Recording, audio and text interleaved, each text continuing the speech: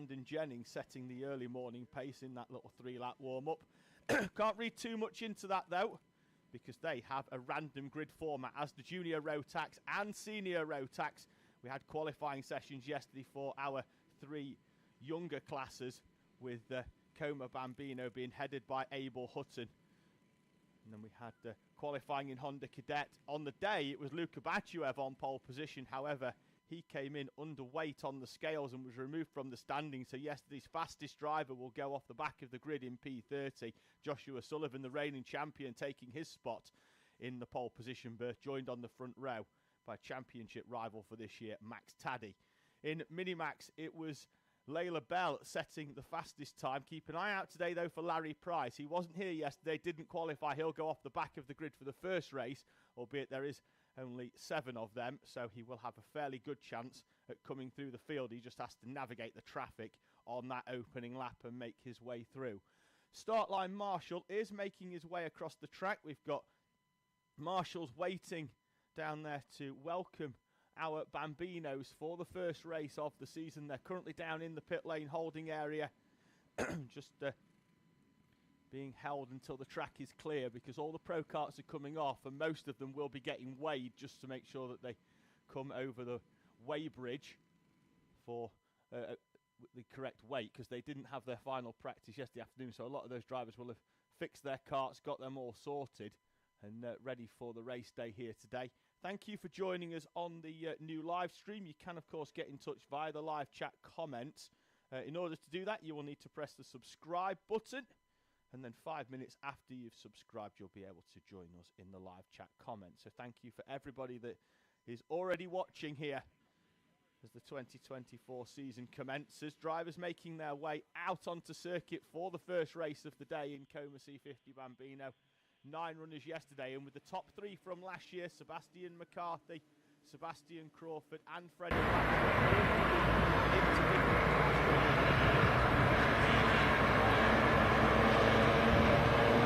joined by another Bambino graduate, Ethan Pearson.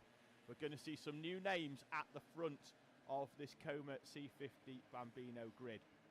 Abel Hudson then was on pole position yesterday, a time of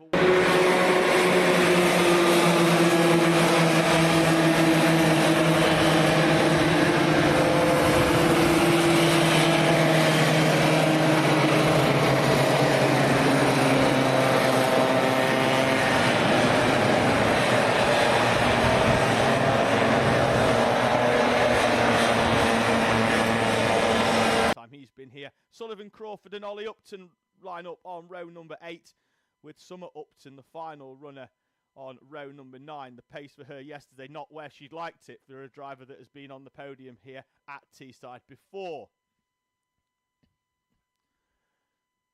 So drivers making their way forwards. The circuit layout will be the traditional Teesside National Circuit layout. We haven't added any extra chicanes in or anything like that to spice things up. It is the traditional layout. We're just going to wait for Oliver Bullock to come forward for on the second row. The number 18 is currently situated on the outside. He's just waiting to be sent forwards into position. Jensen O'Connor has arrived to the party early. The driver in P4 is already with us on the grid, so he's just being repositioned and turned round as Oliver Bullock makes his way into position.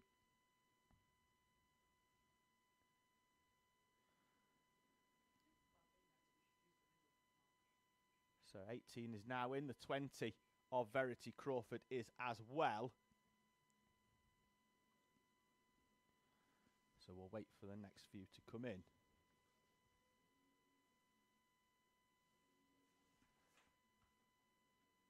That's row 3 in place. Tommy Burgoyne and Calais Tennant.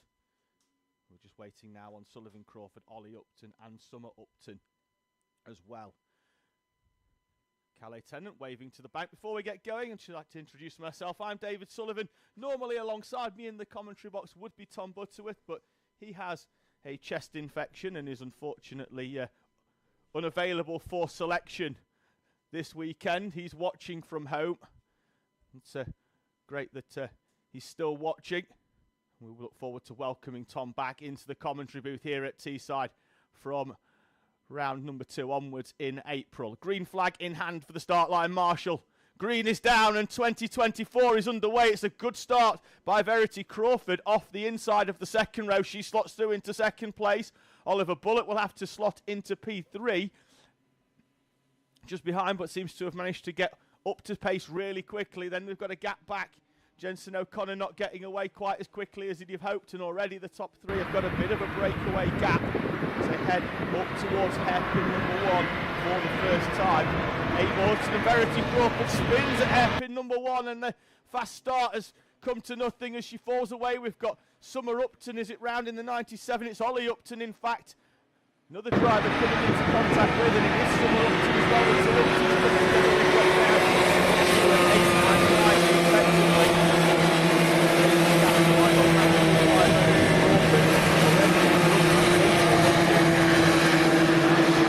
Solid gap as Verity Crawford spun out of second place. That opened up the gap. Oliver Bullock falls backwards ever so slightly. And they've got a gap as they come over the start-finish line for the first time of 1.8 seconds. Abel Hutton is just pulling away at the front of this one. Hutton leads then from Oliver Bullock and Jensen O'Connor in third place. Tommy Burgoyne in P4. Calais Tennant, Verity Crawford, Sullivan Crawford, Ollie Upton and Summer Upton. They cross the line with Summer just in front of Ollie after they're coming together on the opening lap. I think there was another driver involved in that as well, but I think they managed to escape without too much of a time loss. Verity Crawford is already recovering back up to P6, having been down in 7th, having found a way past Sullivan Crawford. So the Bambinos beginning to spread out as the leader escapes. Third place, though, now I think sees Tommy Burgoyne up into P3, found a way past Jensen O'Connor in the mid part of that race. So he'll cross the line shortly, and I think he's indeed closing in on Oliver Bullock in front as well. Tommy Burgoyne, who only set 3 laps yesterday in qualifying, is closing in on Oliver Bullock. Should we stay with this one, Rob? Now he's right on the back as they come through the chicanes. He's going to close in. We're going to pick it up, I think, in a moment in the background as the leader makes his way through. That's the battle between the two Crawfords, but Tommy Burgoyne go out onto the back straight. He's going to try and find a way past up towards South Bank. Here we are. That's Oliver Bullock in front in the 18, looking over his shoulder. Doesn't look too comfortable knowing that Tommy Burgoyne is flying. Fastest lap so far is Abel Hutton. Now, can Burgoyne find a way through? Because we often see in Bambino, they have the pace to close up to the back, but then they struggle to find a way past because they're evenly matched. They close up, but then there's not enough difference in the pace between them to find a way through. But Tommy Burgoyne is closing up on Oliver Bullock, and behind them is Jensen O'Connor closing back up as well, having been overtaken by Burgoyne on the previous lap. Has found something and is now starting to close up. We have a 3-kart battle heading towards hairpin number 1. Burgoyne not close enough. Jensen O'Connor is there. He's sweeping left and right to avoid having to hit the brake and slow down. And he's taking a much more sweeping line round the corners. Here's Jensen O'Connor, and what he's doing there is he's keeping the power up on the engine, and he's come to the inside already down the back straight. And Jensen O'Connor, as Oliver Bullock goes across to defend off Tommy Burgoyne. Burgoyne goes wide, and Jensen O'Connor is back up into third place, and can O'Connor now find a way past Oliver Bullock? Leader Abel Hutton disappearing off into the distance. Gap will be over 5 seconds by the time he comes through. It was 4.6. I think it's probably going to be nearer 7 by the time they come through this time. He's pulled out a massive gap as the battle for second place rages on in the background. It was 4.6 on that previous lap. They'll cross the line now at 6.3. And Abel Hutton now has really just got to keep that kart facing in the right direction to take the first victory of the season here at Teesside Autodrome. 3.5 minutes remaining of this 8-minute plus 1 lap opening heat for Coma Bambino. And Bullock goes very, very wide there, and that's allowed Jensen O'Connor to come down the inside. O'Connor then will run wide on the outside of hairpin number 1. hairpin 2, and that's going to allow Oliver Bullock to come back down the inside. They spend most of the straight looking at each other. That could allow Tommy Burgoyne to come back through. He's too far back, though, as Jenson O'Connor slots back into third place. It was a good effort for him down the inside, taking advantage of Oliver Bullock's mistake in going too wide at hairpin number 1. He slotted his way through. Now he's going to have to try and find a way. He's going to try and move all the way around the outside, over start finish. It's going to be difficult. We see 1 or 2 drivers make that move stick, particularly in Bambino, but then he's gone wide through the D chicane. That's going to allow Tommy Burgoyne to close back up. I think throughout the day we're going to see these drivers improve no end, particularly in racing conditions, because yesterday in practice they were all out, they were fairly spread out. This is the first time here at Teesside that some of these drivers have gone toe-to-toe in race conditions. Order is as you were then. It's Hutton with a comfortable gap at the front, 8.8 now from Oliver Bullock, Jenson O'Connor and Tommy Burgoyne. Sullivan Crawford, Calais Tennant, Verity Crawford, Summer Upton and Ollie Upton. As O'Connor is now very, very close, but has chose to go wide again round South Bank, and Tommy Burgoyne's going to try a little nose down the inside. Burgoyne's on the brakes. O'Connor sweeps all the way around the outside and holds on to third. Bullock with that sweeping move and then a look over the shoulder. Burgoyne's going to try and draw alongside once again. 1:40 remaining as they cross the line. It had been about 1:50 when the leader, who we're already picking up there, coming through the chicanes and heading towards hairpin number 1. In Abel Hutton. Gap is out into double digits now, 10 seconds for Hutton. Comfortable down that back straight, and we'll be able to pick up here just how far that is as O'Connor's round the outside of our second place Oliver Bullock, and that's allowed Tommy Burgoyne. They've been too preoccupied with each other, and Burgoyne's come through from 4th place, and Tommy Burgoyne is going to be up into second round South Bank corner. And as Oliver Bullock tried to defend off Jenson O'Connor, they both forgot about Tommy Burgoyne, and I now get the feeling that Burgoyne could well have the pace here to begin pulling away from the rest of the field. The 22 of Sullivan Crawford is up into 5th place and is beginning to close in on the 3 in front of him. He set a 1:01.7 on the last lap, a 1:02.5 this time. He's 1.2 seconds a lap quicker than the 3 drivers in front of him. And he's closing in, but I think time may well run out. Abel Hutton will cross the line next time round to take the last lap board, which will be shown to him on the overhead gantry on the digital flag. Tommy Burgoyne, though, now he's got some clear air in front of him, is breaking away. And this is what we spoke about earlier on. They close up really, really quickly, and it's very, very difficult then in Como Bambino to overtake. Once they've got that overtake done now, you can see the pace for each of our drivers, and Tommy Burgoyne is breaking away in second place from Jenson O'Connor, and Oliver Bullock may well have to hold on the final lap from Sullivan Crawford, who takes an unorthodox line, I can say, out of the commentary box window down towards hairpin 4. It's very tight, as the last lap has been shown already to Abel Hutton, the leader on your screen, heading towards his first victory at Teesside Autodrome. And the pace he's carrying there into hairpin number 1. Just a little flick of the steering wheel to help rotate that kart on these LeConte all-weather tyres. So there's not a huge amount of grip. But as you can see, they don't need to run too wide out of that final corner at hairpin 2 onto the back straight in order to keep the pace up. Abel Hutton leaning his way into the right-hander of South Bank and the right-hander of hairpin number 3 as well. Sweeps back out to take hairpin number 4, and Abel Hutton comes out of the final corner to start 2024 with a victory. His first one here at Teesside. Abel Hutton wins in Como C50 Bambino, gives us a fist pump over start finish as well.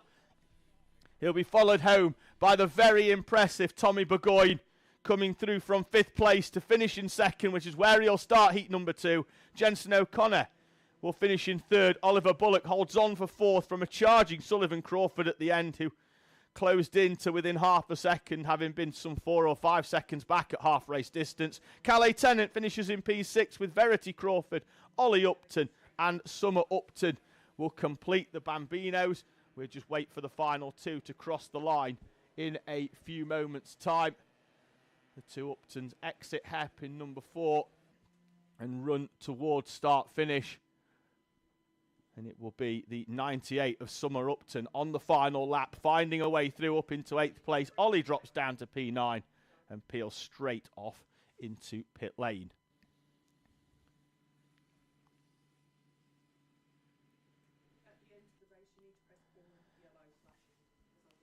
So, a few runners will come in. You'll notice our new weighbridge cam is now wall mounted. It's high up in the air, which allows us to see all of our Bambinos and all of our karts from top down. You can see a little bit more of the vibrant colours. The box on the right hand side with the door open, that's where the weigh scale is, and that's where you can see the numbers for the drivers to make sure they come in. So we'll just wait and see if we can see a few.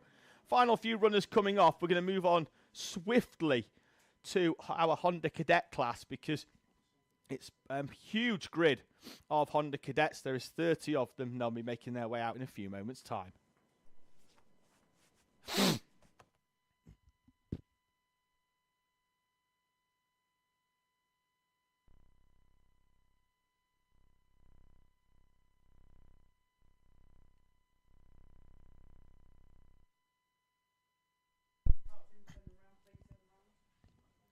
Start line marshal is removing the first chicane because Hondas will run straight down.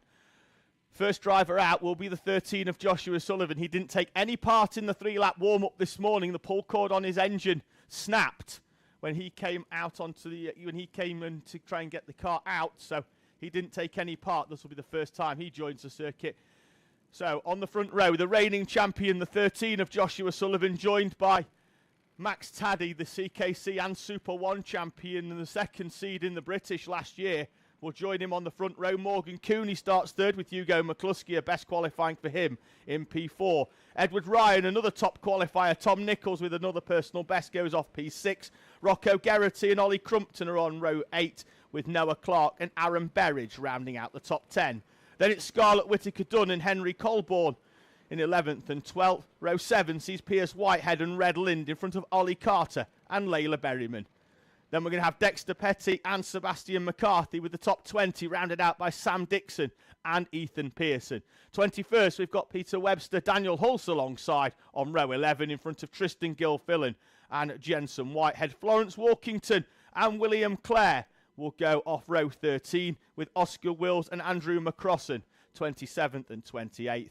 Jake Gibbon is with us but didn't set a time in qualifying yesterday as he wasn't here for it. He'll start on the final row with Luka Batuev, who set the fastest time in qualifying yesterday but was removed from the standings as he was half a kilo underweight. He drops down.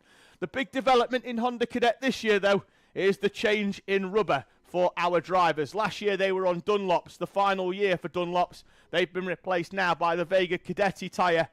It's a much thinner profile, but is surprisingly proving to be quicker than last year's Dunlop.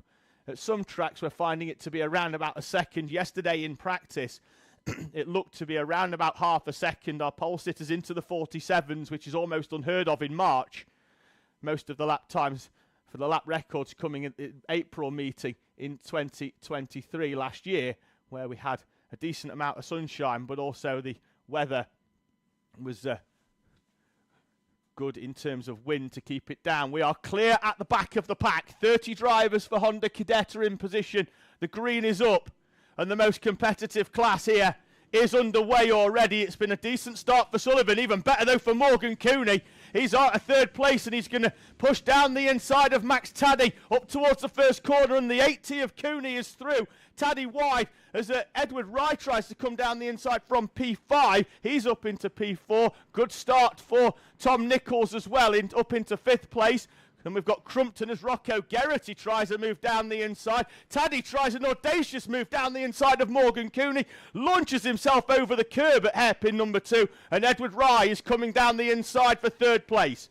Sullivan, though, disappearing in the distance. He's got 2 or 3 kart lengths. Morgan Cooney and Taddy back down the inside. Hard on the brakes at hairpin number 3. And as you can see, the train of Hondas. That's Ollie Crumpton down the inside of Noah Clark. And they'll come over the line for the first time. Sullivan leading from Morgan Cooney with Max Taddy, Edward Rye, Tom Nichols, Rocco Geraghty, Ollie Crumpton, Noah Clark, Hugo McCluskey and Aaron Berridge in P10. Luka Batchuev already up from 28th to 18th on the opening lap. And Luka Batchuev with a great opener. He's down the inside of Layla Berryman. He's also down the inside of Dexter Petty as well. 2-for-1 special by Luka Batchuev. He's charging through. We'll expect him to get some camera time later on as he comes towards the front. Here we go, though. We've got Sullivan and Morgan Cooney as Max Taddy takes a wider line round the South Bank corner. That looks like it's Ollie Crumpton down the inside. Forces Noah Clark wide. Hugo McCluskey in the green there as well, getting himself into the mix. He's going to get forced wide out onto the rumble strips, but does eventually drive round the outside of Noah Clark, and he finds himself up in 8th place now.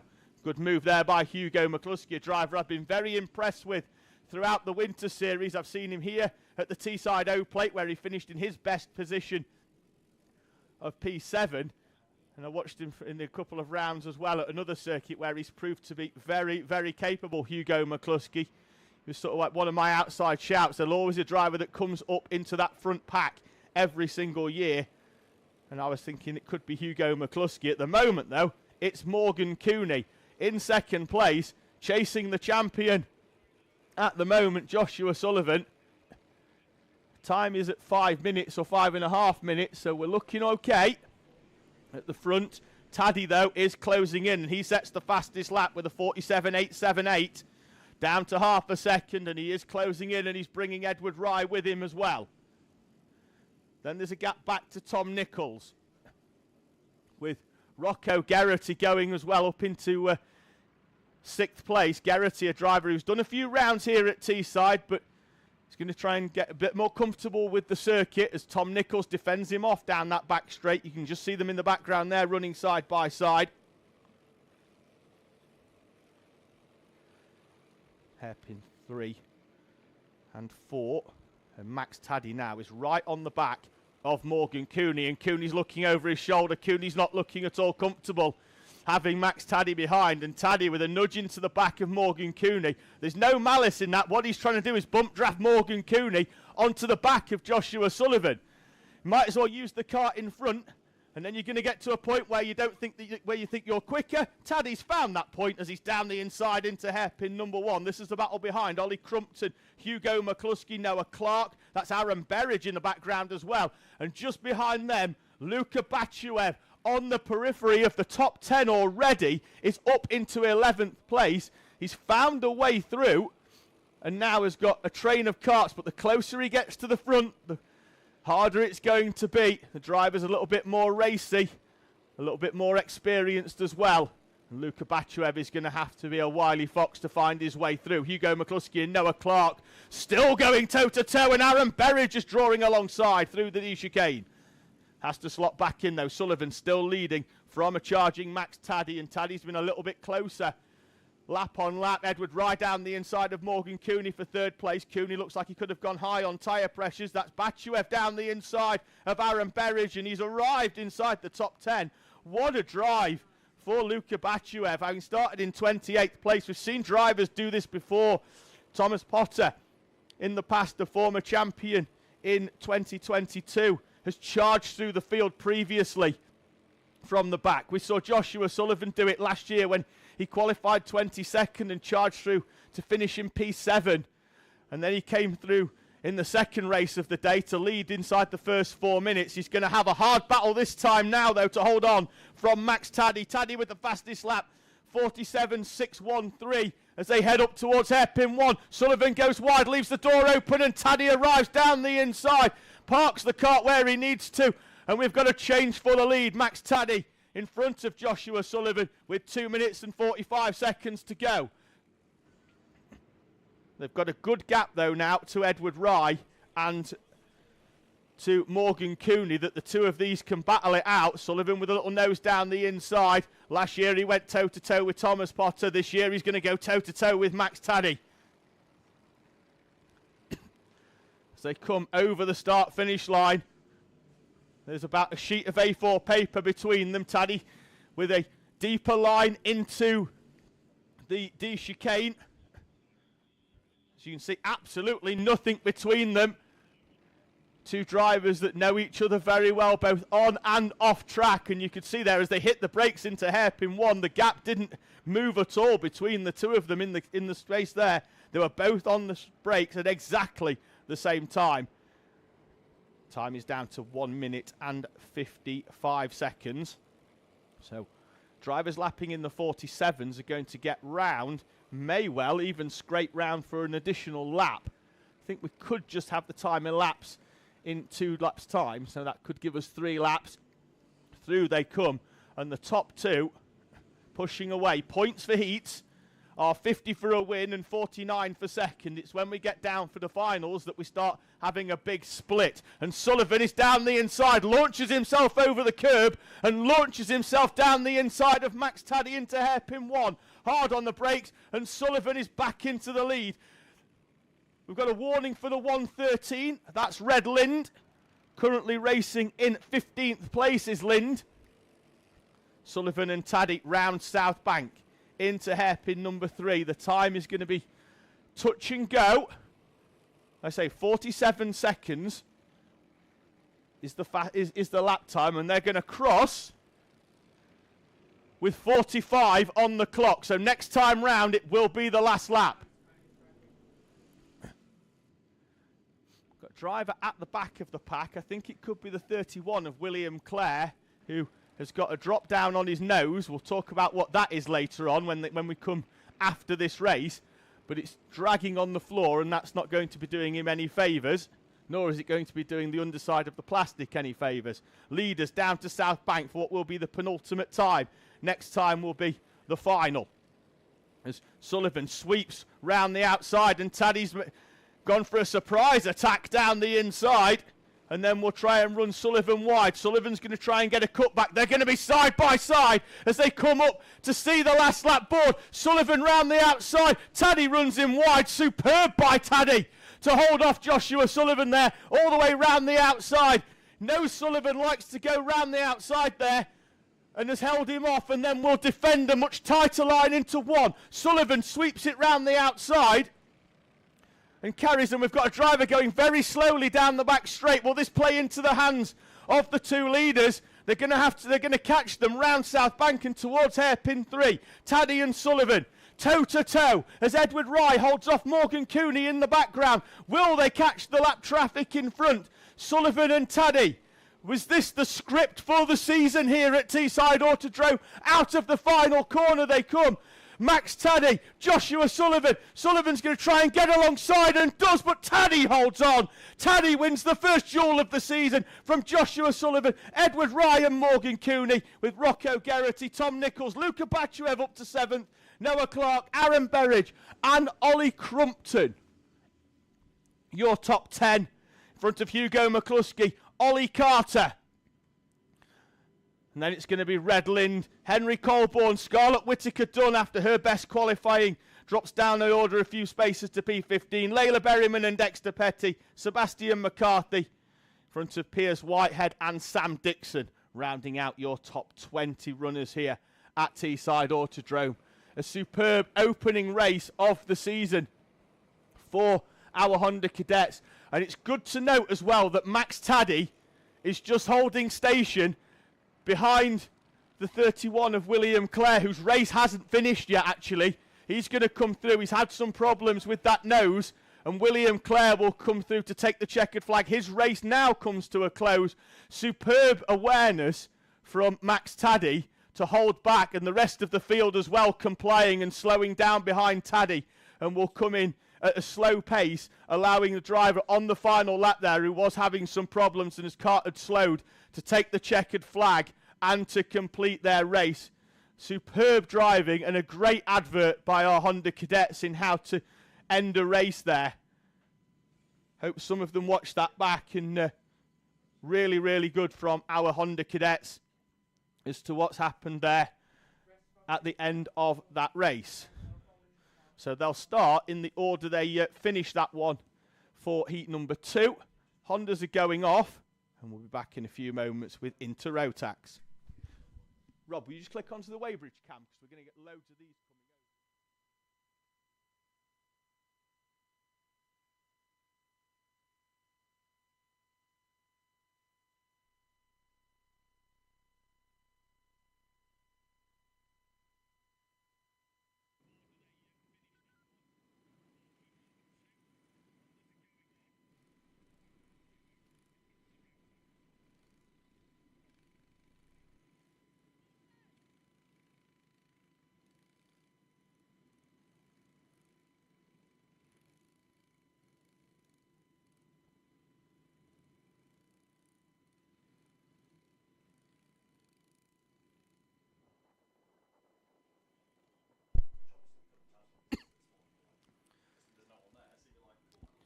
drivers there just having their nose panels checked. So what happens if the driver applies too much pressure to the nose by tapping the kart in front, the nose pushes in and drops down. And if the nose drops down, then they will get a 5-second penalty. So kart will, that's why we're having them all checked. We'll report back later on. Now we have drop downs in Honda Cadet and all of our Rotax classes. We don't have them in Como Bambino, their noses are fixed. And it's a similar case later on for Senior Pro Kart and Junior Pro Kart as well. They have their nose panels fixed. Drivers making their way out onto the grid. We've got 7 Rotaxes, only 5 qualified yesterday. River Bell had a problem with an engine, which meant that she couldn't come out in the 95 kart, and Larry Price wasn't here. He's come today to try and run an engine in. On pole position, though, for the first time ever at any circuit, is the 33 of Layla Bell. It's an all-female front row, the 5 of Ava Reynolds joining with Joey Swan and Grayson Crawford on row number 2. And then it's going to be William Collinson and River Bell on row 3. And Larry Price will line up on the back, although he's had a few issues on the back straight, trying to get his tyres warm. He's had a little pirouette. So hopefully he's going to close up. We just need William Collinson and River Bell to tighten up the gap to the back of the pack round the final corner. Layla Bell's going to bring them through and just slow the pack down. Now, it's a fairly inexperienced grid of inters, so they are going to come through. It's going to be tight pack. We're going to let them go racing at the first time of asking, and Ava Reynolds sweeps right the way around the outside of Layla Bell to lead into the first corner. As we've got Joey Swan with a spin. He's just gone off on the outside of the national loop. He rejoins the circuit. And already up into 3rd place, here's the 197 of Larry Price. We've got another spin, that's the 99 of River Bell, who didn't take part in qualifying yesterday. And down the inside onto the back straight of out of hairpin number 2 comes the 33 of Layla Bell. The pole sitter is back into the lead in front of Ava Reynolds, holding off Larry Price as well, who is immediately onto the back of Ava Reynolds. Reynolds will defend over start finish, but then we've got Larry Price just ducking in, holding off and trying to find a way through, but it's very single file through that D chicane round the national loop. Hairpin 1's going to be his first real opportunity to find a way through. He's late on the brakes, but Ava Reynolds rides it out by going slightly wider into hairpin number 1 and maintaining the speed. Quick look to her right for Larry Price coming down that back straight, and she will defend him off into South Bank. That's going to provide Layla Bell with an opportunity to pull away. Yesterday in qualifying, she was supreme, opening up the gap, and there is Larry Price with the switchback as he finds a way through. Ava Reynolds defending into hairpin 3 meant she was tight into 4, and Larry Price with the switchback will now set off with his sights on Layla Bell. The gap between them, 0.8 of a second. Price, the rear end of that kart, very, very tail happy at the moment. He is finding the grip, but you can hear when he goes into the corner, the kart skipping over the circuit to the left-hander of hairpin 1. It's a corner that from the commentary box, we've got about a 45-degree angle looking at it. And throughout the race weekend, you can just see the lines of rubber just increasing, the grip levels increasing as they come through. See whether the gap's gone out. It was 0.8 of a second on the previous lap. It's out to 0.9 now. Fastest lap for Layla Bell with a 45.271. So despite the fact that Larry Price is up into 2nd place, Bell is trying to open up that gap as Price again skips into hairpin number 1. It was the same for Ava Reynolds as well. In fact, she had so much rear end grip that the front left was up into the air. She got that kart pitched in the top 3 with a little bit of a breakaway at the moment. The gap between them is equidistant. Back to them, we've got Grayson Crawford, William Collinson, a recovering Joey Swan after his spin at the start, and also River Bell, who had the spin at hairpin number 1. So the field with a bit of a spread. And let's see whether Price has played the long game on tyre pressures. This time round, he's a fraction quicker than Layla Bell, but it really is only a fraction as well. Have to really start to close in. Needs a tenth or so. 4.5 minutes remaining in this one, so we are heading towards half race distance. And when I was saying about playing the long game, it's very much a case to whether Larry Price has gone low on tyre pressures at the start, and then they'll come in and he'll get quicker towards the end of the race.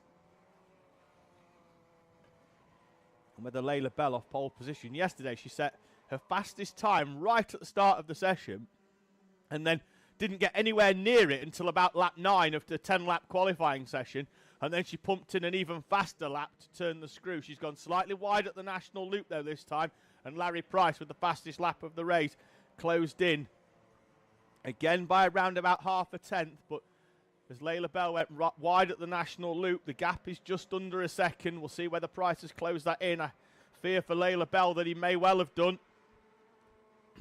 Price, a seasoned racer, even here at Teesside, the 2022 Honda Cadet O-Plate winner. Hasn't been back here since. So it's around about 15 months since we've seen Larry Price at Teesside. Radiator flap adjustment for Layla Bell. That's up. Larry Price has had his up before. The gap down to 7/10 of a second. Another fastest lap by Larry Price. 45.069. So we're heading towards the 44s for Larry Price in this Inter Rotax class. The karts will look a lot like the Micromax as you saw last year, because in essence, when you look at them externally, they are almost identical. The same width radiator, the same engine, the same chassis. There's just a restrictor difference in them. And the difference as well in tyres, in that the Inters are on the stickier Mojo tyre, and Micromaxes last year were on the Dunlops. This year they'd be on the Vega Cadetti tyre as well. Just don't have any of them with us this weekend. Across the line this time round, it's 7/10 was the gap last time out. Across the line this time with an almost identical time on that previous lap, but Price is a lot tighter round the national loop, and that allows him to draw ever so closer towards Layla Bell. And he's going to be, as he gets down into that half a second mark, that's when he's going to start taking advantage of a little bit of slipstream. It's just that of the two karts, Bell seems to be a little bit more planted in the hairpins. Looking at it, I get the feeling that Price has got a fraction more straight line speed, and Layla Bell has just got the kart planted round the corners. Price's kart looks very skittish round hairpin number 1, the tighter of the radiuses, whereas Bell is able to sweep and get the kart pitched in nicely. Gap goes out slightly. Layla Bell holding on from Larry Price. So we head towards hairpin 1. I'm going to pick them up here as they come through. As they head up, and just have a quick look here as we can see Layla Bell just getting the kart pitched in. Larry Price as well holding on. Comfortable second place. We've opened up the gap back to Ava Reynolds, who's in a lonely third, as is Crawford Collinson. Although Collinson will come under pressure from Joey Swan shortly. Swan is closing in. He set a personal best earlier on lap 7, and Collinson followed it up on the last lap with a personal best, but Swan still 0.8 of a second quicker. The gap is down to 0.3 of a second, and Layla Bell has gone very, very wide round the national loop, and Larry Price now is right on the rear bumper as the sun emerges here at Teesside Autodrome. Price and Layla Bell. Bell with a look over the shoulder. The nerves now starting to creep in for our race leader with 45 seconds to go. They'll get round before the time elapses. And had Larry Price gone long with the tyre pressure, started low, got them up towards the end of the race, because in the last few laps he's starting to close in on the back of Layla Bell. 0.3 of a second is the gap, and Bell once again wide round the national loop. That's going to give Larry Price a chance to close right up into hairpin 1, but he's not close enough to make a move that time round. Down the back straight they go. Bell head down behind the steering wheel, willing the kart on. Wide round South Bank on entry. Oh, we've got Joey Swan off at the first chicane into the tyre wall. Marshall's running over to help. You can see there in the background the Marshall's going to assist. So we're going to have yellow flags at hairpin number 1. Larry Price is going to have to find a way through before that or after it, because we're going to have yellows out. We know the Marshals have worked miracles to get Joey Swan back on track. And Larry Price is down the inside at the National Loop. Price leads as he draws alongside Layla Bell. She went wide again in the National Loop. And Larry Price is going to lead half a lap here at Teesside. It's going to be the most important half a lap. Kart off at the outside of hairpin 2. Just rejoining, no yellow flag out. They're back on just in time. That looks like it could have been River Bell in the 99 having an excursion. Final few corners, Larry Price plays the long game here at Teesside Autodrome, but it's been the right game. Out of hairpin number 4, Larry Price comes through to win into Rotax from Layla Bell. This battle I think is going to go on all day. Price will start heat number 2 from pole position with Bell alongside, and Bell just needs to try and get National Loop sorted, get it a little bit tighter as she ran wide for the 4th time towards the end of that race. Larry Price sticks the nose down the inside. Ava Reynolds finishes in 3rd place with Grayson Crawford, William Collinson and a recovering Joey Swan after his trip off on the final lap, and River Bell round out your runners here in our Inter-Rotax class.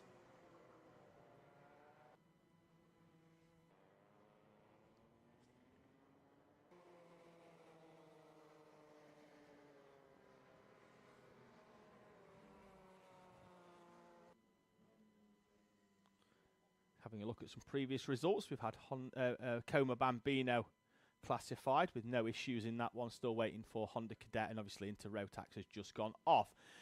We move on to Junior Rotax next. We have some random grids for you in both our juniors, seniors and in Pro Kart as well. So we're going to run you through that grid, which we'll see Melissa Adrian and Holly Swan going off the front row. Ben Adrian and Freddie Witherington on row 2. Oscar War, who's going to be arguably the championship favourite going into this one after last year's performances at the tail end of last year, going off P5. He's got Freddie Lloyd for company. Alex Lynn, and a debuting in Junior Rotax, Riley Sims-Ezard off row number 4. Harry Holland and Max Wilkinson, row 5. Joseph Yao and Elliot Dalton-Ayres on row 6. Then it's going to be Sebastian Benson and Amy Peacock, Stanley Clark and Samuel Yeadon, with Sebastian Corking in front of Toby Bedford and Luke Walton on a 19 Kart Junior Rotax grid.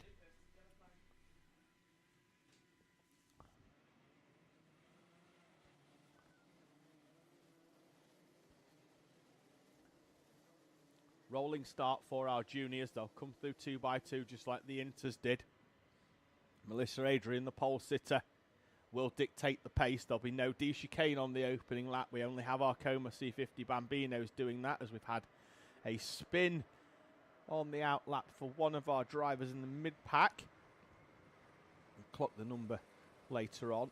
They'll have an opportunity here to retake their position. As long as they're in position by around about now at Marshall Post 3, that should be okay, and they've dropped in.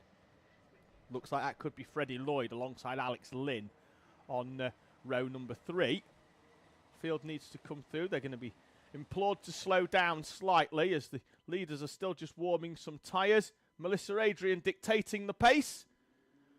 Marshall is happy. The green drops and we are away and racing. From the outside of the front row, the Holly Swan can't hold on. Drops back slightly. In fact, has dropped back quite a lot as she's forced wide. Melissa Adrian holds on as the field tiptoes round hairpin number 1 for the first time. Everybody has managed to find a way through comfortably. As the field streams now down that back straight. Leading the way, Melissa Adrian. Sort the field out when they come through on timing, but it's definitely Melissa Adrian leading. Looks like it could have been a good start. Is it Freddie Witherington up into 2nd place in the 19? No, it's not. It's Ben Adrian in the 48 is up into 2nd place. Oscar War in 3rd place. So it's an Adrian 1-2 in front of fast-starting Alex Lynn, who's up 2 places. With Harry Holland, Freddie Witherington is in 6th place. Then it's Joseph Yao, Max Wilkinson, and Riley Sims-Ezard and Sebastian Benson are rounding out the the top 10. Down the inside, I've just seen Amy Peacock go. She's had a good start from what was 14th place to cross the start line in 11th. Now getting herself embroiled in a battle, and it's just behind Riley Sims-Ezard at the moment, who is up into the larger chassis in race trim for the first time. Raced the smaller Intercart a few weeks ago in Campillos in Spain, his final outing in that smaller chassis. Now up into juniors, the day after his 12th birthday, which was on Friday, and he tested yesterday. Down the inside we see into hairpin in 1. We've got the 43 of Max Wilkinson with a good move, putting the battle in with Freddie Widdrington. 2 of the Teesside Academy drivers, but Widdrington now forced wide out onto the rumble strip, and he's going to have Josie Yao down his inside. Ben Adrian, Melissa Adrian and Oscar Waugh, the top 3 pushing away. No, Ben Adrian at the moment just not close enough to challenge Melissa, but to an extent just appears to be working with and pushing away. Oscar Waugh unable to close in, loses a 10.5 on that previous lap. The top 3 looks fairly comfortable. Rob, will you ask him to stay on this battle behind, please? Down the back straight, we've got the 77 of Harry Holland in 4th place. We're going to pick him up now there as we go into the South Bank corner as the field stream through. The top 3 are going, and then we're going to pick up this battle for 4th place as they come out of the final corner. The top 3 look comfortable, but then there's a great battle going on. Harry Holland, Alex Lynn has dropped down the order. It's now Max Wilkinson up into P5. Joseph Yao, Alex Lynn, Riley Sims-Ezard and Amy Peacock. They're all nose to tail, with the exception of a few kart lengths between them, but I think they're just giving each other a bit of racing room. A lot of them unfamiliar with each other in race terms, the unpredictability of racing. So they're just going to keep a little bit of a gap between them. Joseph Yao there in the black and the gold kart. New colour scheme for him, usually seen in black and red with a touch of gold this year. But back to his traditional number 8 rather than the 88 that he ran a lot of last year. Holland, wide over start finish, leaving the door open for Max Wilkinson. Wilkinson looking racy in this lap round. They are a lot closer together now. Looks like they've figured each other out. Are we going to have any moves? Holland is wide, and he's almost scared out of 4th place by the arrival of Max Wilkinson down the inside. 3 wide down the back straight. Sims-Ezard's coming down the inside of Alex Lynn. Joseph Yao finds a way through as well. They sort themselves out by South Bank. So they make their way through, and Alex Lynn's going to try and nibble back at Riley Sims-Ezard. That's going to give Amy Peacock an opportunity to come down the inside, and indeed does. Alex Lynn, though, rides it out, and they cross the line in not much of a change, actually, in terms of order, but what a lap for Junior Rotax. Behind them, Sebastian Benson is closing in as well, half a second quicker on that previous lap, and Stanley Clark is edging closer as well. Amy Peacock down the inside of Alex Lynn. Lynn left the door open. Peacock put the nose in and finds her way through. Big train of karts down this back straight. The top 3 are as you were, albeit a little bit further apart, which is why we've dropped back onto this battle for 4th place, and a fantastic battle it has been. Can Wilkinson escape? Now he's got to the front. Harry Holland, Joseph Yao, Riley Sims-Ezard, Amy Peacock and Alex Lynn.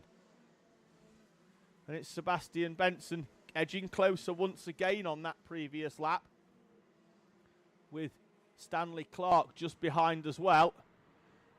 And Benson has been closer every single lap. Warning for Amy Peacock. Think that was for that move on Alex Lynn. To hairpin 1. The door was there, but it probably wasn't fully opened until Peacock did the opening. Down the inside, though, goes Joseph Yao on Harry Holland into hairpin 3. Can Peacock do a similar move on Riley Sims-Ezard? She can't, not quite close enough. Sims-Ezard with a look over the shoulder. Peacock with a look up towards the warning board on the left-hand side. She sees that. Got to find a way past Sims-Ezard here and quickly, because Alex Lynn, Sebastian Benson and Stan Clark are getting closer, and Peacock with a very similar move down the inside, but not late enough on the brakes to have the move done in the mid-corner. Sims-Ezard comes back, And Peacock's got a slot back in behind. Can she get a slipstream down towards South Bank? She can. Out she pops. And through goes Amy Peacock. She's up into 7th place. Leading trio As You Were as they cross the line here. We'll see them come through. Melissa Adrian opening up the gap. And then behind them, Max Wilkinson. Under pressure now from Joseph Yao. Harry Holland and Amy Peacock. I get the feeling if Peacock can find a way through, this race isn't over for her in terms of getting up to challenge Joseph Yao and Max Wilkinson. She's down the inside of Holland into hairpin 2. Parks the kart so Holland can't come back down the inside. Amy Peacock, a veteran of this class really, even though she is only 13. 14 maybe, I don't know, it's on my commentary notes somewhere, I'll check later on, but she's done years of Honda Cadet and in Mini-Max as well. Moved to junior last year in a bit of a hybrid where she did half Mini, half junior for the season. Now with Mini on that larger chassis completely obsolete. As off into the pit lane comes the 75 of Sebastian Benson. His charge up onto the back of Alex Lynn is all over, and Sebastian Benson's first race of the season will end in retirement.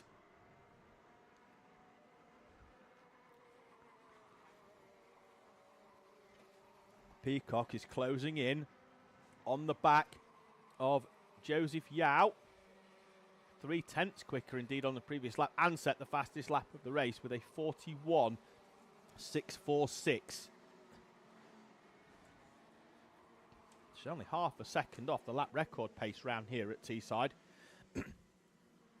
In conditions that are probably nowhere near as good as when that lap record was set. We've got no sun, so very little by the way of track temperature. Amy Peacock, though, is down the inside of Joseph Yao. Great move. There was a kart width and about 1 millimetre for Amy Peacock to put that kart in that gap, and down the inside she goes. Great move by Peacock. And it's been a fairly slow start to this race by the 17. Took her a while to get through and a few laps on each driver to find the way past, but now is going to be up into 4th place, and from a starting berth of 14th, that is going to be a good points haul for Amy Peacock. At the front, Melissa Adrian, comfortable, Ben Adrian and Oscar Waugh. Now Amy Peacock is close enough to Max Wilkinson to make a move.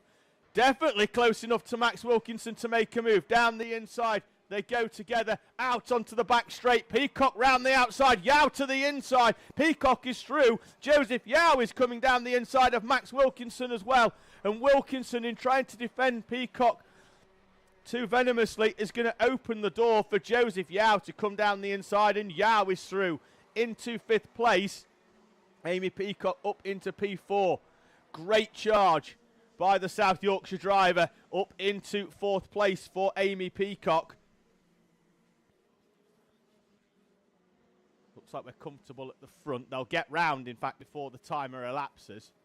Still behind Peacock, there's another train of 3 karts that are having a good battle. It's Harry Holland, Riley Sims-Ezard and Alex Lynn. We do have another battle going on further down the field, which is behind the 19 of Freddie Witherington, which sees Sebastian Corking, Holly Swan, Elliot Dalton-Ayres and Samuel Yeadon all running nose to tail. But Freddie Lloyd and Luke Walton as well having a good battle. They're side by side down the back straight. So as the field sort of spreads out into little clusters of battle, it's great to see that everybody, bar the top 3 who have just drove off into the distance, have had a fantastic scrap. The only one that's probably felt a little bit lonely throughout this race will be the 93 of Toby Bedford. He's currently in 11th, as is Stan Clark in 10th. They've not had a lot to do. The drivers in front either worked together and pushed away, and as individual units have not been able to close up. Leaders coming out of hairpin 4. Time is down to 0.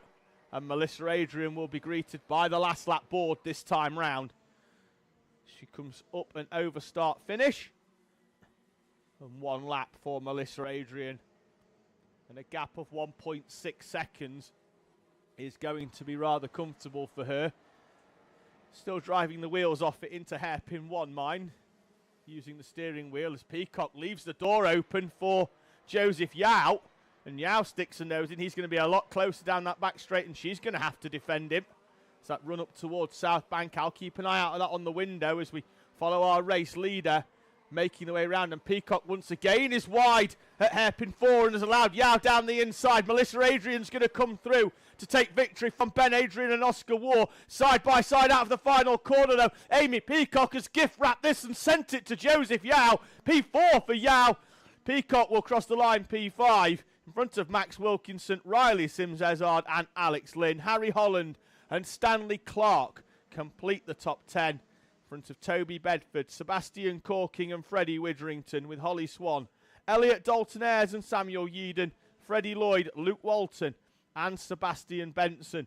The final classified runner, albeit he only completed 10 of the 16 laps as he pulled off into the pit lane. Melissa Adrian then takes victory from from Ben Adrian and Oscar War. Joseph Yao in P4 with Amy Peacock leaving that door open round South Bank for Yao to come down the inside at hairpin 3. Got the switch back completed out of hairpin 4 and it was job done then for Joseph Yao.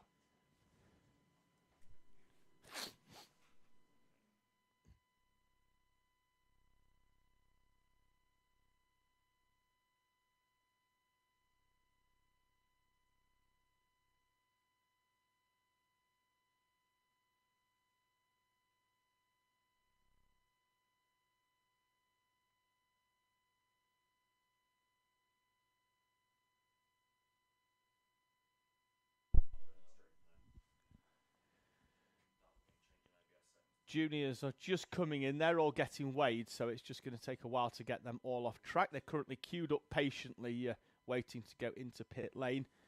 We've had a few people message us on the live chat, which has been great. We've had Sam Hayes saying good luck to Joshua. That'll be Joshua Sullivan, the Honda Cadet. And we've had Sarah Sullivan, Racer 20, saying good boy Max. I imagine that was for Max Taddy when he took the Heat 1 victory in that great battle he had with the aforementioned Sullivan. Please do get in touch via the live chat. We'll be dipping in and out of that all day. So let us know who you are following in terms of drivers, where you're following them from.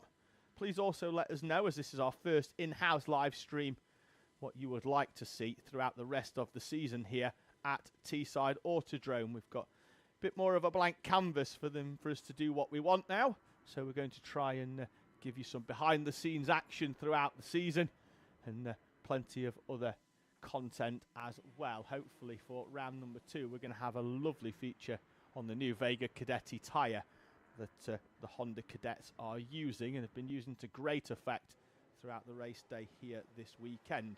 Monroe Renard will start us off from pole position in this random grid format for our Senior Rotaxes. We only have 5 of them here this weekend, all in the 162 class. So it's going to be Monroe Renard and Owen Marquis off the front row, Pip Morris and Jensen Jones off row number 2, and Paul Swan, the reigning champion in our Senior Rotax class, going off P5. Monroe Renard then off pole, just dictating the pace, which is a very slow one. The white and gold helmet with the black trim on it out of the final corner. We're going to run up towards the green flag. And we are away and racing at the first time of asking for our seniors as Paul Swan in a slightly different colour scheme to usual. Normally they have that blue and they have different colourings on the kart.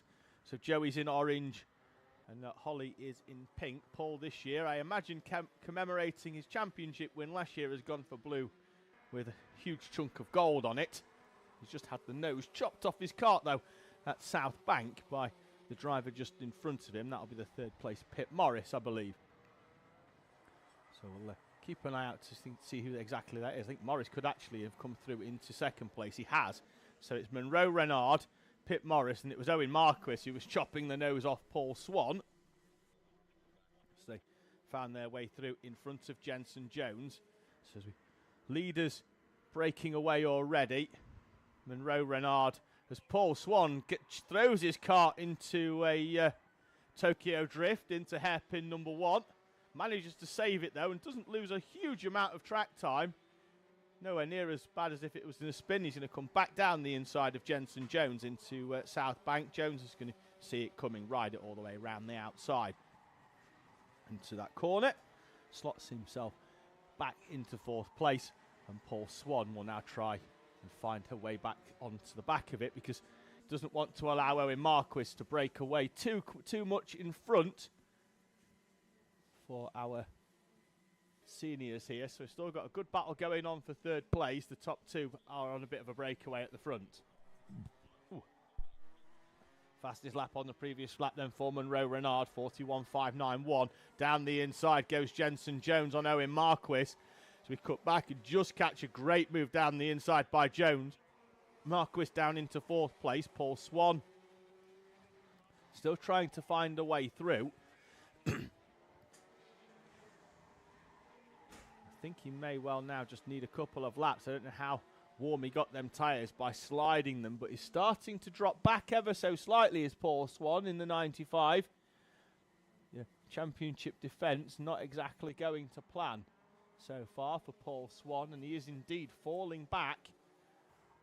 He was 2/10 back on the last lap and could be well out beyond a second in terms of where Paul Swan is on the next lap. There he is in the 95 on the back of this one. Live timing can be found on the live timing link at live.alphatiming.co.uk/SGP. We'll put that link in the live chat comments shortly as to where you can find the live timing.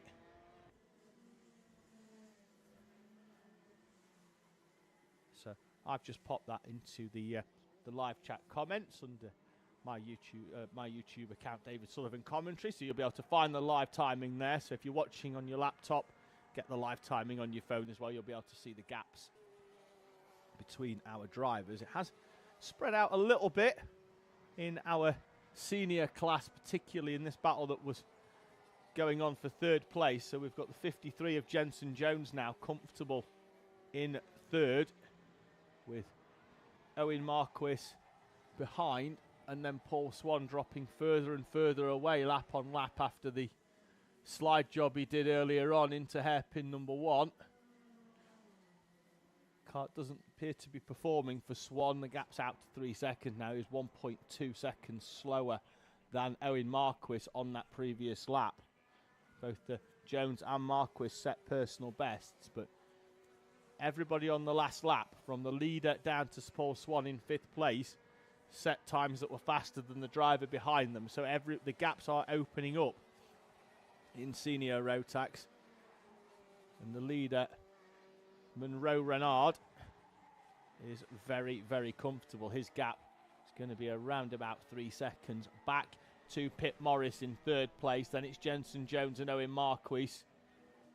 And again, we see all of our karts, with the exception that time of Paul Swan, in 5th place, who took 0.6 of a second out of Owen Marquis in front of him. So gaps down to 2.4 seconds. Can Paul Swan get this one back in the remaining 5 minutes? We're edging towards half race distance in Senior Rotax, and Swan there with a personal best and some 0.6 quicker than Marquis in 3rd place. We may well see a battle on for P4 here as Paul Swan starts to get that kart back up to speed with that personal best last time round. We'll see if he does it again this time as he comes through. And indeed he does. He's another 1.4 seconds quicker as they go down the back straight. And he's going to be closing in very, very shortly on Owen Marquis. This is the only battle for position on track at the moment as they head out of hairpin number 2 and down the back straight towards the South Bank corner. And Paul Swan is closing back in on Owen Marquis as we follow the 44 of Pip Morris through the D chicane. There he is, with Monroe Renard coming through as well, just in front the race leader. He's got a gap of 3.2 seconds. There's Jenson Jones, and we're going to pick up this battle now behind, which is going to see Owen Marquis and Paul Swan nose to tail, as Paul Swan has found something extra, almost an additional gear in that kart as they head towards hairpin number 1. And Paul Swan is down the inside at hairpin 1, just as we cut away from the overtake down the inside from Paul Swan, but he's through up into 4th place. Finds a way past, and he'd been chipping away at 0.7 of a second a lap at Paul Swan, and is now through on Owen Marquis. Can Marquis stay with him? It looks like Paul Swan has got more than enough to pull away. And let's see now whether he's any quicker than the karts in front. He's not quicker than Jenson Jones, albeit there was an overtake on that previous lap for Paul Swan, so we will caveat it ever so slightly for Paul Swan there. And see whether now, with a bit of clear air in front of him, he's going to be able to move away.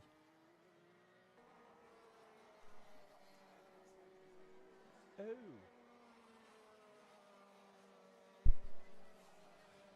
So 3 minutes to go in Senior Rotax, but we've had an update from our previous race. Results for Junior Rotax heat number 1 yet to be published, but I'm told that we've had a removal from the standings for our race winner, Melissa Adrian, underweight. The reasoning for that one, and Melissa Adrian removed from the standings, so we'll pick up no points for that first heat, and the drive off into the distance for Melissa Adrian is in vain.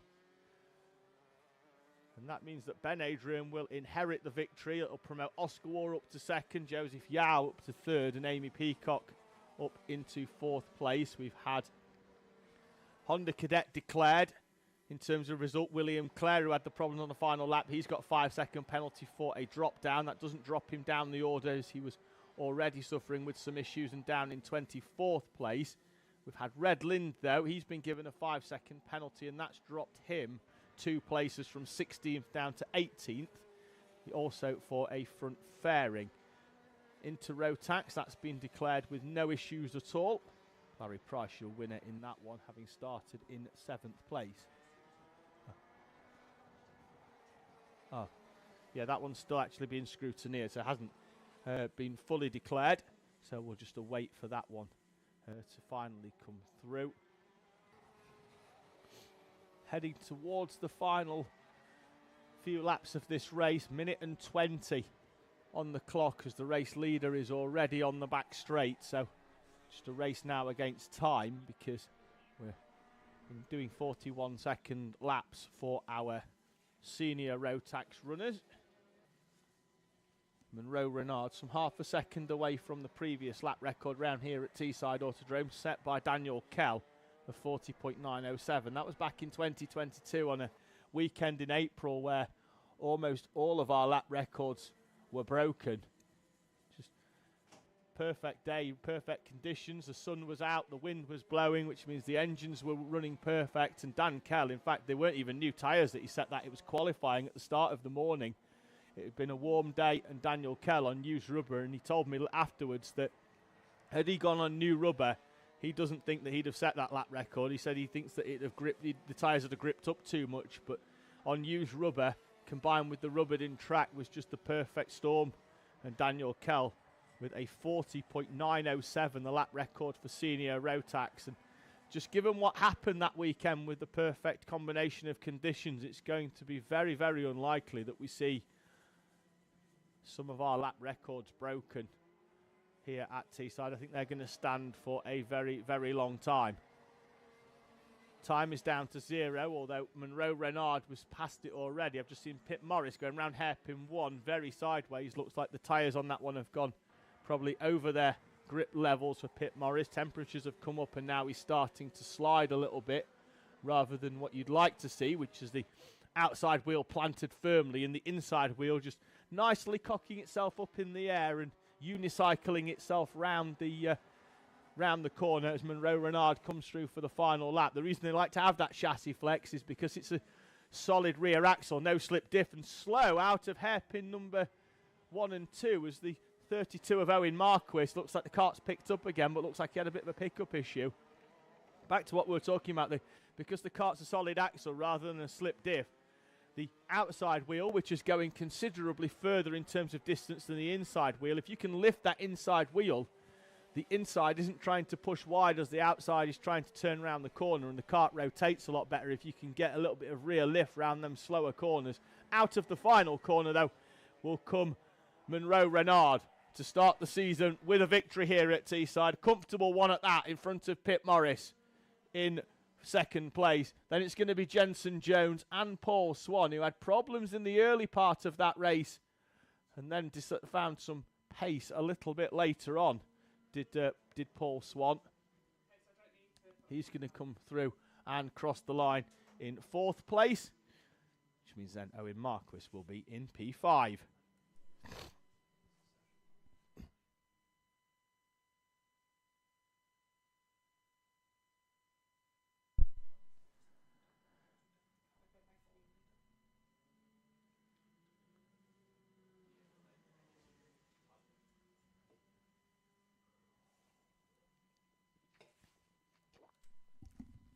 Club no longer mixed in with pro in terms of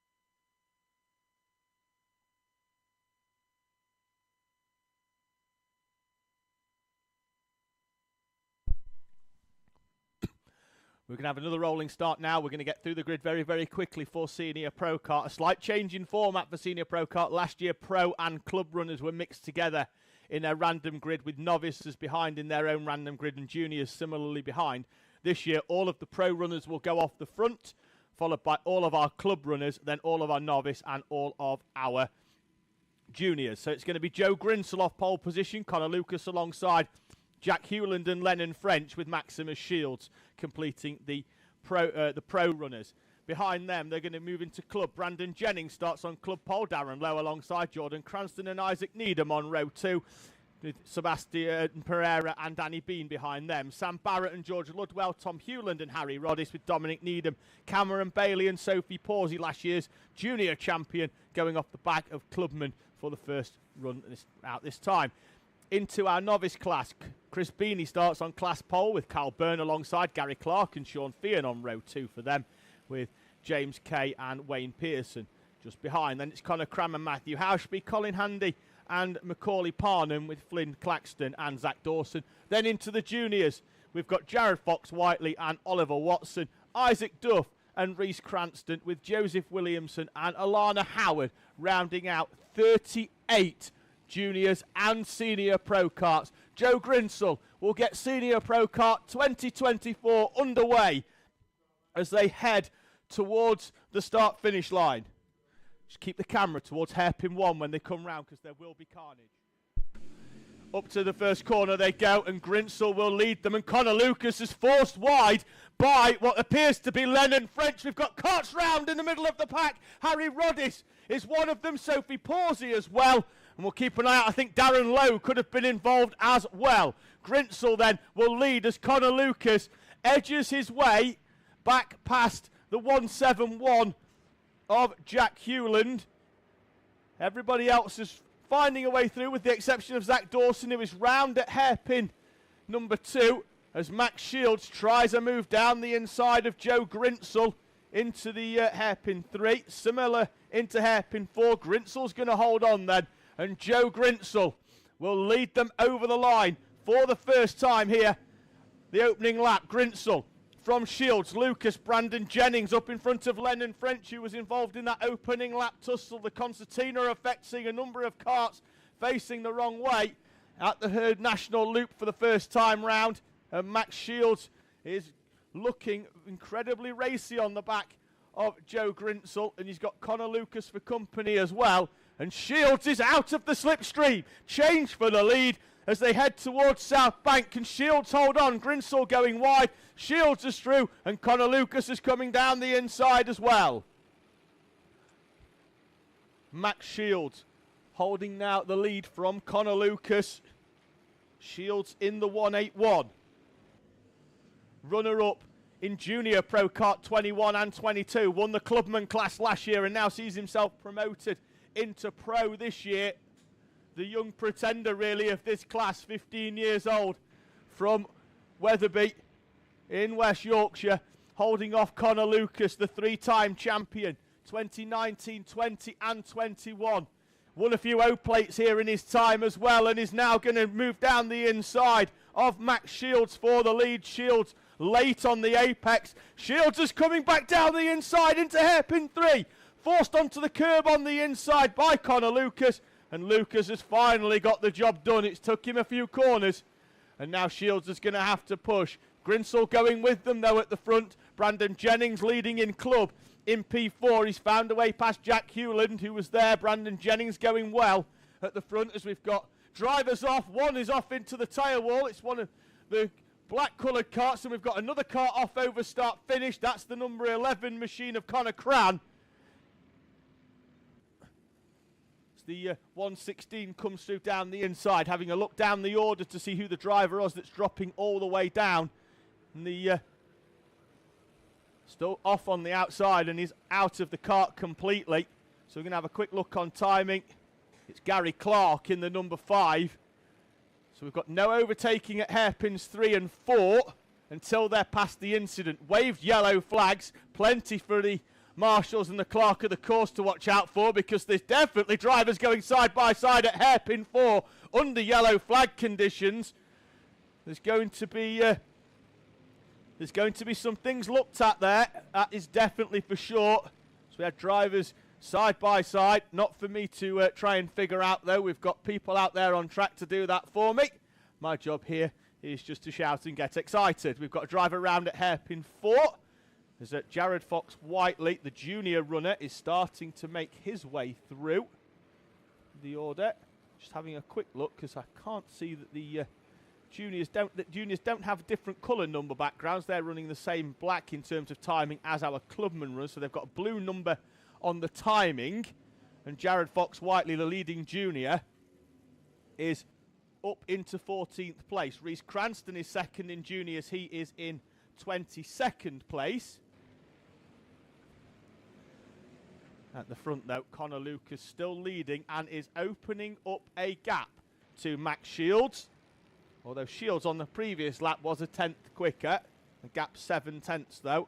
So unless Shields has gone long on pressures, we'll find out. Zach Dawson, after that spin on the opening lap, is starting to find his way back through the field. Currently running in 27th place overall. So Connor Lucas, Max Shields and Joe Grinsell, the top 3 in our pro class. Then it's Brandon Jennings, Sam Barrett and Seb Pereira, top 3 in club. Then in novice, James Kay is leading from Kyle Byrne and Colin Handy. 17th, 18th and 19th respectively. Got a great battle going on round the national loop at the moment that's got a mix of drivers in different classes. We've got club, we've got juniors, we've got novices, all in a battle at hairpin number 1. They're going 3 wide into hairpin 2. You can just see them there in the background. And they're going to come down the back straight. There they are, that gaggle of karts. Seeing a recovering Zach Dawson in there, Sophie Pawsey, Harry Roddis is in there as well. And they have pretty much spent most of this lap 2 and 3 wide. We're going to hopefully pick them up as they come up towards hairpin 4. There they are. And if we can stay with them, that would be wonderful. Got 7 or 8. In fact, when I say 7 or 8, I mean about 700 or 800 karts. There's about 15 of them, all nose to tail. We've got juniors and novices and everything in there. That's a superb battle. Hopefully we can catch it in a few moments' time. There it is coming into shot. There's Reese Cranston at the head of that is diving his way down the inside. It's going to be a great grounding for drivers like Cranston, who came out of Honda Cadet at the back end of last season up into Junior Pro Kart. I know there's a couple of Honda Cadets this year that have got their sights set on going into Junior Pro Kart at the end of this year. So, and it gives them a great opportunity to go toe-to-toe with some of our senior runners. So just watching out the window, the leaders in junior, Jared Fox-Whiteley up to P12, currently racing at the moment with Danny Bean. Ludwell down the inside. I've just seen into hairpin number 1 on the 94 of Reese Cranston.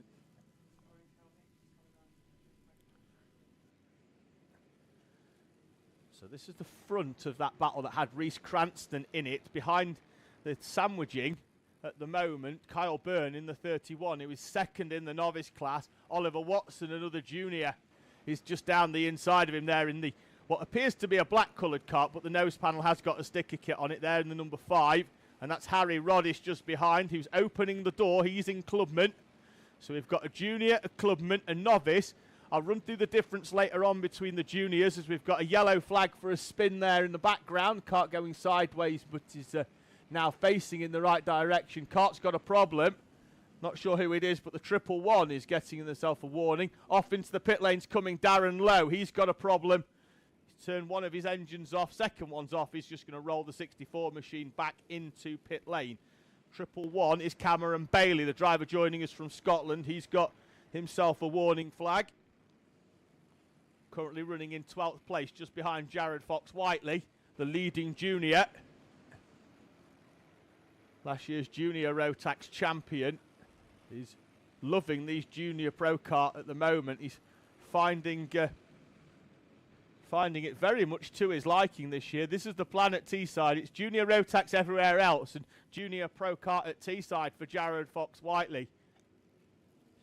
Using it as an opportunity just to charge through from the back in the junior class. I'm sure in due course he would love a go in the middle of that rolling start from clubman, but from the more senior class, but he's in juniors at the moment.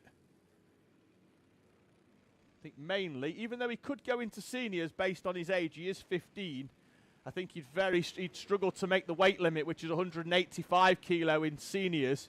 He's still got around about 20 kilo of lead on that kart in the junior rank, so he did another 20, and that is, it's probably sensible that they're not putting too much lead on the seat and not too much lead on the weight posts as well, which pro karts have either side of the seat. You don't see that on any other karts. But on pro karts, which are also made for endurance racing, they've got weight posts on the sides of the seat, on the sides of the chassis rails. You can get another 10 kilos either side on them chassis rails. Down to 50 seconds to go at the front. Max Shields is chipping away at Connor Lucas, and now they're catching some traffic. The leaders are catching up onto the tail end of the field, and with the gap now down by another 0.2 of a second, we've got Max Shields right on the back of Connor Lucas, heading through the chicanes and towards hairpin number 1. Lucas is down the inside of Alana Howard in her debut season here, and Shields is going to try and move round the outside, and the two of them come together ever so slightly. They find their way past some more lap traffic as well, and Shields and Lucas are now battling for the lead at South Bank.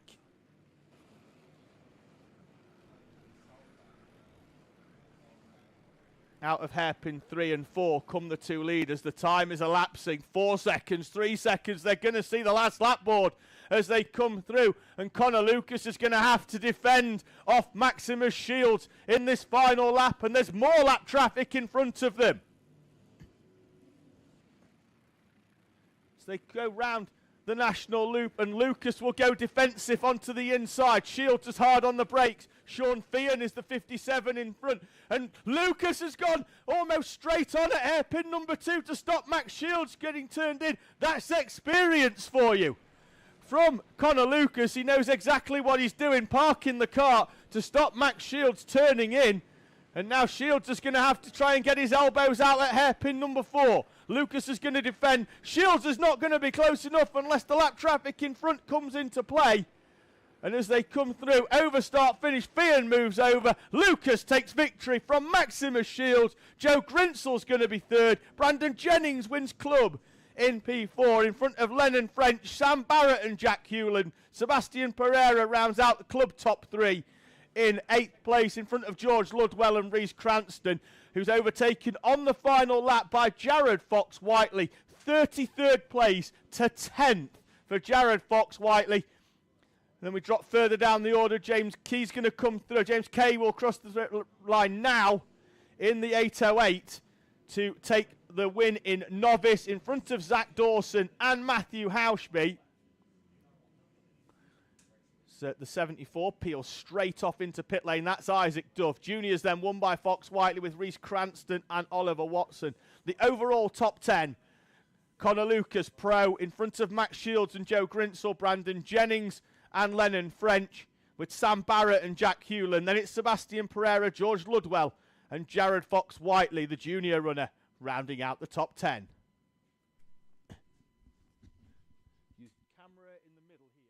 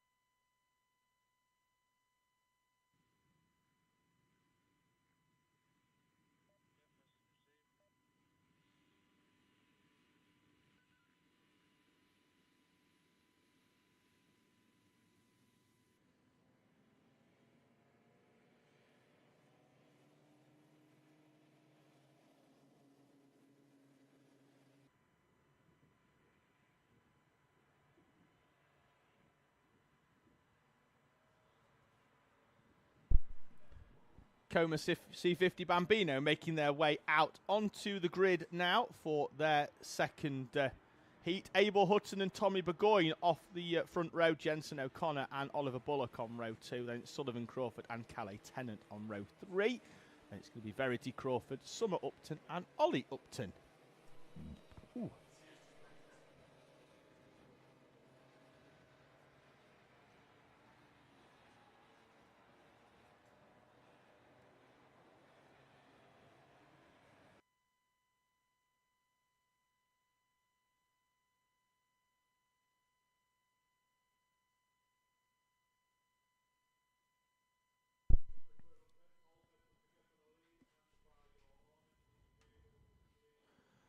So Bambinos are being sent forward 2 by 2.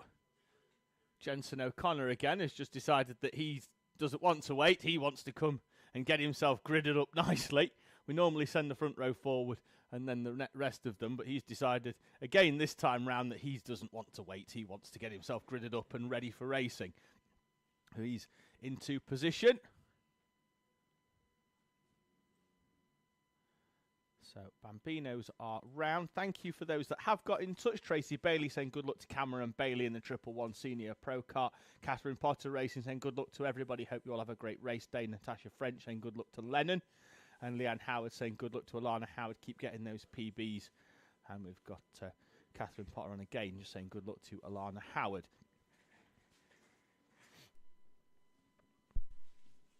The Uptons are waiting patiently to roll into position.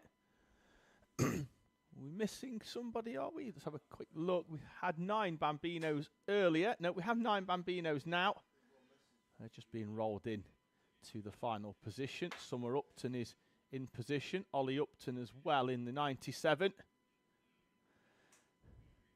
It's the parent helpers just making their way off the circuit for us here today. At Teesside, we will have the second set of heats, then the third set of heats, then we're going to have a short break for lunch, and then we're going to come back. But we have got a paddock show for you as well. And off the start, Abel Hutton has not moved, and the rest of the field have. So I don't know if you didn't see the flag drop or everybody else got too excited. So we were just watching the screen there, but away we go. I'm just going to see if I can catch a replay in the commentary box on the secondary stream. The screen is up and Hutton was looking to the left-hand side and didn't see the flag drop. Everybody else went at the right time. And it was Abel Hutton looking over to the left-hand side towards the barrier, maybe towards his helper, and was distracted. And as the green dropped, he wasn't looking at it. And the first he knew that this race was going ahead was when the rest of the field streamed past him and round the outside of Abel Hutton. So he now has some work to do to try and find a way back through. He's down in 4th place, and Tommy Burgoyne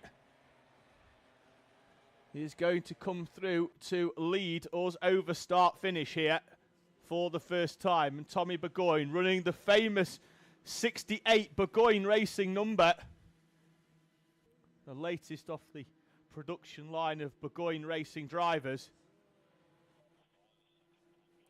is leading Coma C50 Bambino here. Abel Hutton is up into 3rd place now, having found a way past Oliver Bullock up and over start finish. He's now got to find a way past Jensen O'Connor as O'Connor gets a little bit squirrely around hairpin number 2, and will now have to defend down the back straight. That's Calais Tennant. We've got a 4-kart battle there from Sullivan Crawford, Summer Upton, Verity Crawford and Ollie Upton, with Calais Tennant as well.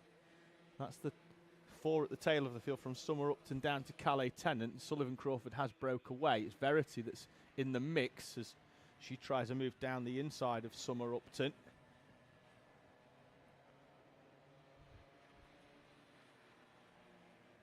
Burgoyne leads. Gap extends as Abel Hutton finds a way past Jensen O'Connor into the D chicane. Now up into 2nd place, swept round the outside. The gap of 1.6 seconds is not unassailable for Tommy Burgoyne, but it will be if Abel Hutton keeps making mistakes like that. Went wide at hairpin number 1, carried too much speed in, almost run out of track, and had to get the kart stopped. In doing so, has lost some time and has allowed Jenson O'Connor right back into the mix. The sun beginning to come out here at Teesside. We expect the track conditions to warm ever so slightly, and that will increase some grip. Gap was 1.6 on the previous lap, touching 1.7 as Tommy Burgoyne comes through. Will Abel Hutton be closer despite that slight mistake? He will by 0.2. The gap down to 1.5 for Abel Hutton. And at the moment, Jenson O'Connor's going with him as well. We could have a very interesting battle for the lead, as just seen Calais Tennant sweep round the outside of Summer and Ollie Upton.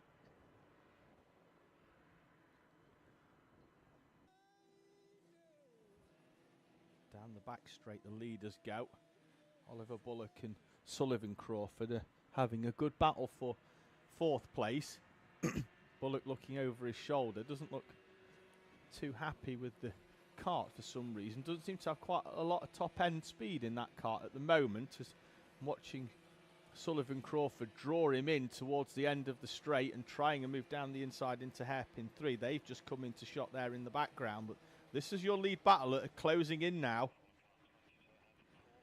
onto the leaders.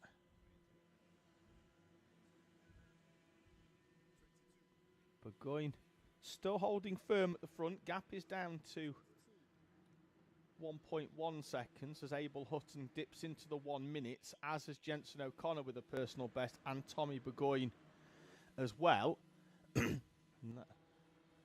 Battle for the lead. Hutton's broken away from Jenson O'Connor, who stuck with him for a few laps but has now fallen back ever so slightly, which is not going to do any favours for O'Connor.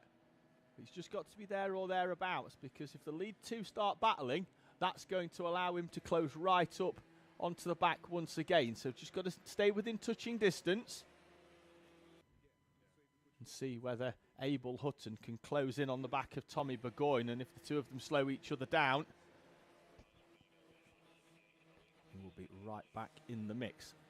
Oliver Bullock has been overtaken, I believe, has he? No, where has Sullivan Crawford gone? He's gone for a spin at hairpin number 4, and not for the first time either, because he'd already fallen away off the back of Oliver Bullock. And it's going to be Verity Crawford now who comes through, and she's 0.6 of a second quicker. 0.6 of a second quicker as well was Abel Hutton. The leaders are close together now as they go round hairpin number 2 and down the back straight. There we go, we pick them up. And Abel Hutton is on the back of Tommy Burgoyne, and Burgoyne with a look over the shoulder. And Abel Hutton is on the inside line. Will Burgoyne close the door? Burgoyne does close the door. Great move to hold on to the lead by Tommy Burgoyne. Abel Hutton now will have to think of something else. Burgoyne with enough pace down that back straight. But Abel Hutton now a lot closer, and we saw earlier he did a around the outside move into the first corner on Jenson O'Connor. This could be O'Connor's ticket back into the lead battle if these two start to slow them down. 0.4 is the gap between them. Abel Hutton slightly edging closer once again on that previous lap to Tommy Burgoyne. The back straight down to South Bank is really where it's going to happen, if anything. And will Burgoyne defend to the inside? Parks the kart in the middle of the track. We have seen Bambinos previously just draw right to the inside and just follow that white line, not allowing drivers to get down the inside. But again, Abel Hutton, quick enough to close the gap, but at the moment not quick enough to find a way past Tommy Burgoyne.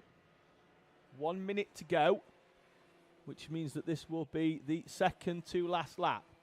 The penultimate one that they're about to start as Tommy Burgoyne comes through in front of Abel Hutton. The two of them still opening up a gap to Jenson O'Connor despite battling for the win. As they loop round through the chicanes and heading up towards hairpin number 1.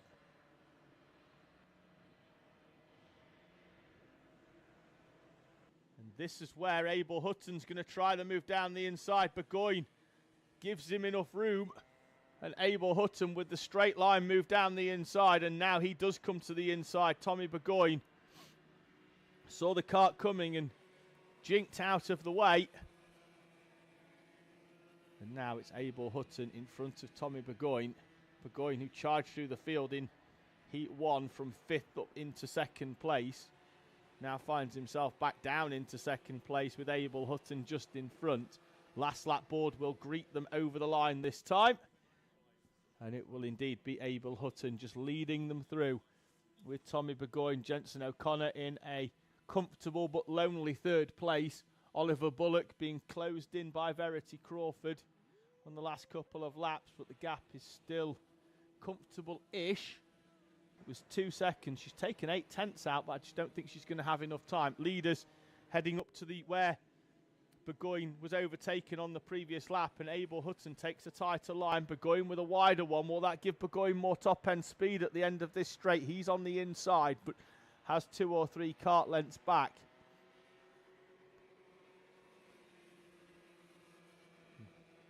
Round he goes. We've got the 97 of Ollie Upton peeling off into the pit lane.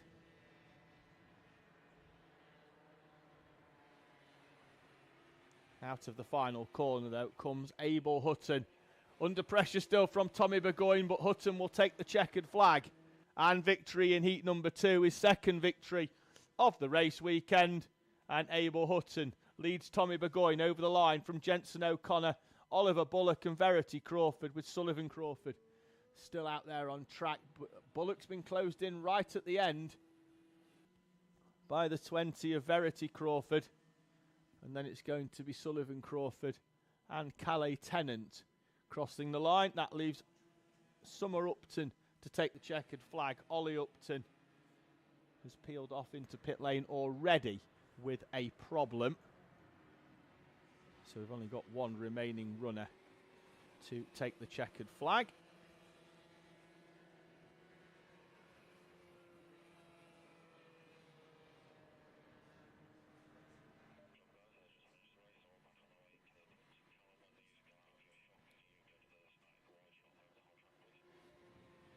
So just having some updates from the paddock via our commentary box update WhatsApp group. Darren Lowe, who we saw peel off in the 64 car into pit lane on the Senior Pro Kart, he's had a damaged steering wheel on his kart, bent steering wheel, and a badly bruised hand from a kart making contact with him, which if it's bruised his hand, that means that kart was slightly off the ground when it came through, and judging by the picture, I can tell that his hands seen better days. Tom Nichols as well, an update, he's delighted with P6 and his best finish to date, but knows that Heat 2 is going to be a tough one, and Heat 2 is with us in a few moments' time for Honda Cadet.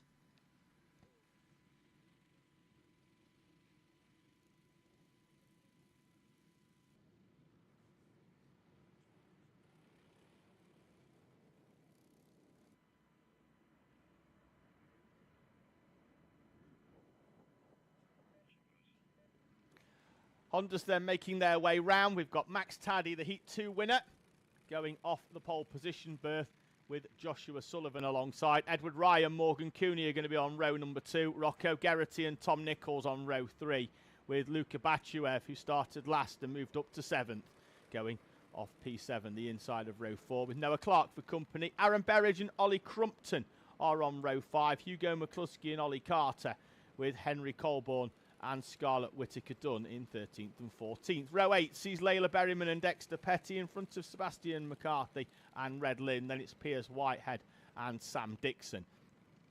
Behind them, 21st, Peter Webster, Ethan Pearson and Daniel Hulse, Tristan Gilfillan and Jake Gibbon in 25th. Jensen Whitehead, Florence Walkington and William Clare, your final runner in our Honda Cadet class. 28 of them on the grid then here at Teesside.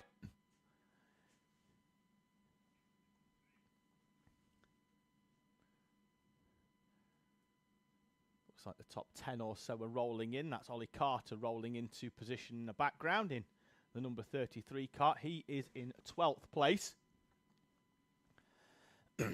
Red Lind, the final, is sliding his kart in. He got a penalty in the last race that dropped him from 16th to 18th, so he's going to go off the outside of row number 9. We've got the final few rolling in. The field does tend to be a little tighter towards the back end rather than spaced out a little bit more on the grid positions, just because we do run out of space towards the end. It just tightens up, but the barrier is going to be closed in. Just behind them, it's almost like the door is closing behind the Honda Cadets, and then the last few will actually just be rolled back even more once everything's in. So barriers sorted. Start line Marshall is walking back. We've got a confirmation we're ready to go racing. Taddy on the inside, Sullivan on the outside, Edward Rye in the 66.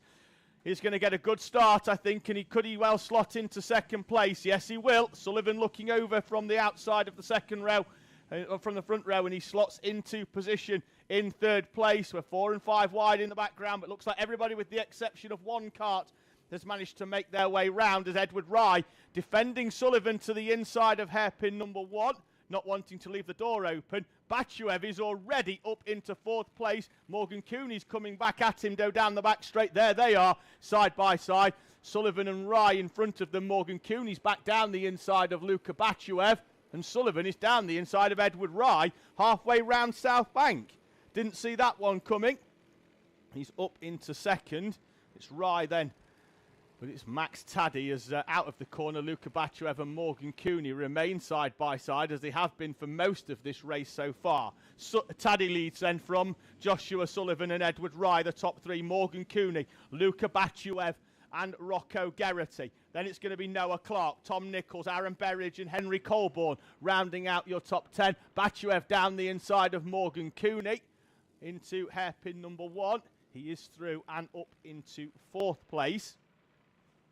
And now moving to the inside to defend off Morgan Cooney. And what that has done is opened up a fairly big gap to the leading trio. They crossed the line with nearly a second between this top 3. Fastest lap, though, on that first lap would be from Henry Colborne. That's because he's coming through the field rather than the leaders who've just started from in front of the start line. Daniel Hulse in the 53 gets a contact warning on the opening lap. Trying to pick out who the driver was who had the trip onto the grass at the first corner. He's coming over start-finish line now. It was the 24 of Florence Walkington who had the spin on the opening lap. So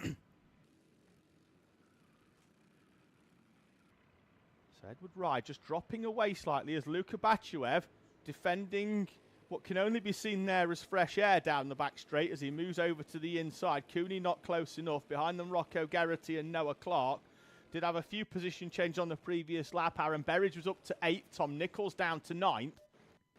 So they come through.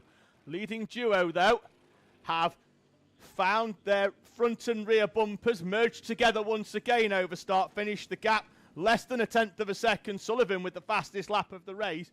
And I get the feeling here that he may well just be trying to push Max Taddy away from Edward Rye. Thought process being is that it's going to be easier to battle as a 2 rather than battle as a 3. Both of these drivers very, very experienced. Taddy having won CKC last year, won Super 1, second in the British. Sullivan, the reigning club champion here at Teesside Autodrome. And he's down the inside of Taddy into 4 as Taddy goes slightly wide. Side by side over start finish. Sullivan's going to slot back in behind Max Taddy. I think he just had to go to the inside there as Taddy went slightly wide. But Sullivan with a record last year of 20 victories.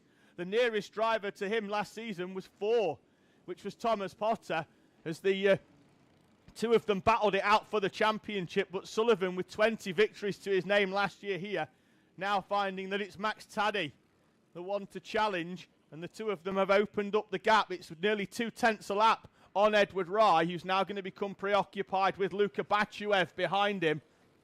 As they push away, Sullivan up and over the curb on the inside. Taddy sweeping round the outside. The 2 of them just doing a nice job at the moment of turning this one into a two-kart battle at the front. And again, they'll cross the line. And again, they will open up the gap by another 0.4 of a second to those drivers behind them. Almost identical lap times for Sullivan and Taddy.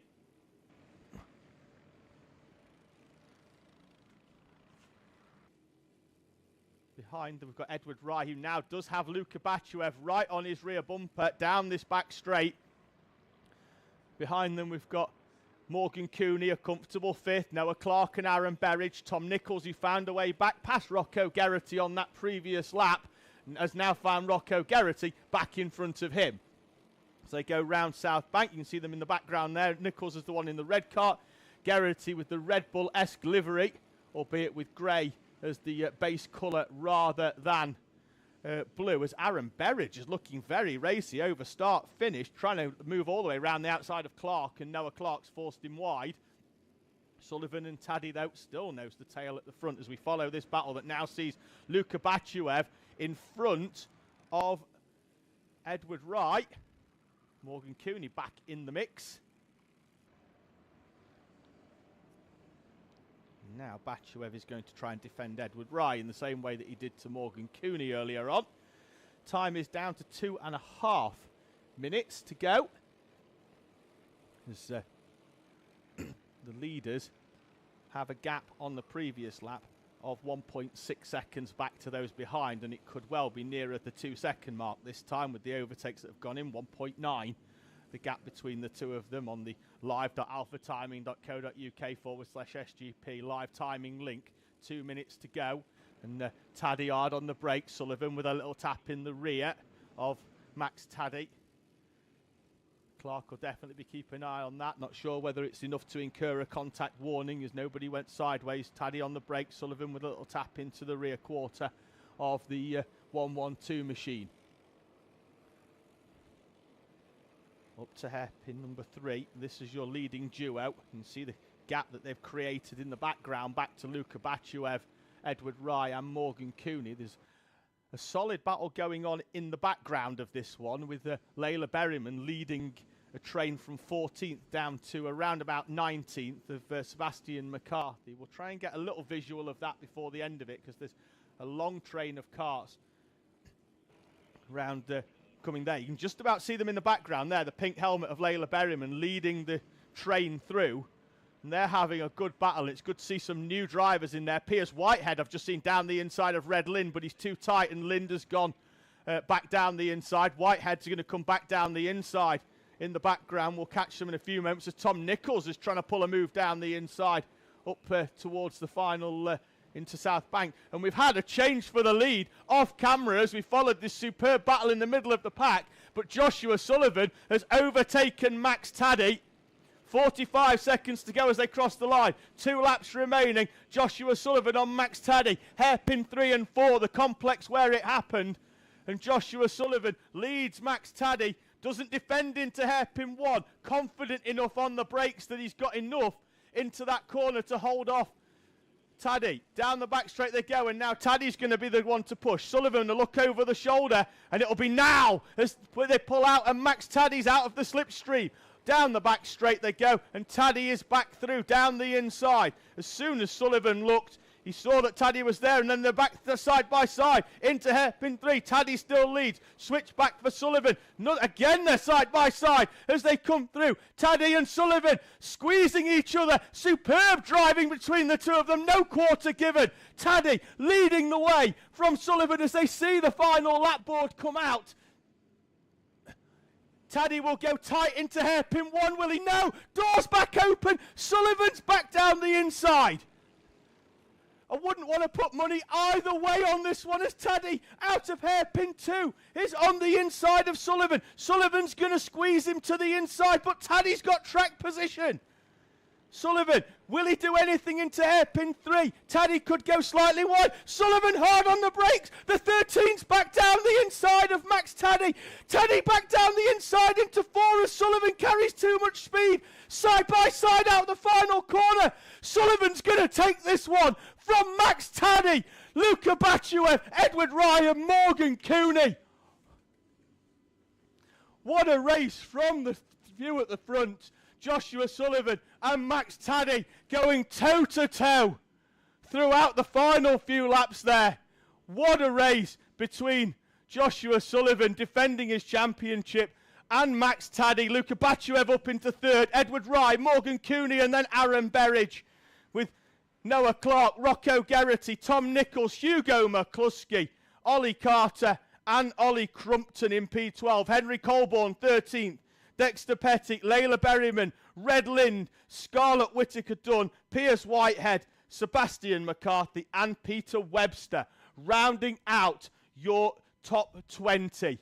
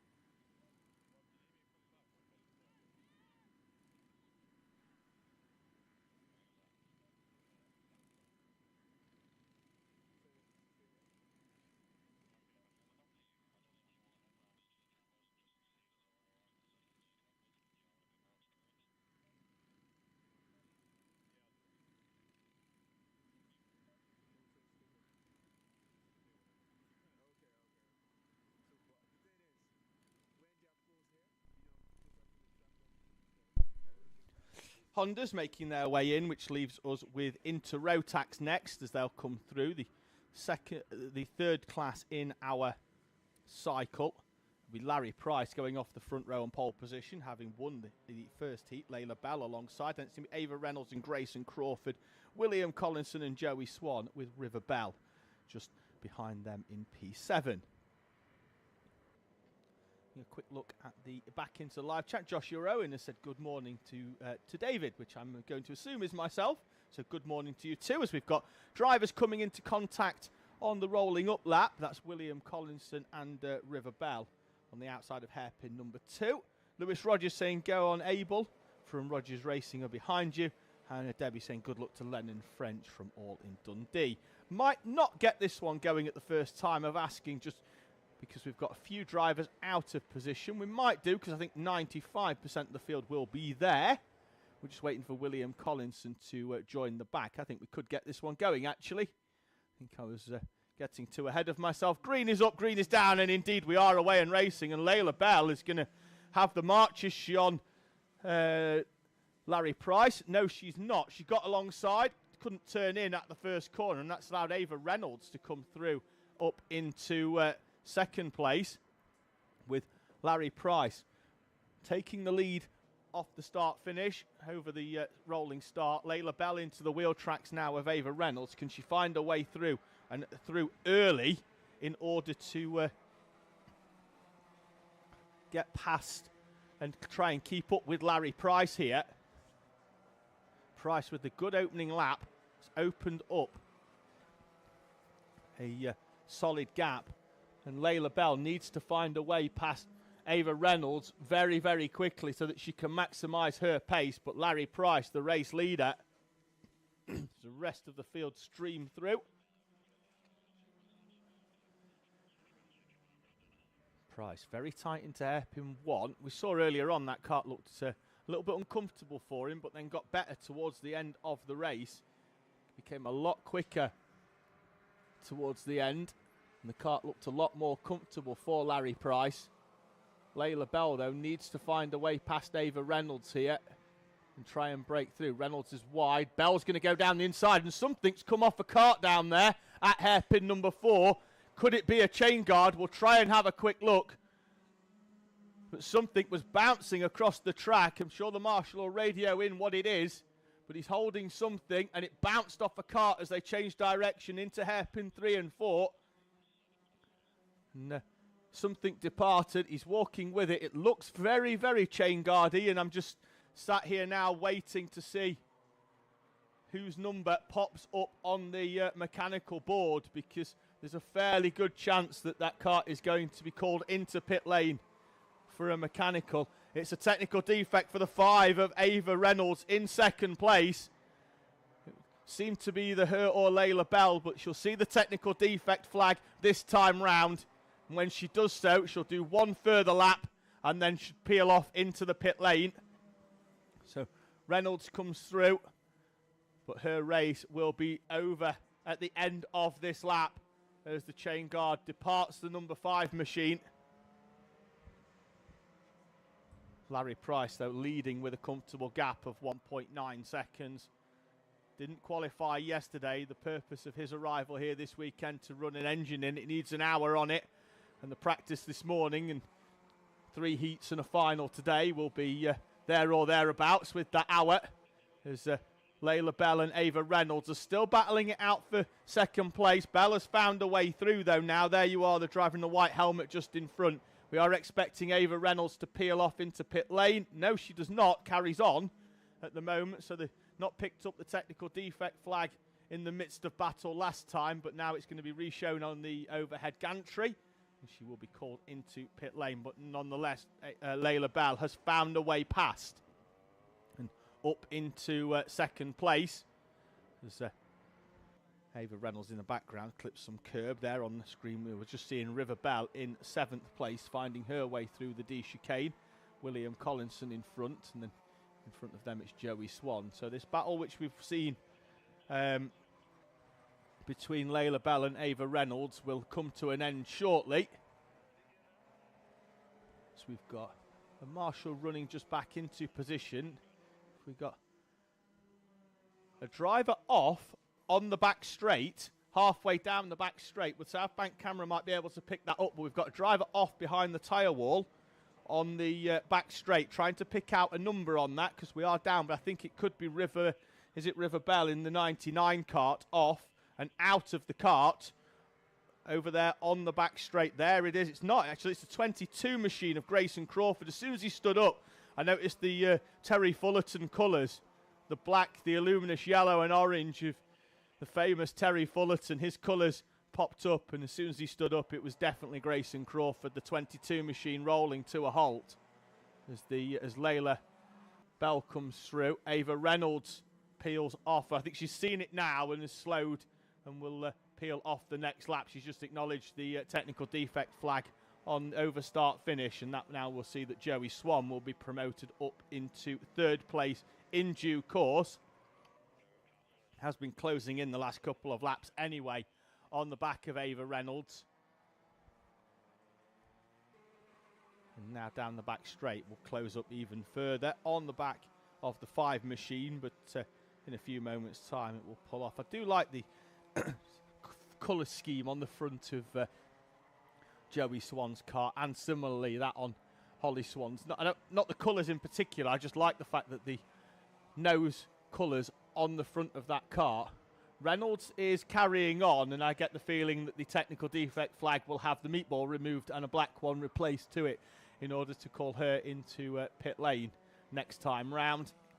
Joey Swan, though, back to the front of his car in the number 5 machine. The way that the colour scheme is on there, it makes it the nose look a lot like the Jordan 191 raced in 1991 that had a raised section in the middle of the front wing and then back down. If you don't know what that is, it's one of the nicest F1 cars really ever built in terms of its aesthetics.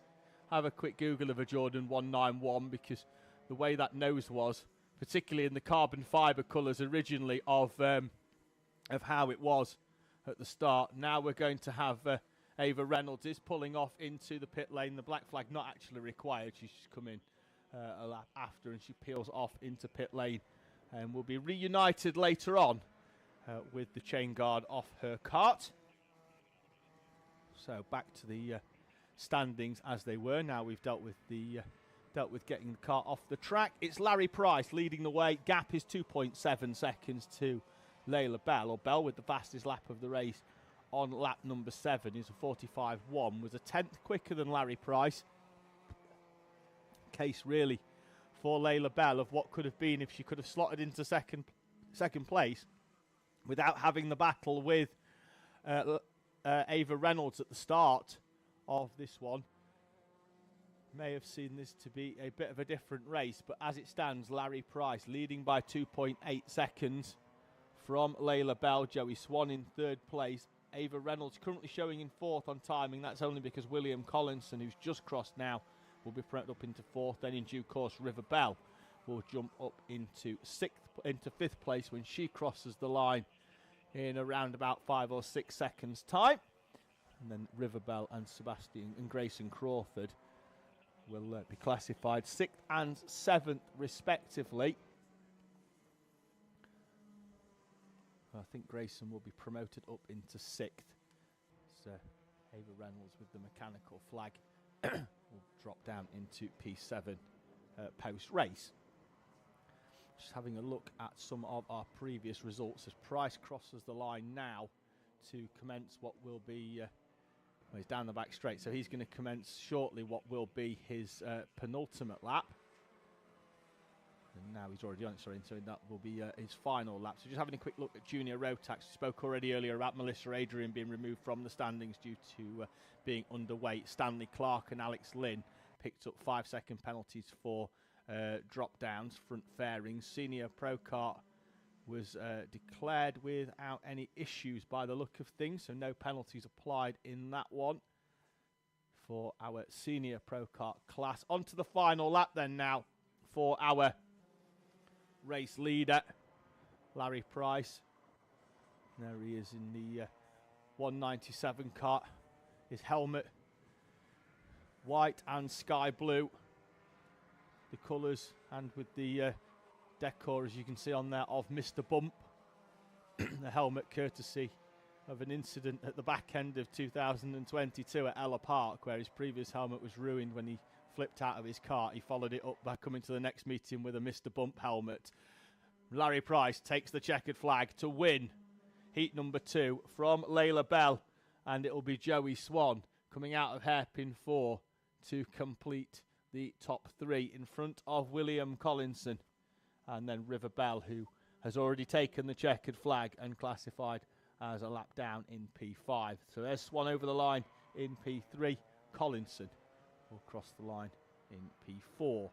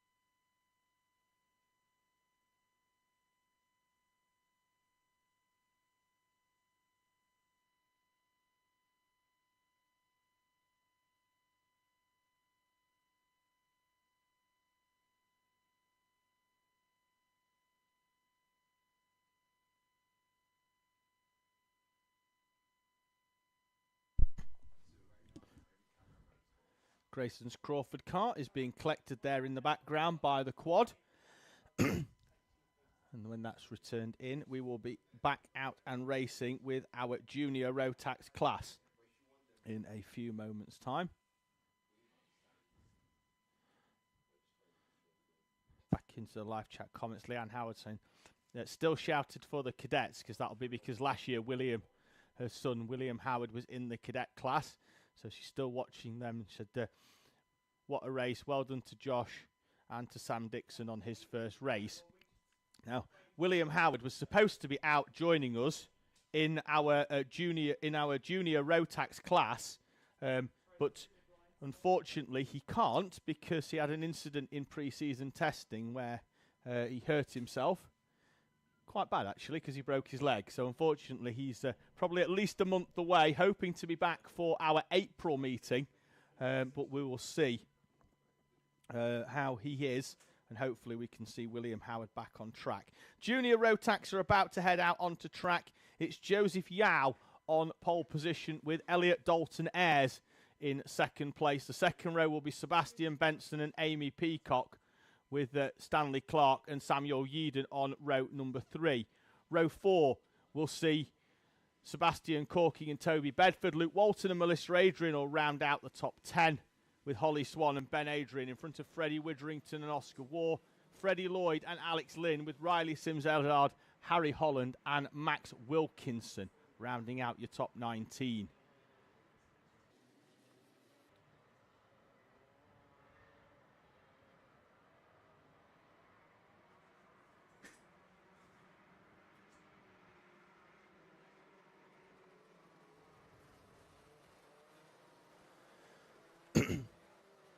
Field making its way round the South Bank corner.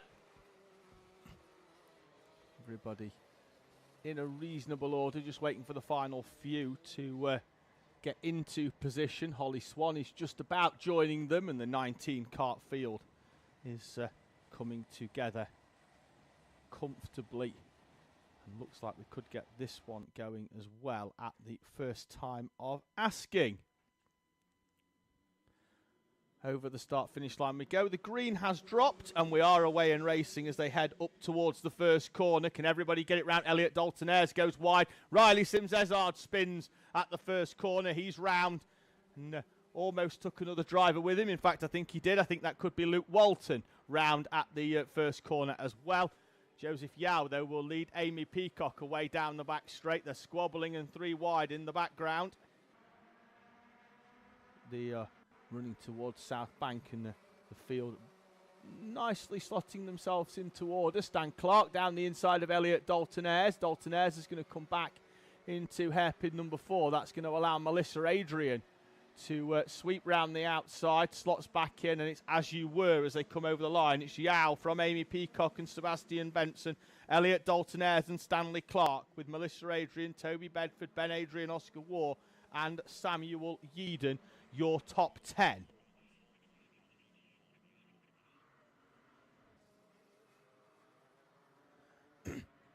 Amy Peacock, can she close in on the back of Joseph Yao? Yao looking fast at the front. Third place is Sebastian Benson, who retired from the first heat earlier on with a few laps to go. Peeled off, but whatever problem he had appears to be fixed, and he's in third place and pulling away, at least on the previous lap, from Stanley Clark. Clark with a faster time ever so slightly this time round. And Joseph Yao and Amy Peacock, the top 2. Stan Clark with a look over his shoulder mid through the chicanes just to make sure where Melissa Adrian was. And Adrian trying to find a way through. At the moment, it's all fairly serene as Max Wilkinson, was it? No, was that in the 10? Going up and over the, I don't think we've got a 10, but I'll try and figure out exactly who it was. It's one of the Teesside Academy karts just behind Samuel Yeadon. So it was Max Wilkinson. He changed his number. He was 10 last year. He's now in the 43 this time round. Going up and over the curb, trying to find a way past Samuel Yeadon. It's took him half a lap or so, and he is finally through on Samuel Yeadon. Moves him up into 12th place. Had an overtake for 7th as well. Ben Adrian up into 6th. We've got down into 7th has gone Elliot Dalton Ayres. He could drop even further back now because Oscar Waugh is down the inside of him there into the South Bank corner. Through he goes. We've got a nice train for this battle behind as down the inside of Stanley Clark goes Melissa Adrian. She's going to run in wide, and that's allowed Ben Adrian through the gap as well. Through they go.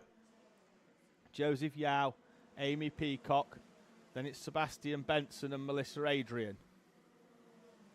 And it's Ben Adrian, Stanley Clark, Oscar Waugh, Elliot Dalton Ayres, Toby Bedford and Harry Holland, with Sebastian Corking, Max Wilkinson, Samuel Yeadon, Alex Lynn, Freddie Witherington, Holly Swan, Riley Sims-Eldard trying to find his way back through after that opening lap spin. He's in front of Freddie Lloyd and Luke Walton.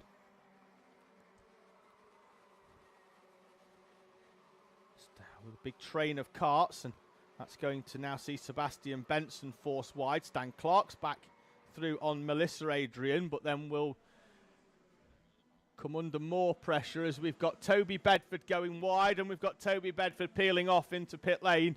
Problems for the 93 machine. He's off into pit lane as wide round the national loop goes Sebastian Benson. And now Harry Holland's going to go down the inside with a fairly robust move into hairpin number 1. Benson left the door open, and down the inside he went into the first corner.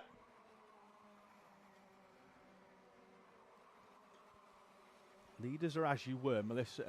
Amy Peacock appears to be just biding her time at the moment here with Joseph Yao. Points from the first race, P4. Adding to this will do her no harm at all. As, behind them, Ben Adrian has broke away ever so slightly, and now it's Stanley Clark with Melissa Adrian putting him under pressure, and Oscar Waugh as well. Elliot Dalton Ayres behind them, Harry Holland, as Alex Lynn goes down the inside of Sebastian Corking into the right-hander of hairpin number 2.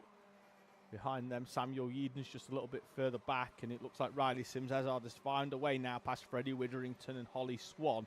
That moves him up into 14th place.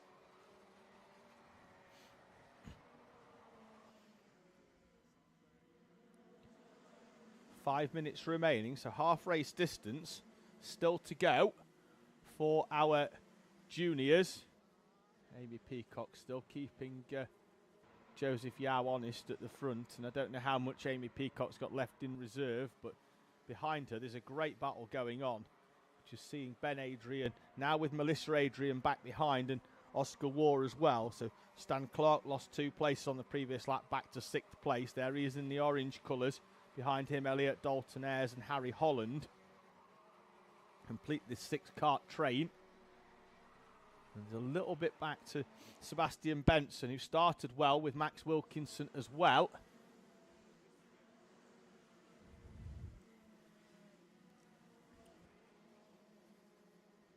Can Melissa Adrian find a way past Ben Adrian, although he does seem quite quick in the middle of this race. I think she was trying a move down there in the inside of 2, but then Ben scouted it and had the kart positioned in the middle of the track.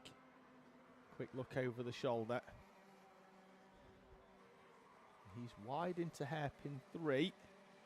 South Bank puts the kart where he needs to, parks it nicely. So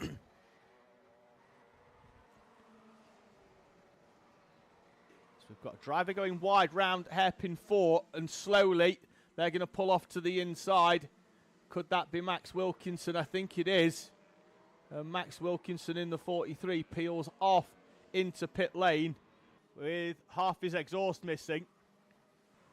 Off the back of that, so we've got to keep an eye out as to where it is on track. I think the marshal's got it on the infield of hairpin number 4. He's just picked something up, so looks like that's off track, which is good, because you don't want to be met by half an exhaust when you come round. As we've had a change for the lead, Amy Peacock has had enough of waiting and is through on the number 8 of Joseph Yao. So a change for the lead for Amy Peacock. Melissa Adrian is past Ben Adrian as well, up into 3rd with Ben Adrian P4, Oscar Waugh and Stanley Clark 5th and 6th. Then it's Elliot Dalton Ayres, Harry Holland, Sebastian Corking and Sebastian Benson are 9th and 10th. Another driver going slowly is Sebastian Benson. He's bouncing to try and get the kart going. I think he's finally managed to do it. I don't know what the problem was there, but the kart bogged down, and he's dropped now behind Holly Swan. He's down into P15, which I'm getting the feeling, Max Wilkinson was already slow and behind them, so I thought now back at the front. We've had another change for the lead. Joseph Yao is back in front of Amy Peacock. 2 minutes and 10 seconds to go. Yao and Peacock at the front with a comfortable gap of 3 seconds. Back to Melissa Adrian. Ben Adrian now under pressure from Oscar Waugh in the background, and Waugh's going to try a wider line. Peacock and Yao side by side. Yao looks like he's defending this one already. with 2 to go, and Peacock's going to try and open the door, and Peacock's gone wide. Kart goes light as she tries to nose down the inside of Joseph Yao, and the chance of a victory now appears to have gone for Amy Peacock. She's going to have to close in. The gap's going to be almost a second, just over this time, as they come over the start-finish line. Melissa Adrian, Ben Adrian, Oscar Waugh and Stan Clark still the top 6. Elliot Dalton-Ayres in a great battle with Harry Holland just behind. As they field make their way through, it looks like the top 2 now are set in stone, as Amy Peacock lost nearly a second on that previous lap in her tussle with Joseph Yao. Still plenty of time to go in terms of laps, because they're lapping in the 42s and they'll cross with 50 seconds or so on the clock. So what's going to happen there is we've got a penalty for the 66 of Alex Lynn. He's going to see that. He's in a race-long battle with Sebastian Corking. And Benson's kart has finally given up on him as he rolls off into the pit lane. Second time today Sebastian Benson will retire from this race meeting. Pace in the early phase was good, and then he's dropped back from there.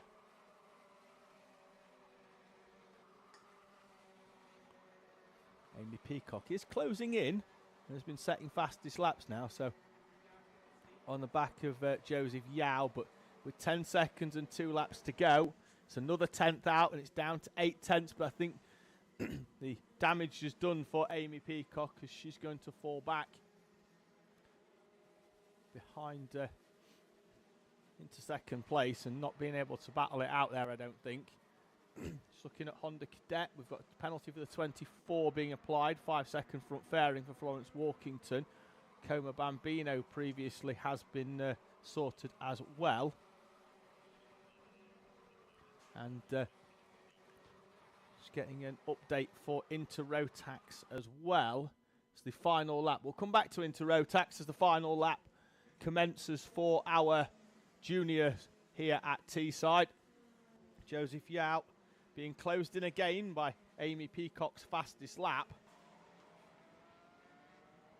on the previous, but I don't think she's going to be close enough. Maybe needed one more lap to tackle Joseph Yao for the victory here. Second place, though, good enough. It's going to give us some solid points, having moved from 14th to 4 in the first race of the day. Yao's going to take victory then here out of the final corner. Some great battling going on as Oscar Waugh gets down the inside of Ben Adrian. They're side by side out of the final corner. Yao takes victory from Peacock. Then it's going to be Melissa Adrian, Oscar Waugh and Ben Adrian. He doesn't look overly thrilled with that, whether it's the result or the manner in which he feels that Oscar Waugh found a way back past him. Then it's Stanley Clark in P number 6, Harry Holland, Elliot Dalton-Ayres, Alex Lynn and Sebastian Corking, your top 10. Then it's Riley Sims-Ezard back up to 11th. Great result for him in the grand scheme of things after the spin on the opening lap. Sees him back up to 11th in front of Samuel Yeadon and Freddie Witherington, Holly Swan, Freddie Lloyd, Luke Walton, and then our retirees, Sebastian Benson on lap 13 with Max Wilkinson on lap 9 and Toby Bedford on lap number 5.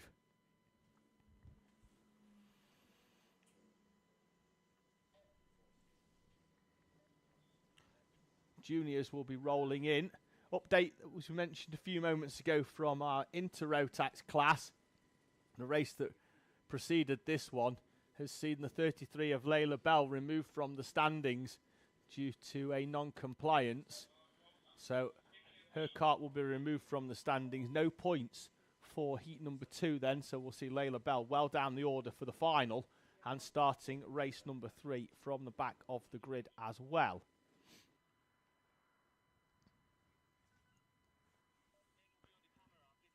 Track is clear at the moment, so we're going to be awaiting our seniors to make their way out onto track.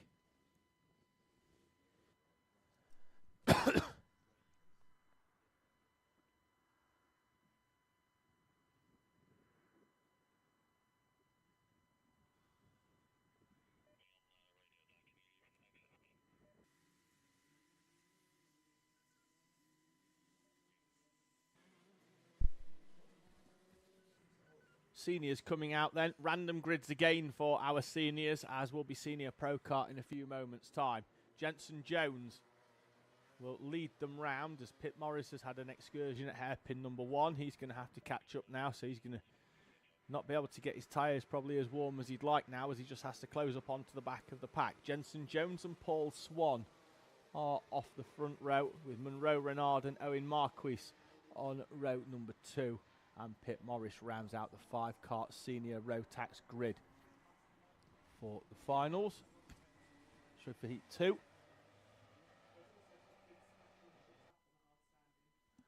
Here we go then, through we come over the start-finish line. The green drops and we are away and racing. Paul Swan's going to try and stick it out round the outside of Jenson Jones. Down the inside though goes Monroe Renard, the Heat 1 winner, up into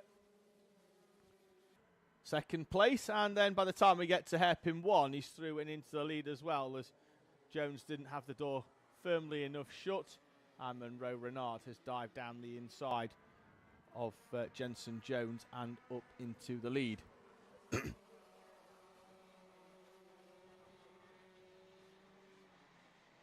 So Monroe Renard leading then from Jenson Jones. Some come under pressure then from Paul Swan, who had some problems in heat number 1 in the middle part of the race, and then they seemed to fix themselves in the latter part of the race as he found himself some additional speed. He's currently in front of Pit Morris and Owen Marquis. So we'll probably stick with this 3-kart train in the middle, because I get the feeling that Monroe Renard, with a look over the shoulder, is already checking out at the front of this race.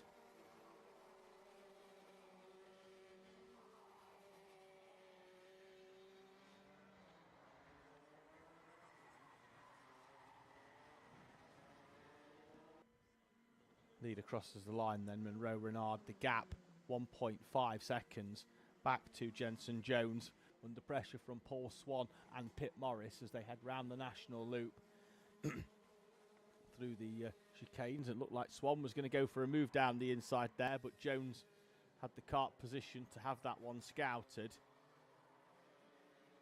Out they go as Paul Swan finds himself out onto the rumble strip on the outside.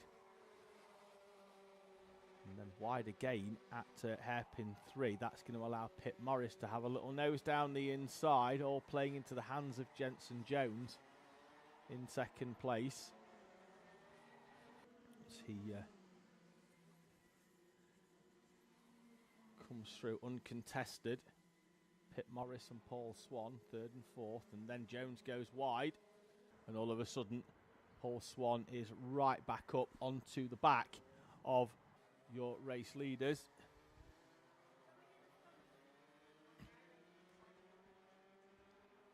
And Paul Swan is down the inside of Jenson Jones into that final corner, down at South Bank, sorry, at the bottom end of the circuit. The move's still going on, and Pit Morris is going to try and get himself down the inside as well. We've got Monroe Renard through down the inside. So I am joined in the commentary box by Will Howard. We'll have a quick chat with Will in a moment. We'll just run you through the order. It's Monroe Renard, Paul Swan, Jenson Jones, Pit Morris and Owen Marquis. We'll stay with the battle on the screen, but delighted to be joined in the commentary box by Will Howard. Will, first of all, let's explain to everybody while you're not racing, as we see Pit Morris trying to find a way past Jenson Jones. I had a crash on a practice day a couple of weeks ago. And yeah, you did some damage to the car. That's been fixed. We always say, you know, as long as the driver's okay. Unfortunately, the incident there, you weren't quite as okay as you'd hoped.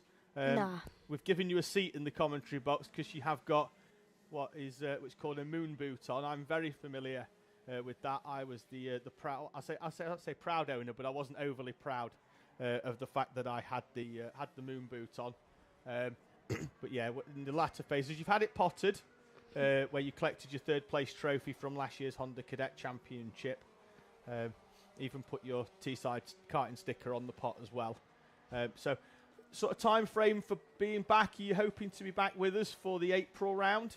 Hopefully for round 2. going to try get lots of testing done before it. So it's your right foot that you've hurt, so that's the throttle pedal. That's okay. That's probably the better of the two, because you're not having to put quite as much pressure through it as it would be as if it was your brake pedal. But yeah, how are you finding things? You've been here all weekend, but how are you finding you missing not racing? Quite sad, because it's like the first round I've missed in about 5 years. Yeah, and obviously there's a couple of other Honda Cadets that have moved up as well into that Junior Rotax class as well. So I imagine that's making it a little bit harder not being out there with those drivers that you're used to racing against. Yeah, I wanted to try to, because when I got my cast off, I was hoping to racing, but I had to get a boot on, sadly. Yeah, and to be fair, even looking at the boot, not only could you probably not fit that in the kart, but also you wouldn't be able to feel the pedal either. So that's probably not wise, and it's probably for the best that you're missing. However, you have been here all weekend, and it's not like the family's missing out on racing. Your sister Alana is out in Junior Pro Kart, her first race meeting of the 2024 season, having contested events at the back end of last year and throughout some of the winter as well. So how's she finding Junior Pro Kart? She said she's loving it at the minute. She really likes it. She's doing all right. She's not last where she wanted not to be. So that's fine. As long as she keeps progressing. I know she's got she's got your race engine on from last year. Do you think that's give her a few extra tenths? Easily. Oh, wonderful. Well, stay with us, Will, because we've got around about 4 minutes of this race, and then your sister will be out as well for Junior Pro Kart when we go racing with the seniors. So you may as well stay with us if that's okay, and you can commentate on your sister's race, give us a little bit of an insight as well as to how. So, do you speak to her after all the race? I know it's a little bit strange because she's older than you, isn't she? But you've been racing a lot longer. So in terms of experience, you're the one with the experience. Does she come to you for advice? Yeah, she comes quite a lot for advice because sometimes she gets a bit confused. Do you say anything other than just drive fast? A bit. So we've got some, but you're not willing to tell me what the secret is of driving fast. I just tell her to drive fast. Just drive fast and have fun. That's the main thing, isn't it? Just having fun. We're seeing at the moment, we're seeing Jenson Jones and Pip Morris having fun at the moment. Jones has been going slightly wide round hairpin 3 and 4, and it's been allowed Pip Morris to dip a nose down the inside. And we'll see whether it happens again here. Jones is going to go tighter into 3, and that's going to allow Pip Morris to have this little nose down the inside. And once again, he's tried it, and Jenson Jones is going to ride it out round the outside and hold on. It's been a great battle all throughout this race. Pip Morris has tried that move 2 or 3 times now. If you were out there, Will, would you be looking to mix it up, or would you be knowing that you can get down the inside? You just have to try it maybe somewhere else. Send it. Well, Pip Morris has tried there just into hairpin number 1. Again, late on the brakes, but the door firmly closed by Jenson Jones. Paul Swan in second place with a look over the shoulder. He looks comfortable now as these two battle it out behind. We'll see whether exactly the same happens again. Jones with that tighter line. Morris with the sweeper, and then we'll aim for the inside. This time Jones has it scouted, but that's going to give Pip Morris a better run out of the corner. He carries more speed and crosses the line. Still in 4th place, but right on the tail of Jenson Jones with 2 minutes to go. So it's just yourself, Alana, and your dad here. I think your mum's watching from home, isn't she, Will? Because she's been in the live chat comment earlier on. As finally Pip Morris gets down the inside with a block pass on Jenson Jones into the right-hander. We'll see now whether Morris has got speed to break away from Jenson Jones and potentially even catch up to Paul Swan in front. But we'll see whether Jenson Jones can close back in on Pip Morris. Gap, though, is already out to nearly half a second between the two of them. 6 tenths. 3 tenths was the gap. Pardon? Just having a quick look. We've had a bit of an update from Marshall. We may well here have a change for second place, because with 1 minute to go, the driver in second place, as you can see there, the gold cart, if we can stay with that, would be brilliant. Have a quick look at the rear bumper when we come round. The right-hand side of the rear bumper of Paul Swan's 95 cart is dragging on the floor. The meatball flag, the black one with the orange circle in the middle, will highlight a technical defect to Paul, and Paul is already off into the pit lane. He could probably feel the rear bumper indeed. He's looked back behind him there, sees the rear bumper dragging on the floor, and Paul Swan's drive through to second place will come to an end with 30 seconds remaining on the clock. That puts Pit Morris up into second place. Jensen Jones will be up into third. Owen Marquis up into fourth. So we've got improvements in all of them. Fortunately, it's because Paul Swan was retired from this race. Out of the final corner will come Monroe Renard. You'll see the clock has 10 seconds on it. The driver of the O plate won here in our annual meeting between Christmas and New Year. We'll see him running the O plate throughout the rest of this season here at Teesside Autodrome. There he is on circuit with a lap and a half to go. Well, when you're in a position like this, when you're out at the front, and as you can see there, he's just having takes his hand off the wheel, gives his arm a bit of a rest down that back straight. I assume you don't want to come off the power too much. You don't want to ease up, because you have to keep yourself in that sort of rhythm, but also you have to bear in mind that when you start the day on the same set of tyres that you have to finish the race meeting on, you don't want to push too much, you don't want to take too much life out of them tyres for the end of the day. Yeah, you want to try, like, sort of go easy on them, but don't go too easy, because then you can lose lots of places and it's quite difficult to do. It's just about rolling it into the corners, and it's clear that now that's what Monroe Renard is doing. His fastest lap so far in this race, 41.8.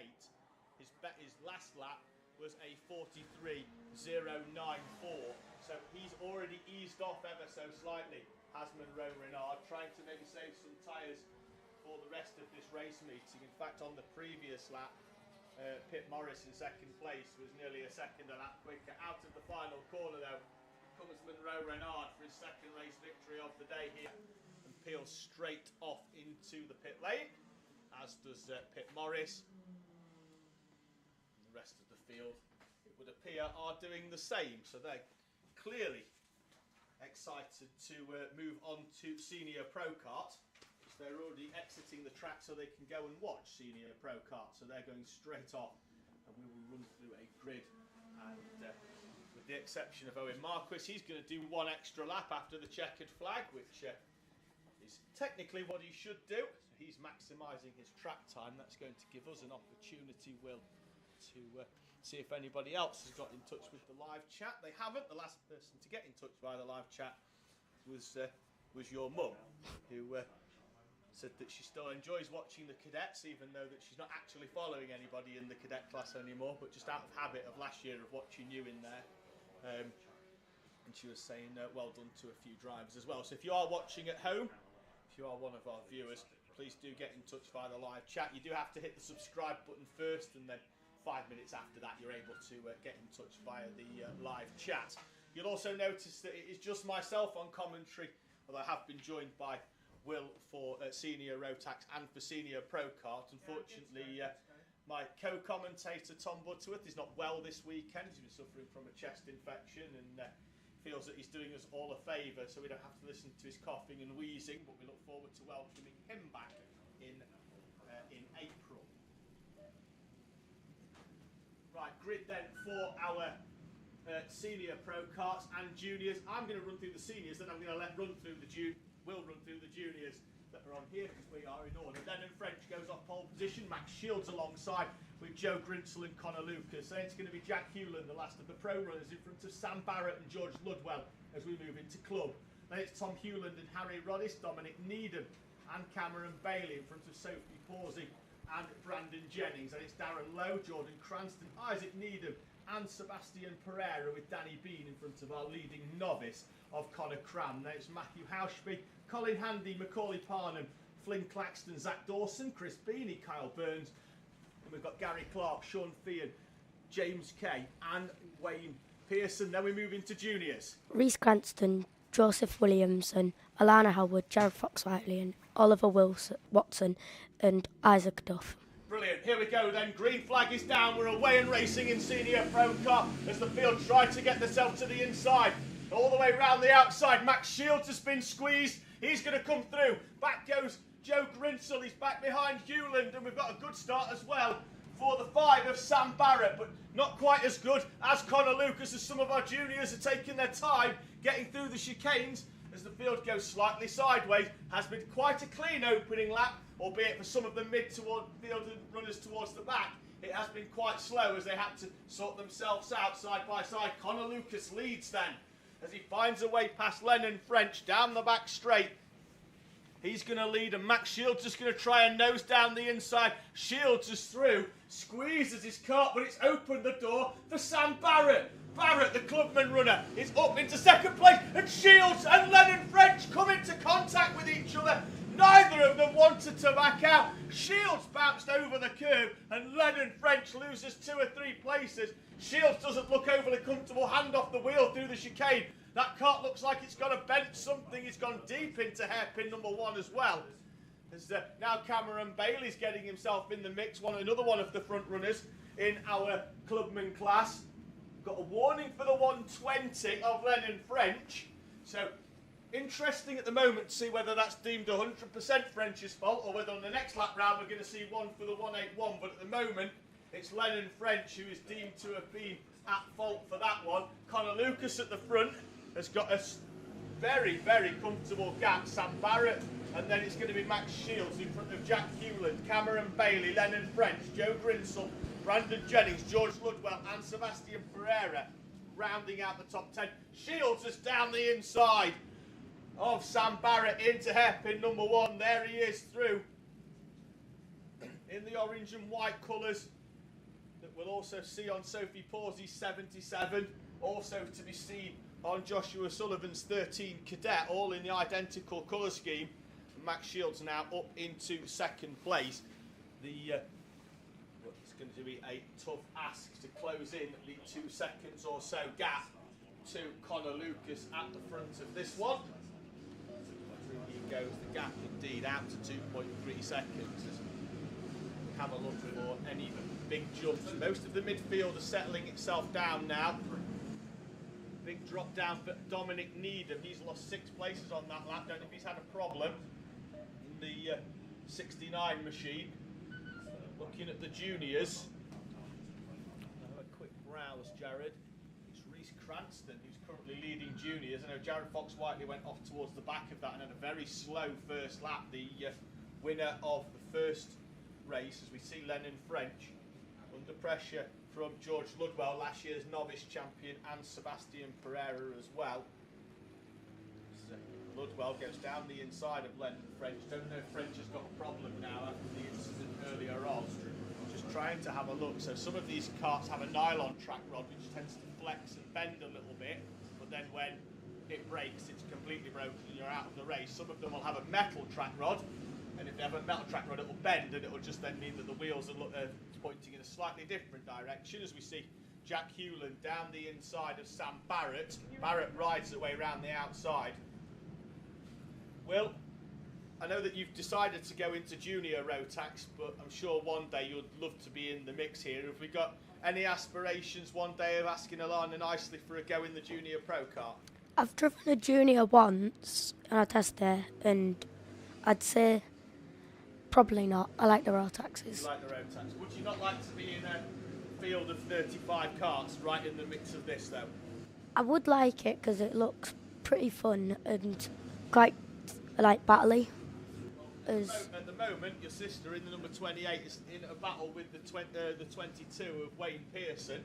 He's one of the novice runners. Your sister in Junior is in a nice little scrap there. He's currently in front and holding on. The field streams down the back straight. Looks like we've got Brandon Jennings there with a nose down the inside of Cameron Bailey. Bailey firmly closing the door. At the front, though, it looks like Connor Lucas is continuing to open up the gap. It was 2.6 last time to Max Shields. Shields crossing the line. The gap is out to 3 seconds. The battle behind, though, sees Joe Grinsell up and over the curb on the inside. Jack Hewland going with him as well. Cameron Bailey, Brandon Jennings, George Ludwell as well. Lennon French and Sebastian Pereira. French is down the inside of Ludwell. Ludwell goes slightly wide. He's still going to have a nose in down the inside, though, there of the green kart of Lennon French. And and Joe Grinsell is down the inside of the 171 of Jack Hewland as well. Could that allow Cameron Bailey through? And Cameron Bailey is through, and there's contact, and Jack Hewland spins up the South Bank corner, manages to put the brakes on before he slides back down onto the racing line. But he's going to drop down. He's going to be around about 15th or 16th is Jack Hewland when he rejoined. There was contact there as Cameron Bailey was down the inside. Hewland tried to close the door, and round goes Hewland. Bailey, though, he stays on track, and he is up into 5th place in front of Brandon Jennings and George Ludwell. There's Bailey on screen in the 111. Lennon French and Sebastian Pereira. Looked like Pereira was in front of him on the previous lap, but now Lennon French is back through on Sebastian Pereira.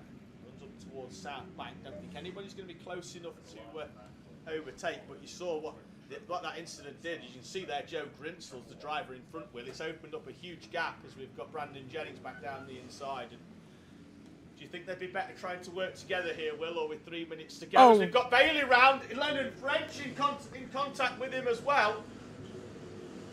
I'm going to try and have another look at that one on the in-com box replay if I can. I'm not going to have a chance to look at it here, but I'm going to see whether... I think Will, just have a quick look at that one. We've got another warning. We're just having a quick look. Will's going to have a look at it and have a quick look. Is there? It's contact mid-corner, isn't it? Yeah, Lennon French. No, Cameron Bailey tried to get back past. Who was it that overtook him? It was Lennon French Lennon and Cameron French Bailey. Lennon glided. French in the green.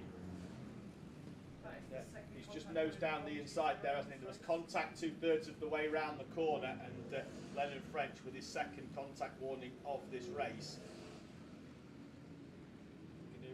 I'm going to throw to you for an opinion there, Will. Do you think that one? Think that's a fair one to pick up a warning there for French? Possibly, yeah.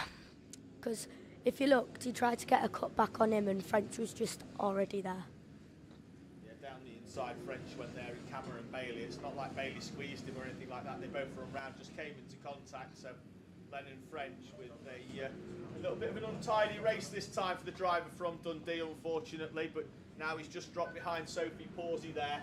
2 minutes and 30 seconds to go. Connor Lucas leading from Maximus Shields and Sam Barrett, with Joe Grinsell and Brandon Jennings your top 5. Then Sebastian Pereira, George Ludwell, Sophie Pawsey, and Lennon French in front of Jordan Cranston. Leading novice is Connor Cran up into 13th place, with Matthew Hauschby and Macaulay Parnham. Juniors, though, that now sees Jared Fox-Whiteley having come through from the tail end of the field. He's got past Reece Cranston on the previous lap. It started to open up a little bit of a gap, and now we started to take it to some of our novice and clubman runners. This is why I think you'd like this, Will, in Junior Pro Kart. And going off the back, you know, our juniors started to make their way through. It looks like a lot of fun out there. Looks like you can fight through quite lots of older drivers and more tougher drivers to fight through.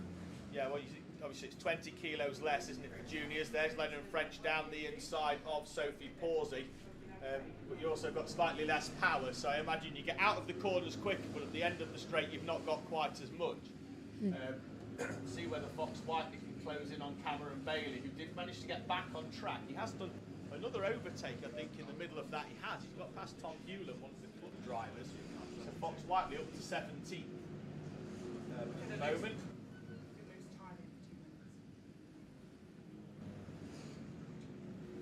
So the sisters just dropped behind Wayne Pearson on that previous lap. Just trying to find out.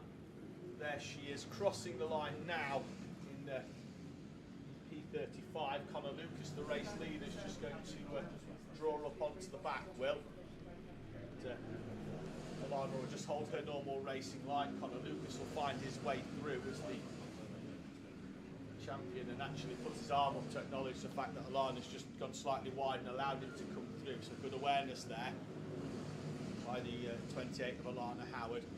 Field coming through, we've got a 13 seconds left on the timing screen. So next time Connor Lucas crosses the start-finish line, he should see the last lap board. It's going to be a race, but we are down to 0 there by the look of things. Last lap board is out, and it's Connor Lucas from Max Shields and Joe Grinsell, with Sam Barrett, Brandon Jennings, George Ludwell, Lennon French, Sophie Pawsey, Sebastian Pereira and Jordan Cranston are rounding out your top 10. There's some great battles all throughout this this race, Will. It's not been quite as tidy as the first one has, but nonetheless, it's been a great battle. Max Shields finds his way through as well. French and Lennon French still going toe to toe in the middle of that pack, but there we've got Connor Lucas out of the final corner to come through, and he will take the checkered flag. Victory in Heat 2 from Maximus Shields. We've got a gap back. It's going to be Joe Grimsell in front of Sam Barrett and Brandon Jennings, 3rd, 4th and 5th. Barrett taking victory in Clubman from Jennings and George Ludwell rounding out the top 3. Then we're going to wait for the 11 of Connor Cran. He's had a great race on novice runner. Ends the race in P13, our leading novice. The next one, Matthew Houshby in 20th. Macaulay Parnham in 3rd place in our novice class is in 22nd. Then we've got Jared Fox-Whiteley leading in junior, Reese Cranston and Isaac Duff in the top 3. Anybody there that impressed you throughout that race, Will? Jared Fox-Whiteley and Reese Cranston managed to get through the seniors quite quickly and well there.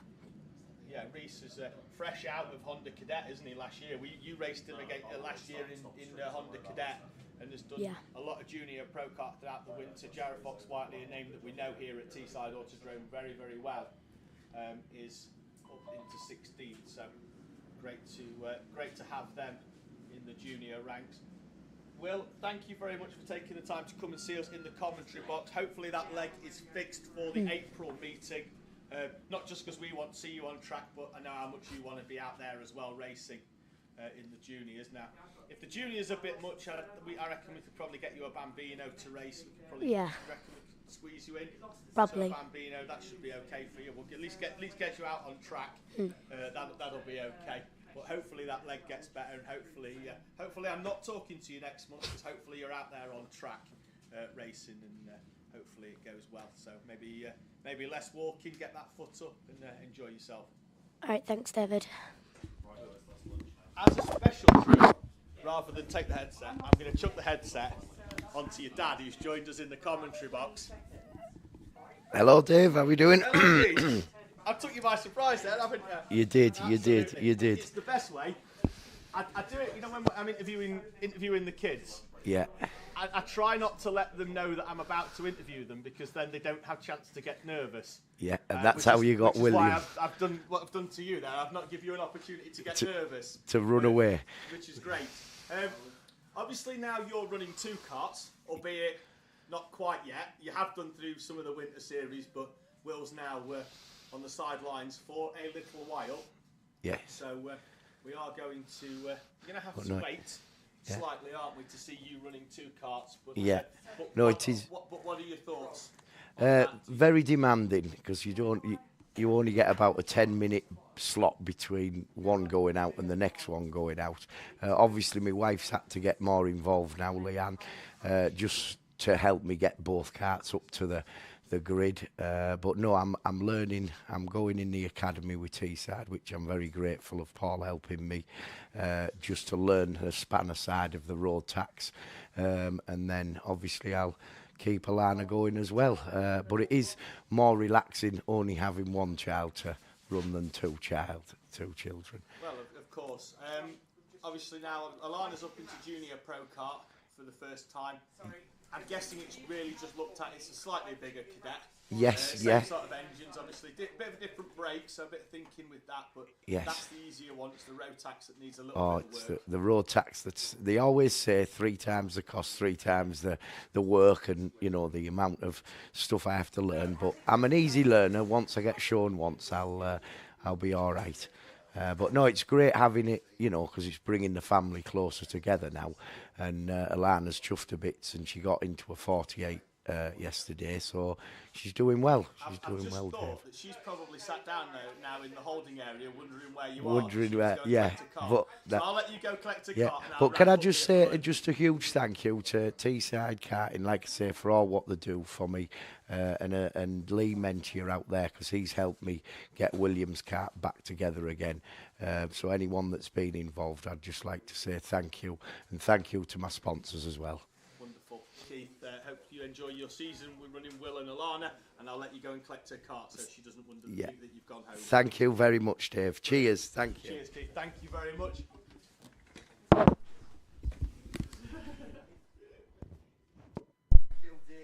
So that's Keith, he's gone, and we are now going to go towards our lunch break here at Teesside Autodrome, and we'll see you in around about half an hour's time. Don't go too far though, we have got a Paddock Show to discuss with you here today. Enjoy it.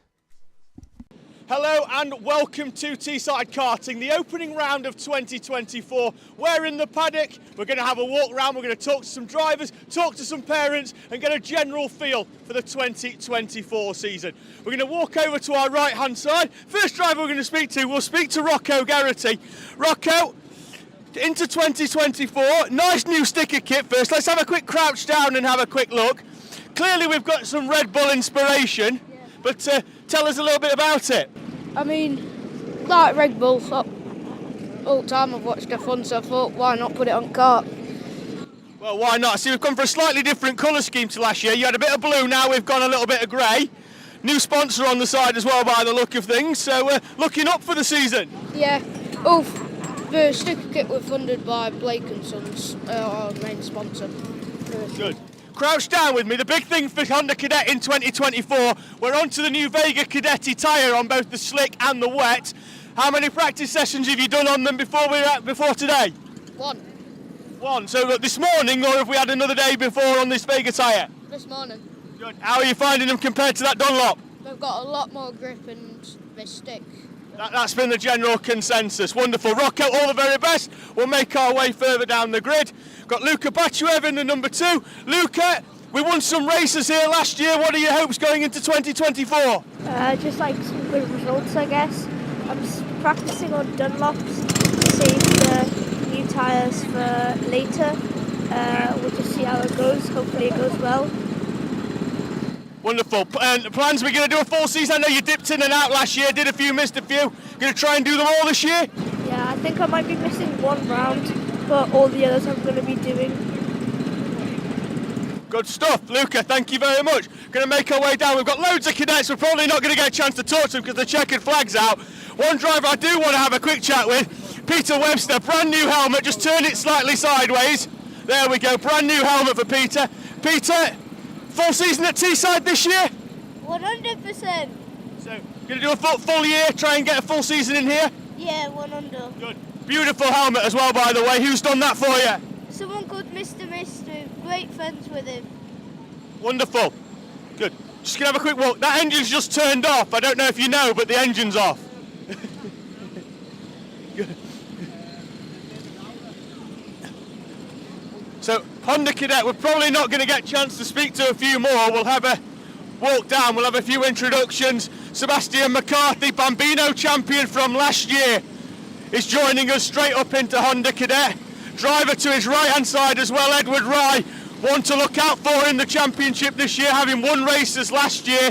Red Lind as well, the driver in front of him. He always qualifies very, very well here at Teesside.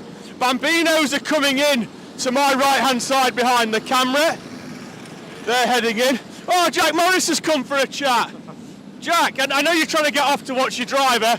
We've seen you race here, former Junior Pro Kart champion, doing a bit of BPEC in the past. Sabbatical year for yourself this year though, but still here at the track. Are we on the spanners for Florence Walkington this weekend? Yeah, just helping out where I can.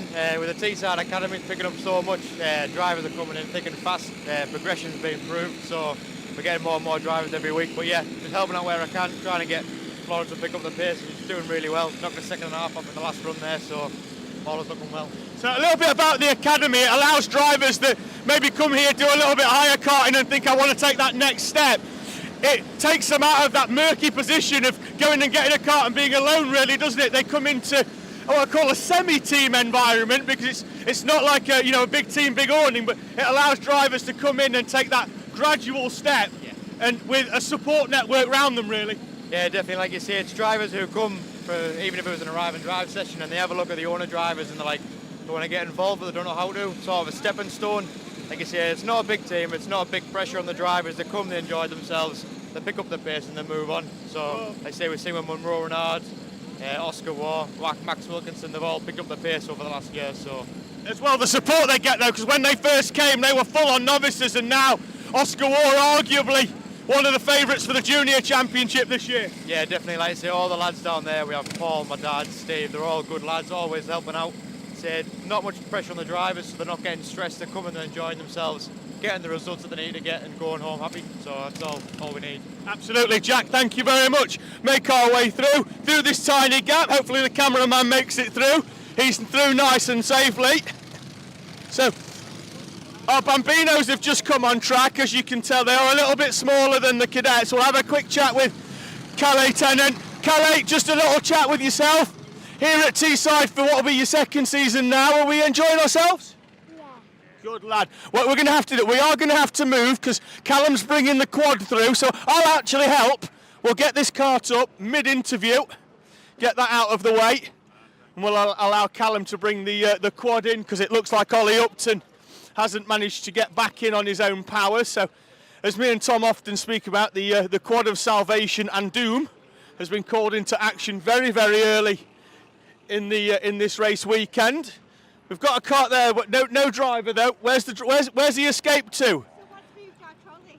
Someone's moved. Has he gone to look for it? Yeah. Oh well, if he comes back, is that him? No. Is that? That's not yours. No. We'll find him. We'll hopefully have a chat later. For Pro Karts is open, so please make sure you do that before we reach the 2 o'clock mark. That's all Pro Karts, juniors included. Apologies for the quiet there. I was listening to the PA because we've got drivers heading out onto their dummy grid for their sessions as well. So we've got some practice all day. Oliver Watson, you don't get to dodge me that much. You've literally looked at me, gone all camera, tried to walk round me. We don't escape. Junior Pro Kart this year for yourself. We've seen you a while back, actually. We saw you in your cadet days here when we first started streaming here at Teesside. We're now into Junior Pro Kart. Full season here at Teesside, is that the plan? Probably, yeah. Yeah. And hopes for that season. We see the juniors obviously going off the back of the seniors. Does give you a good race there, doesn't it? You started making your way through them novices. Yeah. And the hopes for the season, even though it's a small grid in juniors, it is competitive. Are we hoping to be competing right at the sharp end? Yeah, for definite. Yeah, good stuff. Well, hopefully we'll see you up there. I know there's 1 or 2 quick drivers in that class this year, so hopefully you can go toe to toe. Yeah. See what we can do. Wonderful. Oliver, thank you very much. Head into the Swan Motorsport area because we've had a couple of promotions this year in terms of karts. So we'll have a quick... Joey, come and show us your new machine. I know you're due out on track in about 5 minutes, so that'll give us enough. This last year, that had a Honda on it. This year we've gone for straight up to Inter Rotax. So did we do any micro last year, or have we just gone straight up to Inter? Straight up to Inter. Good lad. Everybody likes when they go a little bit quicker. How have you found it? Because we've got a different tyre as well in the Mojo. They'll be a little bit stickier. How are we finding that jump up into Inter? I found it quite fast, and it's quite good compared to the Honda, and I found out that it's got loads more grip. Yeah, absolutely. Particularly, give it to next round and into summer. We'll be making the most of them Mojos. Hopes for the year just to progress personally, I guess, and just become quicker and better as a driver. Yeah, hopefully I can get nearly a 45. Good. Holly missed out on this. She went straight out of cadet into juniors, so might not be straight up on her pace, but is that the hope in the long run, Junior Rotax? Yeah, I think. Wonderful. Joey, thank you very much. Loads going on in the Swan Motorsport area. We're going to head out backwards, so we're going to cut out a little bit of the paddock, and we're going to head off down into the west track. In fact, we won't. We're going to take a little bit of a right turn, actually. We'll head just up here onto the right-hand side. We'll have a quick look. We don't normally see this view of the track in the paddock, so if we have a quick pan round, we've got one kart being pushed off. That's Edward Rye's machine just being pushed off as the drivers make their way round the national loop. I'm going to make my way to the right-hand side. Sebastian Corking, welcome back to Teesside. It's been a while. Welcome back with your Sebastian Vettel-esque helmet. Pleased to be back here? Yeah. And we've seen you come through. We've seen you in the past in minis. We've seen you in micros now, up into juniors. How are you finding that kart? Bit slidey at the minute, but hopefully we're going to fix the problems that we have. It's very early on in the morning though, isn't it? Sun hasn't really come up, track temperature will be down, so hopefully if it's a bit slidey now, it'll turn into a bit of grip later on, do you hope? Yeah. Good. Sebastian, have a great weekend. We're going to head back down now. We can see everybody over there. Now, short of me climbing that barrier, we do have to walk down and through a gap and back round. There's Seb's kart to the right-hand side in the NRG Motorsport colours.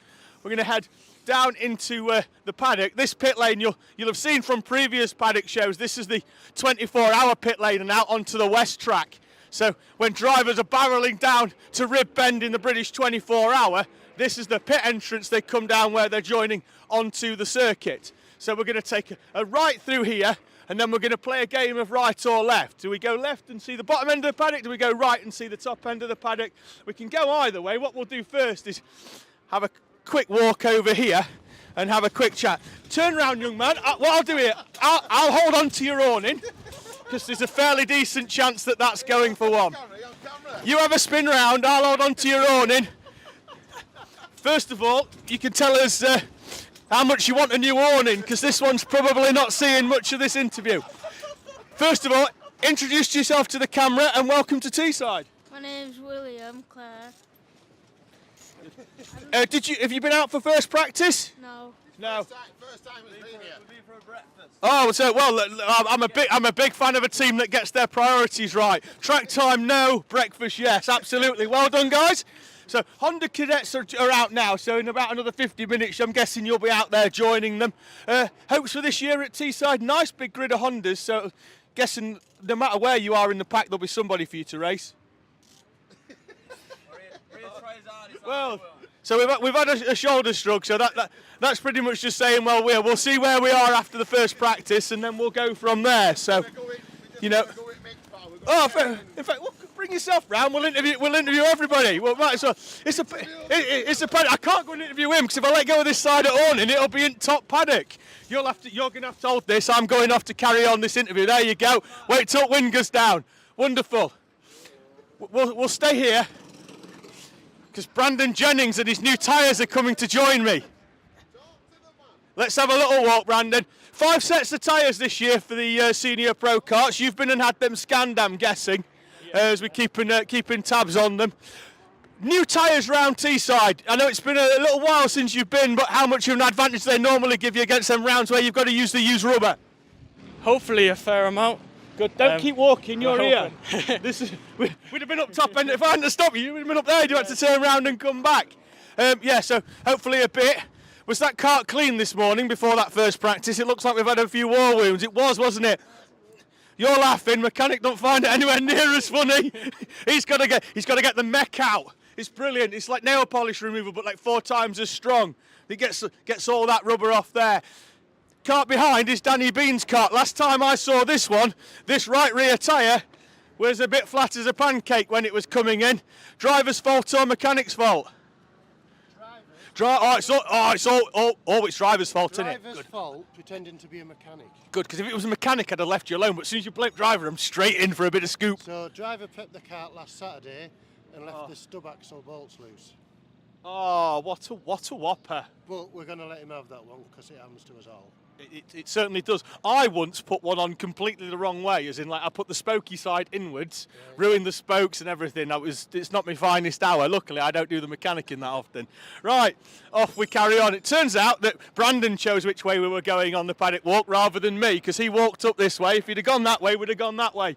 But we're going to head even further out. Pro Kart this weekend, we've got absolutely loads of them. Pre-meeting, there was 30 signed on, and there's always 1 or 2 more. My attention has been drawn to a pit stop that's happening on an actual car rather than a kart. 24 plate as well. I wonder if Danny Bean put that wheel on as well. We'll see. Back off into the paddock we go. We've got people. We're going to scoop round here actually, because we've got the Adrian camp. Melissa has just jumped in the back of that van and disappeared so far into the back of that van. Is that your car there round there? One of your cars that's round there that's got no wheel? What happened to your wheel? A curb got in the way. Did it? Oh, it Attacked me. happens to the best. It jumped out of nowhere. Yeah, it did. Yeah, it did. It was camouflaged as well, wasn't it? It wasn't like it's big and grey. It was. Yeah, Definitely. Definitely. Definitely. Just jumped out. Rear as well on the curb. That suggests that you've tried to sort of cut the corner, dig it in, get a nice apex. You're too clever. I know. Exactly. You've tried to get in there, caught a little bit of curb. That's unfortunate. So keen to get it. Absolutely. Get here that quick. Absolutely. Senior Rotax next then for you. For me? Yeah. Well, you seem to have got it down in the car. You might as well get yourself a Rotax. Yeah, I wish I could. Yeah. Yeah. Why not? We did have 80-year-olds in them. Why not? There you are then. Why not? They let 5-year-olds. So what's it's all the same, isn't it? Right. We're gonna carry on. I really wanted to just jump. Well, I could because listen. The problem you've got there, Melissa, is you backed yourself into a corner, haven't you? There's no escape route. So if I just climb in, you've got nowhere to escape. You've escaped this time, but I'm saying in the future, run and just keep going like Forrest Gump.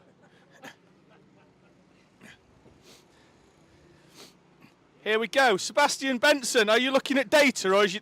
Oh, don't hide the video. If you've been filming him round here going, look, you're like 3 inches away from the curb, tighten it up a little bit because we're all racing drivers until the helmet goes on. You're the actual racing driver though. Junior Rotax now. We've seen you in your cadet days here and then up into Mini last year. Mini then dying as a class as the class has changed into Inter Rotax. Staying with the big chassis and into Junior Rotax for 2024. Hopes, big grid as well this weekend, nearly up to 20 I think in juniors. Yeah, we haven't really decided what we were aiming for. We're just gonna go through one of the official practices, see where we are, and then maybe aim for like a couple of positions higher in the races. Is it one of them like later on when it's not qualified, it's random grids, isn't it? So I imagine this weekend will really set the stall out as to where you are in the pecking order. Big rolling grid as well coming through that dog leg the first time. Do you enjoy that? Yeah, I find it quite chaotic. It can sometimes ruin your race, but sometimes it can make your race. Fortune favours the brave. The amount of times we've seen drivers on this bit of grass on that opening lap and a few nipping through from last and making up 6 or 7 places. Really nice that they've cut the grass as well this weekend, so if you do get off, the chances are you're going a fair distance as well. But have a good one. Enjoy your race weekend. Hopefully, if the camera can squeeze through that gap there, I can squeeze round, and that means that we can come round. A few empty awnings there. That'll be Layla Bell's, the nice pink one. We've seen that one before on our Paddock Show. She's currently out on track at the moment. We might see her popping round the corners. Abel Hutton's machine. Here it is. Let's have a quick chat with you, young man. Come and show us your kart.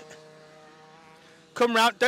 Don't be shy. You've seen me before. It's fine. We've got some stuff on there. Hopes for this season into 2024.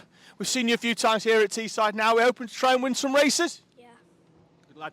Saw you a few weekends ago as well at Warden. Seem to be getting out, getting a lot of track time. Is that just the hope? More track time, the quicker you'll go? Yeah. Good lad. Hopes for the year. Do we think we can maybe stick inside that top 3, take some trophies home, and maybe a big one at the end of the year? Good lad. Abel, thank you very much. We'll keep walking. Oliver Bullock as well in there. For me, he's probably one of the favourites for the championship in Bambino this year, despite the fact that size-wise we could comfortably get him in a cadet. We'll hook back. Joseph Williamson, I didn't see you initially, and then you just sort of popped up from behind the cart, so we'll have a chat. Might even get an egg and bacon sandwich thrown in as well to this interview. Hopes for the season here at Teesside. Juniors, as we've mentioned already on this Paddock Show, going off the back of the seniors. Do you like it when you're going off the back of the seniors? Yeah, sometimes it's a bit of an issue when there's crashes and spins and stuff. But other than that, it's all right, because if you get a quicker one, you can follow them and it'll speed you up. Yeah, that's what I normally do. So with it, it's the pros and the clubs, they get mixed together. Then you've got your novices all together, but in their random grid format, and then juniors off the back of that. Yeah. We've got well over 30 of you this weekend for you going off the back. Yeah. I'm guessing the best days are the wet days when it rains and you get to bolt the wets on and they don't, and you can just pick them off for fun. Yeah, and you just lap them. It is good. Well, you were at Warden last weekend, and it was similar there you had all the wets on, they had slicks on. You were catching the slick runners towards the end of the race, got past a few as well. Do you enjoy that, or would you prefer it if juniors were only allowed slicks as well? I prefer the dry, but I think it's definitely fair giving the juniors the wets most of the time anyway. Have you done much in the dry? Because the time will come when you have to go up into seniors and you'll not be allowed them wets. Have you been practicing already? I've practiced some in the slick, but I'm all right in the wet. It's not the worst. A couple of good juniors out there this year. Hopes to take it to them, I guess. Yeah, I'm trying my best to catch up to Jared Fox-Whiteley, who's just came to the juniors. Yeah, he's had a stellar career so far. Won cadets here, minis, Junior Rotax. Now he's going to try Junior Pro Kart this year. Yeah. Mainly that's for him. It'll help him out in his Junior Rotax. He's going to get his elbows out because we don't have any drop downs on these, and it's quite a robust racing at times, isn't it? Yeah. Good. Joseph, enjoy your season at Teesside. We'll definitely catch up with you again later on in the year. So we head down. You can see we're heading down here at Teesside. This long straight here, this doesn't actually get used a lot. They use it for corporate sessions every now and again, and they split the track in two, but we use it as our paddock. We've got some tracking going on here on Zach Dawson's machine. Does that mean that you just weren't happy with it in the first session, or have you hit something to cause a problem? No, I'm just not happy with it in the first session, so just tracking it back up again. We still left a bit over from Warden Law last weekend in the wet, so just moving it back. Yeah, I'm guessing in the wet you'd have had a completely different setup on. You probably a little bit more toe out. Yeah. Certainly maybe a little bit more caster on it, so we're just having a little play. That's what's going on here. There your caster pills, they move left and right, front and back. It changes the angle of the kingpin, gives the driver a little bit more bite on the way in. Nice big grid, as we've mentioned already a few times, of Senior Pro Karts here. You're in club, I believe, this season. Yeah. Hopes really in that one. It's big, but it's competitive. Yeah, just see how far up we can get, really. I haven't done Teesside before, but just thought I'd throw myself in the deep end in club rather than going into the novice one at the bottom, give myself more of a challenge. Absolutely. Yeah. Well, you've got to sort out that torsion bar as well at some point, because it looks like we've had a bit of a loosen up on that on the front end. Yeah.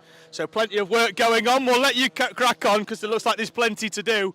Because we've got Inter still out on track. What I do like is how different people set up. We've got tents off the sides. We've got carts down here. We've got Piers Whitehead's machine in here. His dad as well. Are we racing this weekend, Adam, or are we just brought it for testing? Testing, sir. Just for testing. Yeah. Have you been here to Teesside in this before, or is it the first time? First time. Good. First time, to be fair. Absolutely outstanding. So first time out, South Bank corner. G's going round there. Sat behind some of the lighter guys. God, they're quick. Great. So when you say lighter, does that mean you in 177? Yeah, I think I'm the only one. I'm the only one. I'm the one that's heavy enough. Just sign yourself on, do a couple, cut 2 laps in the final, trophy, job done, isn't it? Well, it would be nice. I know. I need more than one competitor though to go with me. I know last year we had, 2022 we had a charity race. All the mums came and they did a charity race, and almost every one of them got out and just went, "I've got a newfound respect for my child." You've just done one session. Yeah, absolutely. Thoughts on that? Yeah, can't do a full day. Definitely not in that, to be fair. But I'll leave it to the kids. Yeah, I'll leave it to the kids. Hopefully there's a good grid tomorrow. There's the 30 cadets. So, it'll be a real good day out for them. Hopefully the weather stays dry.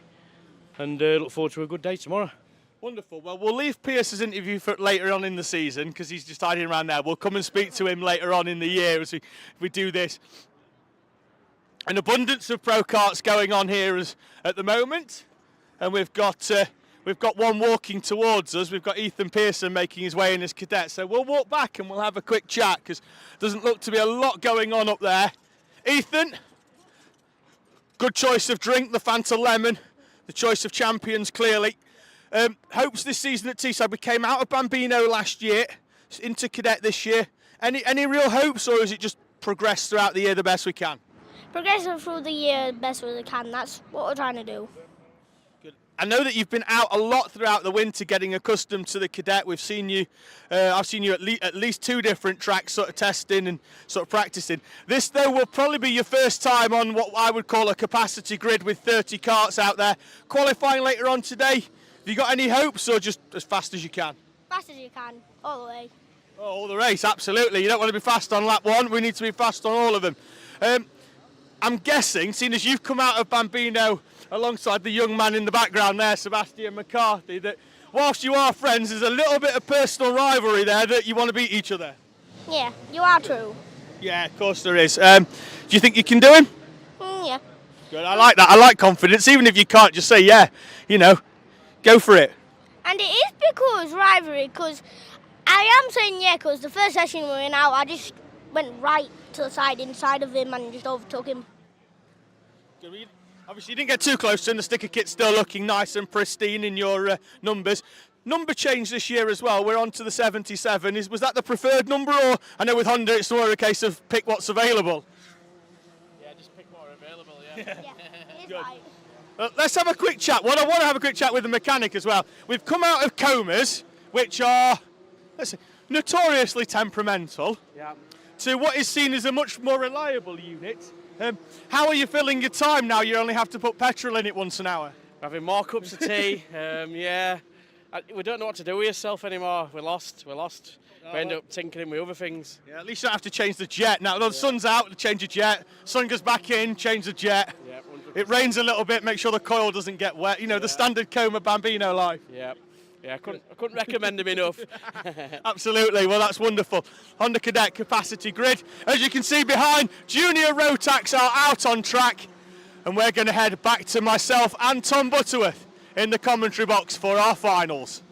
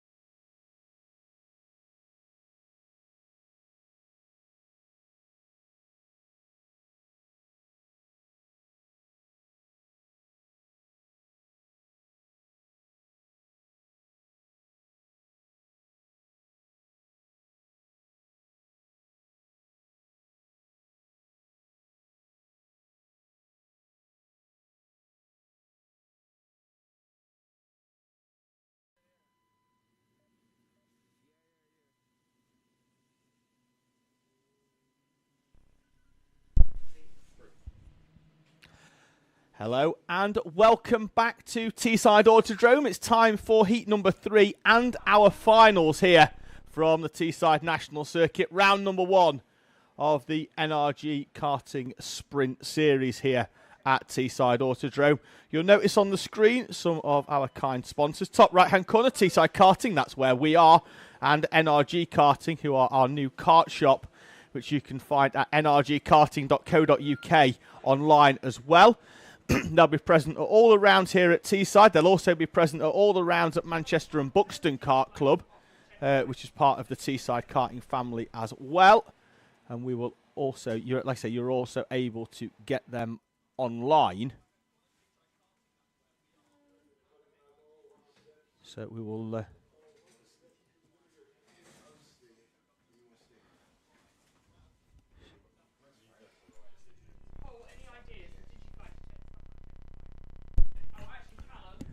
Bambino's then rolling into position. It's Abel Hutton who will be on pole position, having won heat number 2.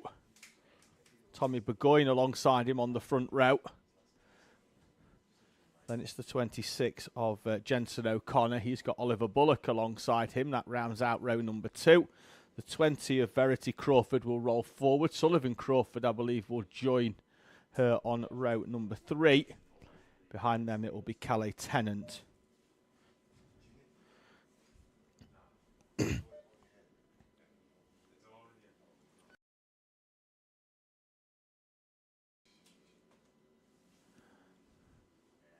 they're going to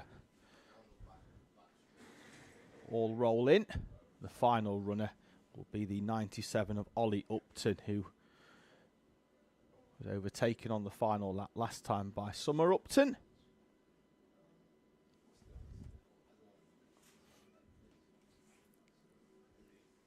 Parent helpers making their way off track then.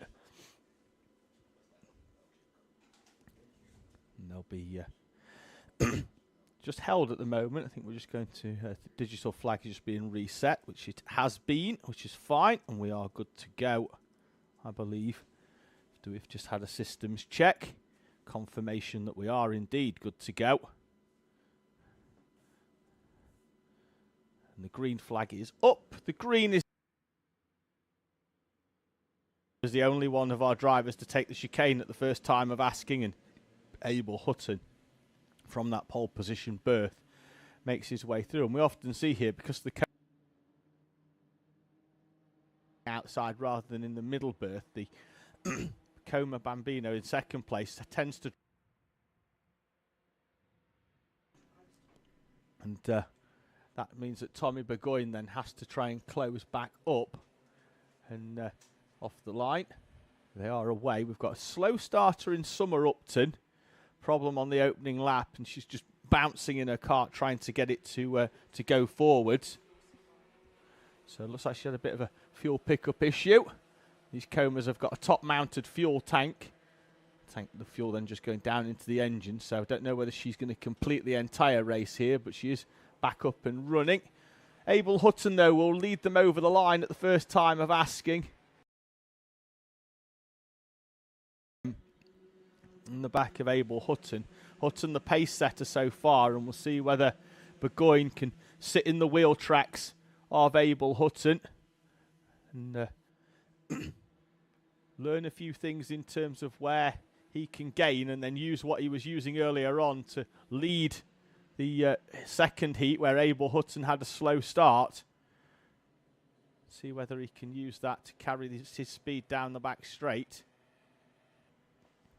So it is Abel Hutton leading the way from Tommy Burgoyne, who sets the fastest lap, albeit that's because he was slightly further back at the start in the previous race.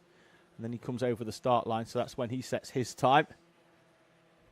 So Hutton and Burgoyne, the top two at the moment in this 8-minute third heat for our Coma C50 Bambinos. They are both beginning to pull away from Jensen O'Connor, another new name. Through and over the start line they go.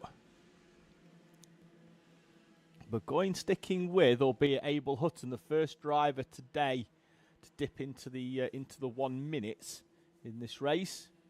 He's 2/10 quicker. Burgoyne sticking with though. And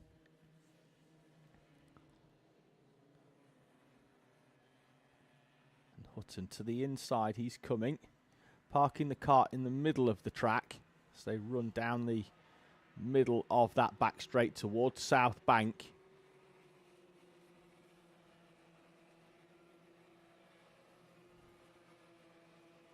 Burgoyne sweeping round. Seems to have the measure of Abel Hutton in this race. Hutton off pole position, still holding on to the lead, but with Tommy Burgoyne going with him, will give Burgoyne plenty of heart going into the final later on, that he's got the pace. I think the gap really just opens up out of the D chicane and round the national loop. Everywhere else, Tommy Burgoyne's got enough pace to stay with Abel Hutton around this Teesside National Circuit. The Coma Bambinos, particularly the ones at the front, are probably next to flat out all the way around this Teesside National Circuit. It's a very wide circuit with not many sharp corners, the sharpest one being hairpin number 1, where they came around about 30 seconds ago. What it does do, though, is it gives the drivers, they have to carry the momentum round the corners and not scrub off any speed, which is a big part of Coma C50 Bambino racing. We see it a lot, and we have seen it a lot previously round hairpin number 2, where the drivers go and they slightly scrub off some speed and it drops them back down the order.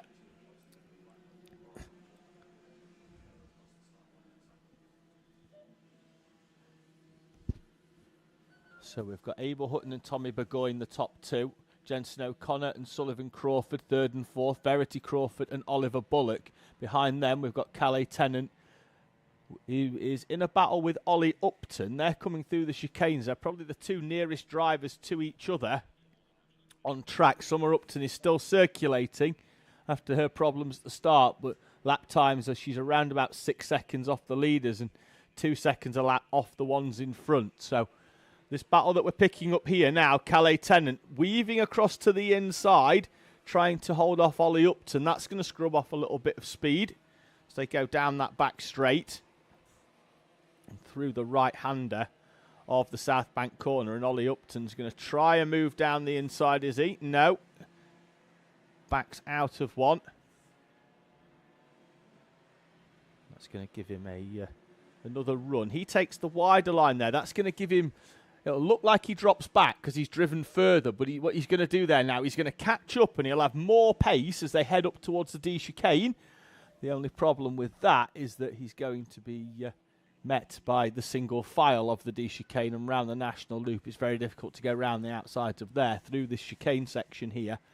And then hairpin number 1. If he's close enough, he might be able to find a way through. He's a little bit tighter as Tennant this time goes round the outside and looks to pick up some more speed. Then Calais Tennant goes very, very wide, and that's going to allow Ollie Upton to the inside, and they are side by side.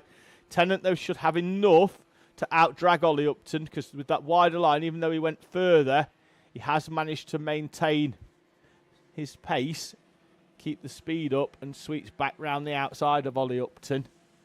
Everybody in front is opening up gaps to those behind. The lead gap now is out to 2.7 seconds, with Abel Hutton really growing into this race. Tommy Burgoyne in second place, kept him honest early in it. Sullivan Crawford and Verity Crawford are a lot closer. Verity Crawford taking a second out of Sullivan Crawford on that previous lap, as Sullivan made a mistake somewhere because his lap time was a 1:03.5, his previous best a 1:01.1. So now Verity Crawford closing in on the back of Sullivan Crawford.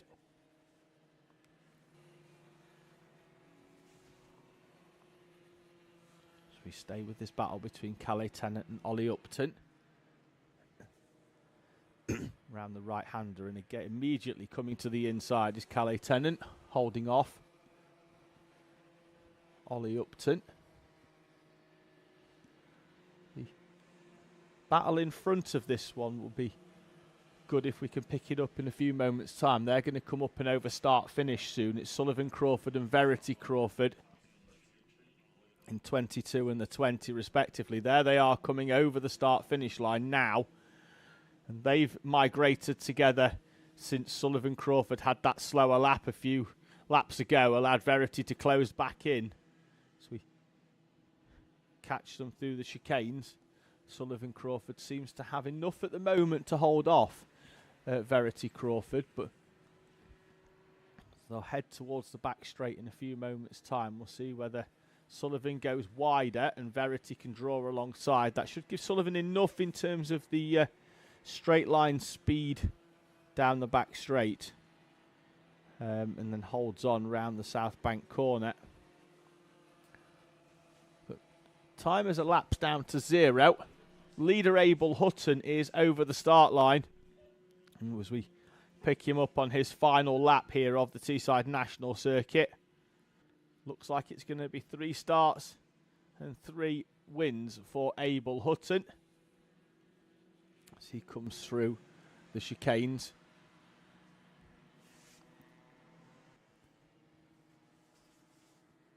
Extended the gap out to 4.3 seconds. With Tommy Burgoyne going with him at the start, but unable to convert it as the race and all the engines and everything got up to temperature.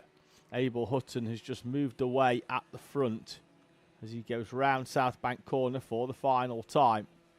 Hairpin 3 and 4 comfortably negotiated here by Abel Hutton as he comes out of the final corner. Some lap traffic in front, but he's going to see the checkered flag as they cross the line.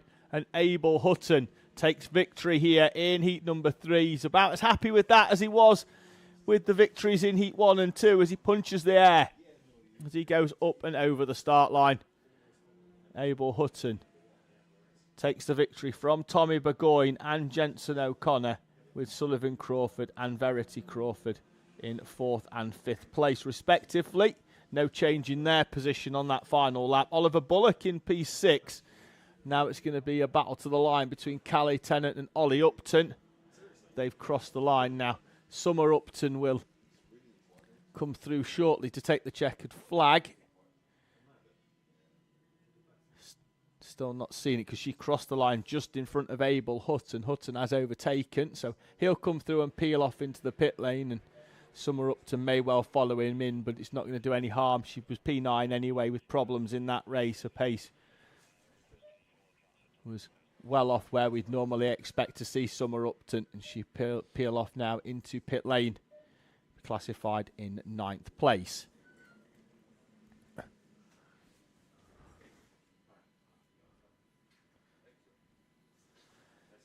So, leader pulls off. Unfortunately, we won't be able to show you the Weybridge camera. We've had a bit of a malfunction with that. We have got it working again, but it's not going to get it back into the stream, unfortunately, which is unfortunate.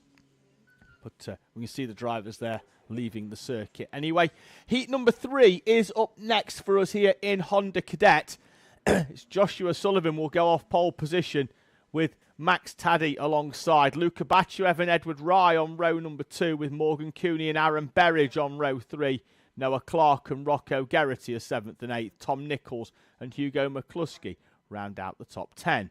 Then it's Ollie Carter and Ollie Crumpton, 11th and 12th, with Henry Colborne and Dexter Petty on row 7 in front of Red Lind and Scarlett Whittaker Dunn. Pierce Whitehead and Sebastian McCarthy, with Peter Webster completing the top 20. Then it's Jensen Whitehead, Daniel Hulse, Ethan Pearson and Sam Dixon, with Tristan Gilfillan, Jake Gibbon, Florence Walkington and William Clare, your 28 runners.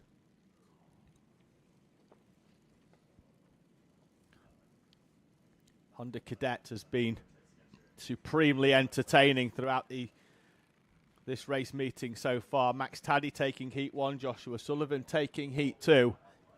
And they'll go off the front row together with Luca Batchev, who qualified on pole position yesterday, but started the day in 28th place due to a failure of scrutineering yesterday. Came in underweight, and he will start this one in 3rd place, will Luca Batchev.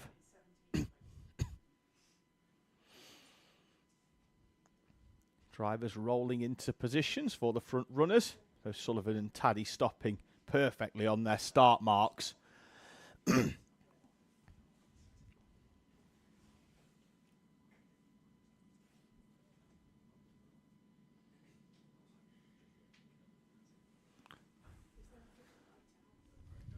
Top 10 is completed by Hugo McCluskey in the green colours there on the outside next to the acceleration cone for our Junior Rotax runners.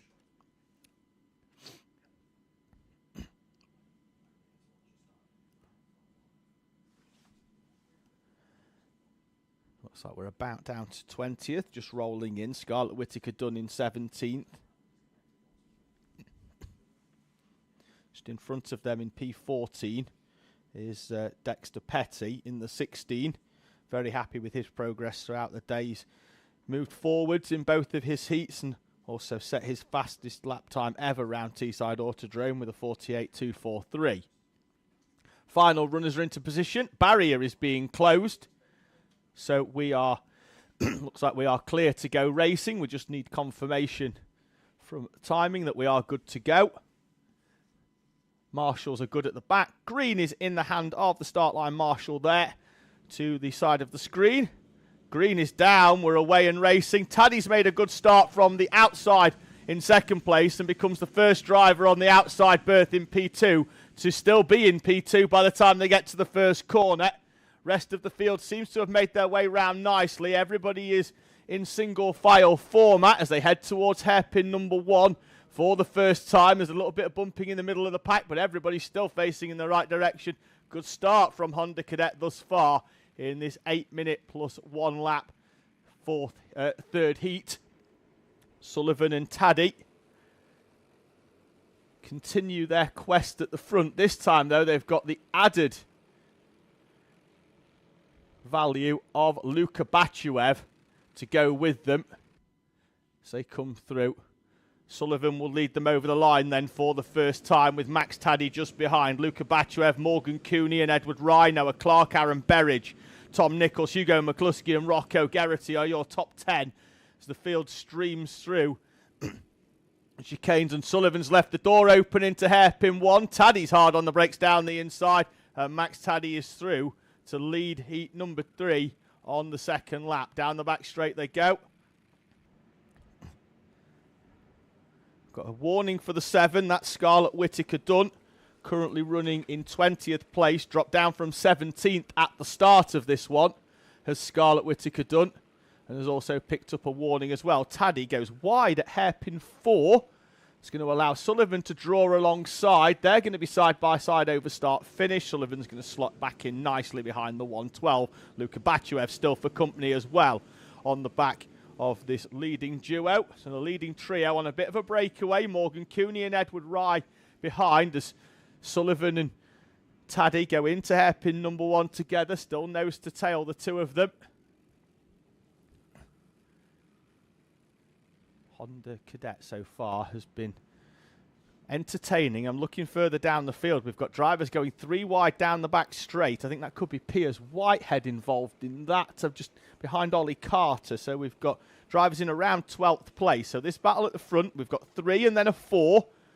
And then a bit of a spread out. And then just behind that, we've got lots of drivers. We're 3 wide out of the final corner between Aaron Berridge. Edward Rice dropped down a couple of places as well. Aaron Berridge has made up 2. He's running P5. Is Aaron Berridge great for the driver from the 122, the Nottinghamshire Charger, up into P5. And he's now up into P4, down the inside of Morgan Cooney. Cooney's going to drop 3 places behind Noah Clark, behind Edward Rye as well. But that should be about it at the moment. They've got a big gap back to Hugo McCluskey, who has found a way past Tom Nichols on the previous lap and is up into 8th place. This is that battle that we were speaking about. That's Cooney in the back in the yellow with the white helmet.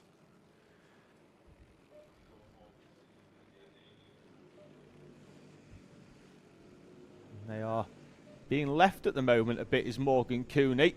3 in front of them, Aaron Berridge, Noah Clark and Edward Rye. And Noah Clark's down the inside. of Aaron Berridge. He's now up into 4th place. Berridge then will be tight into 2. Can Edward Rye get a run? I don't think he can, because Berridge has run him quite wide on exit, so that's going to allow him to come back through and down the inside. So Aaron Berridge only loses the 1 place this time round. Time is going down towards the 4-minute mark, which is half race distance. In fact, they'll probably cross it absolutely bang on that 4-minute mark as they come through. And the leading duo at the moment are working together to try and push a gap back to Luka Bachuev, who's gone wide round the national loop. The gap's going to be nearly a second by the time they get through. Sullivan with the fastest lap on the previous lap, but him and Max Taddy driving this race nose to tail. It's almost like one kart, the two of them, as Sullivan clips a curb, but it's not slowed him down much, and he looks over his shoulder to see where Bachuev is. Fastest lap, 47.714 for Sullivan. As him and Taddy begin to pull away. Behind, though, there's still a great battle going on. 4 karts that's now got Noah Clark, Aaron Berridge, Edward Rye and Morgan Cooney in the background. And then we've got train of karts further back. See them all streaming through there. 3 and 4 wide as they exit hairpin number 4. Rocco Geraghty's going to try and move round the outside of Tom Nichols into the first chicane. The door is closed. He can't get through.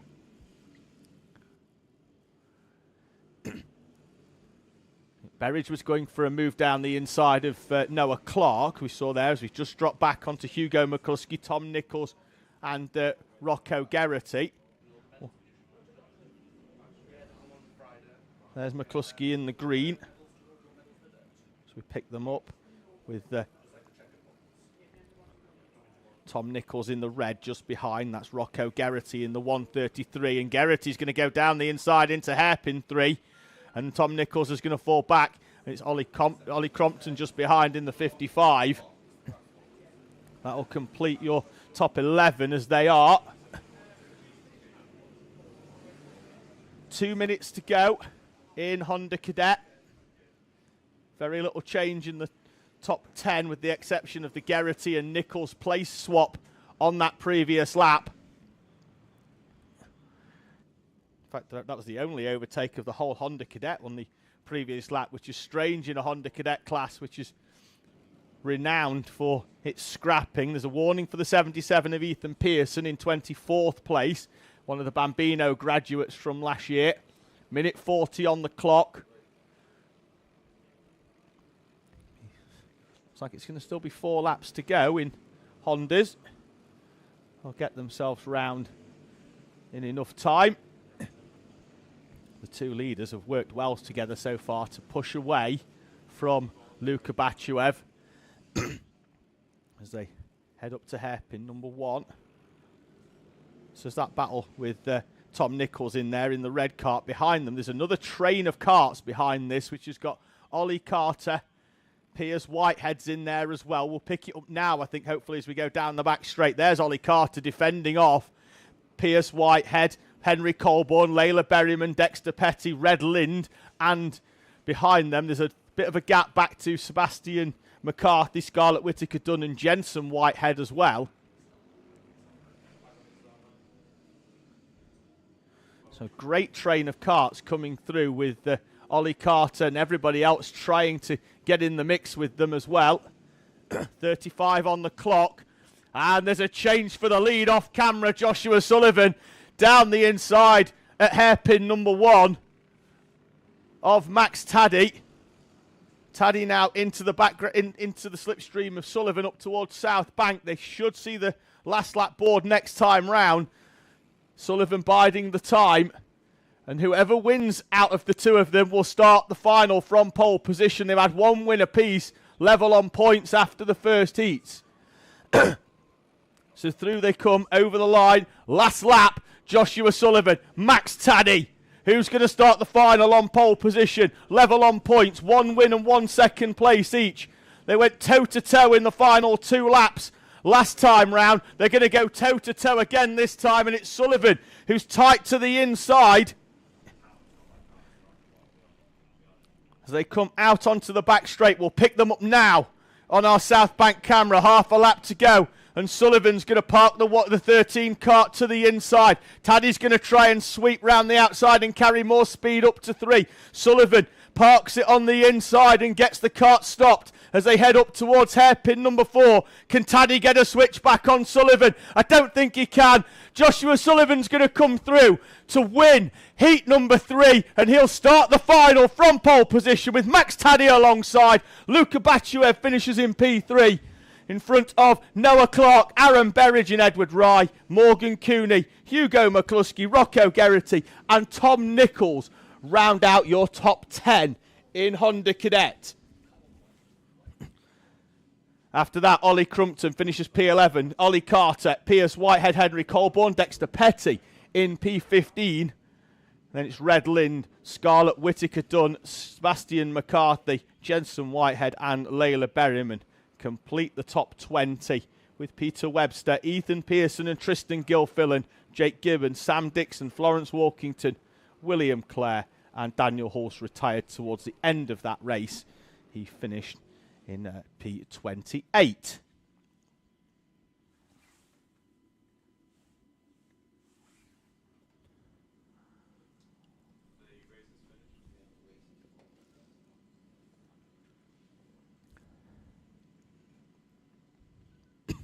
Honda Cadet coming in. Joshua Sullivan in the 13 there, leading the field back into the pit lane. So the rest of them will queue up to get weighed. We've got a problem just outside the combox window. It looks like Red Lind's cart has stopped on the inside, and he may require some marshal assistance to push that cart back in. Rest of the field is going past, and Red Lind's cart in the 113 is stopped on the side of the track. You can see the train of carts coming in, and you can just see to the left there, we're about to see Red Lind's cart just get pushed in, back into the commentary box, or into the pit lane, sorry. Marshall's just gone and restarted the engine. He has, and Red Lind's going to get back into pit lane under his own power. Although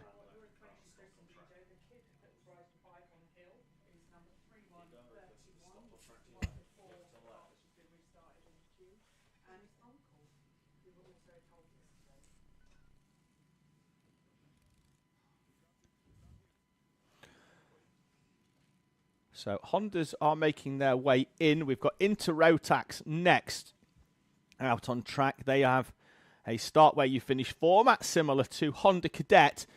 And last time we had Larry Price taking the victory. On track, though, we had Layla Bell in second place. Post-race, though, she was removed from the standings.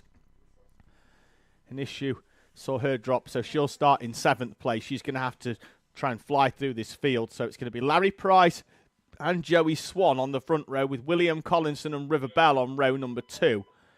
And then it's Ava Reynolds and Grayson Crawford, neither of whom finished heat number 3. Crawford stopped on the back straight, a problem, and Ava Reynolds was called into the pit lane with a mechanical issue as her chain guard departed the kart after 4 or 5 laps. So they will start with Reynolds in P5, Crawford in P6, and Layla Bell will start in 7th place. So they're making their way out. Larry Price sliding his way through. She's got to try and get some heat in the tyres. Just going back into the live chat. We've not had anybody else get in touch with us in the live chat, so if you would like to let us know who you're following, please do. Just hit the subscribe button. Whilst you're there, you might as well press the little bell icon. That'll notify you every time that we go live for all of our events here on the new TSK-Media YouTube channel. Keep you up to date. Now, we've got quite a slow rolling up lap here for some of our drivers. We're going to have to get them into position early here, and we've got one driver off the back at the moment, which is River Bell, who seems to have a bit of a problem. We're going to get the other 6, though, away and racing, and Larry Price immediately switches from the inside to the outside. confident enough that he could get across the track, as we've got William Collinson. Is that spinning round at the first corner? It is, out of third place. Larry Price, though, leads them away. And it looks like we've had issues as well for Layla Bell in the 33, who dropped back off that start. So her and Collinson round, and that's not going to do Layla Bell, who's had the pace to run right at the front throughout this race weekend, any favours at all. Larry Price, though, leading them away. That's going to give Joey Swan an opportunity to learn from a very, very experienced driver in front of him. No. In this opening lap, at least, Joey Swan is going with Larry Price. I think as soon as Price settles into the rhythm, then he's going to move away, and that takes nothing away from Joey Swan, but this is his first race meeting in this Intermax kart, having come out of Honda Cadet at the back end of last year. No. Joey Swan already with a little bit of a radiator flap adjustment. Going with Larry Price. Price already into the 45, so it's not like Price is going slow and Swan is just going at his normal pace. It's that Price has got the pace and Swan is going with him here, improving with every single session is Joey Swan. And sets the fastest lap of the race this time round as well with a 45.5. So the leading duo, nose to tail. Behind we've got a battle going on for P6 that we'll see now. Layla Bell closing up onto the back of William Collinson, naturally having to go slightly wide round hairpin number 1 to create a bit of a cutback down the back straight to see if she can find a way past Collinson. Pick them up there at the far end of the track as Collinson went to the inside of South Bank to hold off. Leaders, though, through and over the start line, with Larry Price in the green coloured machine. Not his traditional colours. Don't know whether they are more team colours or it's the chassis colours, but Larry Price in the green and white kart, running the 197. Joey Swan just behind, and Swan's got a good run out of the final corner up towards South Bank and has bump drafted him all the way down. I didn't know whether Swan was going to pop out the slipstream there, but has tapped the back of Larry Price. Don't know whether we're going to see Joey Swan pull out and go for an overtake on Price there. See whether the same happens again. They come through, but Larry Price and Joey Swan.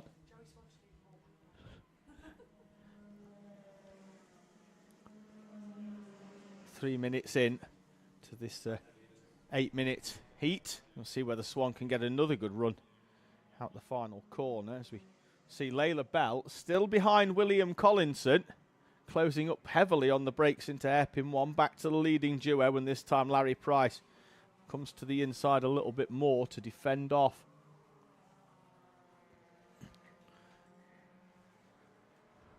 Joey Swan. Swan should...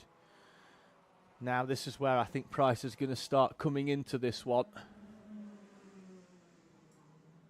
Carry a little bit more speed. The thing for Joey Swan, the thing that we have to remember with Joey is that he still is only very young. This Inter-Rotax class, you can move into it at 10 years old, and he's moved straight into it at that age.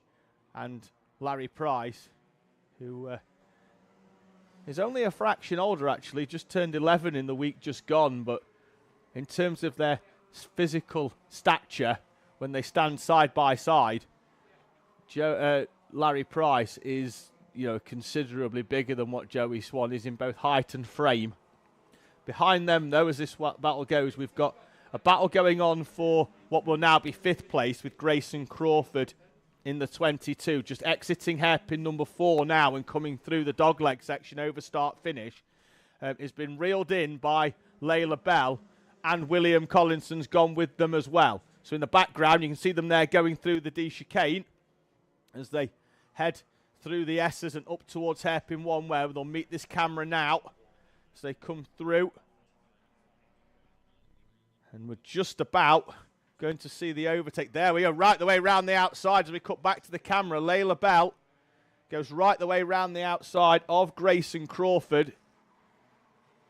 And she leads. We've got a yellow flag at hairpin 3 because we've got River Bell off behind the marshal's post, climbing out of the cart, and problems for the 5. Oh, sorry, for the 99 of River Bell. 5 of Ava Reynolds still circulating in 3rd place comfortably. So now it's William Collinson on the back of Grayson Crawford. We can see here Collinson in the blue, another Honda Cadet graduate up into the Inter Rotax class. So we head towards hairpin 1.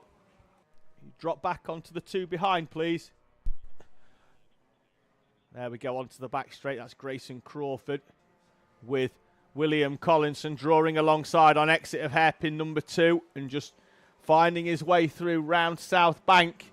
William Collinson with a good overtake on Grayson Crawford in the 22. We'll see now whether Crawford can stick with. As time begins to come down, 1 minute and 40 seconds on the clock.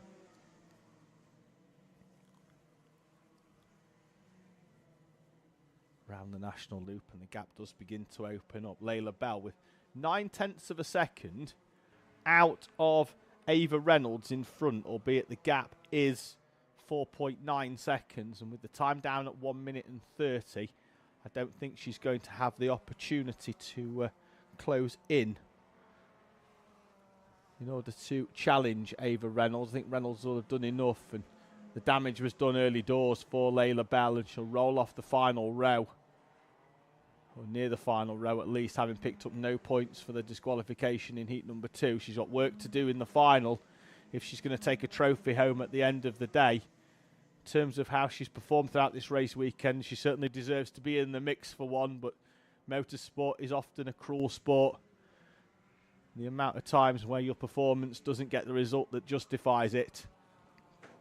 She's currently wringing the wheels off the 33 machine though, and took 1.38 seconds out of Ava Reynolds.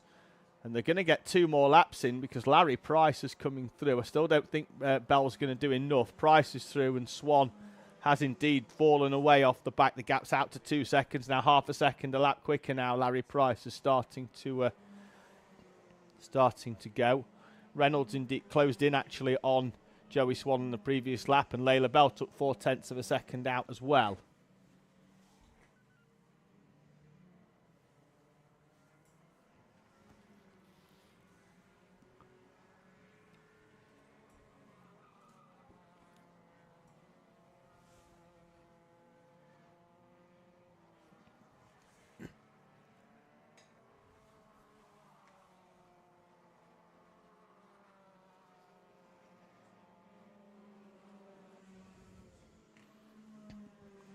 Final lap for Larry Price as he leads them round the national loop. Joey Swan in 2nd place, he's comfortable. Then we've got Ava Reynolds being closed in lap on lap, another 1.3 seconds from Ava Reynolds to Layla Bell, but Layla Bell will run out of time here unless Ava Reynolds makes a mistake. Needed 1 more lap at least, I think, did Layla Bell to close up. Larry Price, though, round South Bank. So they head towards the checkered flag. And Larry Price will continue his unbeaten run here at Teesside Autodrome by taking the checkered flag and victory in heat number 3 from Joey Swan, who performed superbly throughout that race. Then it's going to be Ava Reynolds holding off Layla Bell as she charges towards the checkered flag. That is 3rd and 4th, front of William Collinson in P5. Grayson Crawford completes those runners, still circulating on track, as we will await then the recovery of the 99 of River Bell from down at hairpin number 3. The quad will be sent out to collect in a few moments' time.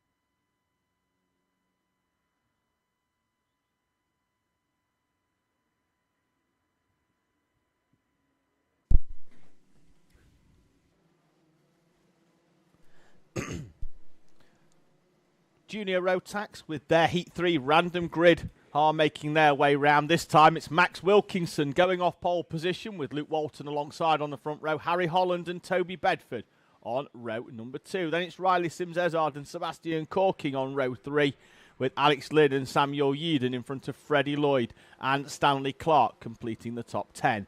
Oscar Waugh starts 11th, Amy Peacock alongside Freddie Witherington and Sebastian Benson are on row 7 with Ben Adrian and Elliot Dalton-Ayres on row 8. Holly Swan starts 17th, Joseph Yao 18th, Melissa Adrian will start in 19th place.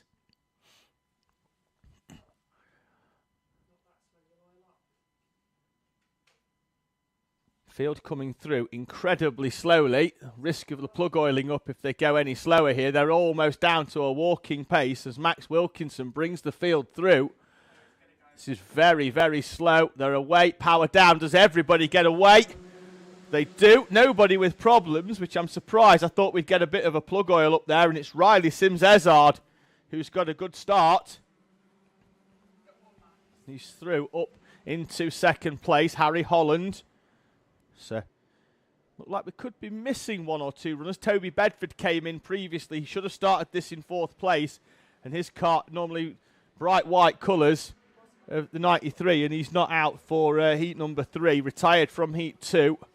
So Harry Holland and Riley Sims-Ezard are squabbling, and Max Wilkinson is out at the front. He's going to disappear. We'll pick up the battle behind. So it's Max Wilkinson clear at the front. Harry Holland takes a chunk of curb, bouncing through in front of Riley Sims-Ezard. Oscar Waugh with a great opening lap. Started the opening lap in 11th and crosses the line in P4 in front of Sebastian Corking, Samuel Yeadon and Alex Lynn. Amy Peacock, Stanley Clark and Freddie Lloyd complete your top 10. Down the inside, just out the back of this shot, goes Alex Lynn. There he goes into shot in the blue colours. So, scrap down the back straight. Harry Holland with Riley Sims-Ezard and Oscar Waugh behind. Out of the final corner they come. At the front, though, this is allowing Max Wilkinson to escape. Oscar Waugh, fastest lap of the race, 42.402.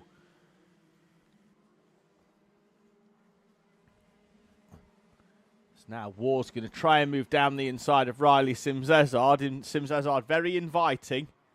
Left the door open, went in a little bit deep into hairpin number 1. That's going to drop him a place. Sebastian Corking, the driver in the red in the background, in front, behind them, Amy Peacock, who's had a 4th place so far, and a 2nd place has Amy Peacock. Started this race in 12th, is up into 6th, and is doing her chances of pole position in the final. A world of good here. The field streams through the national loop, through the chicanes. As Oscar Waugh is going to go down the inside into hairpin number 1. Alerted to that by a squeal of tyres as he stamped on the brakes and got the kart rotated. A few looks over the shoulder he goes with Harry Holland. There's Amy Peacock, the pole sitter for the final elect, if she holds on to where she is, but I get the feeling she's got aspirations of going forwards, and she's going to be helped no end by Harry Holland and Riley Sims-Ezard battling, and Sebastian Corking's there as well, and Amy Peacock is indeed right up onto the back of Sebastian Corking. So they go through the chicanes behind them, Alex Lynn and Stanley Clark. Left-hander of hairpin number 1 they go. Then it's going to be the right-hander of hairpin 2 as they go out onto the back straight. There's Peacock in the 17, the black and cherry red colours on the back of Sebastian Corking. She's had a lap now to sort of feel out where the drivers in front of her are strong and where she may be able to find a way through. In doing that, though, it's allowed Alex Lynn in the 66 and Stanley Clark in on the back as well. Behind them, there's a gap back to Samuel Yeadon and Melissa Adrian. Joseph Yao, who won heat number 2, has not managed to make too much progress through. Started in 18th, is currently up into 11th. At the front, though, Max Wilkinson leads with 5 laps in and still 6 minutes to go. Oscar Waugh will be chipping away, as he did on the previous lap, with 0.2 of a second. Amy Peacock is up a place because Sebastian Corking has dropped also behind Alex Lynn and Stanley Clark. He's going to drop 3 places on this lap. So Riley Sims-Ezard reminds Harry Holland that he's there with a nudge into the D chicane. Just a gentle reminder. So then he leaves the door open and Amy Peacock tries to squeeze the 17 machine down the inside. You have to be very, very careful there. No curb on the inside of hairpin number 1.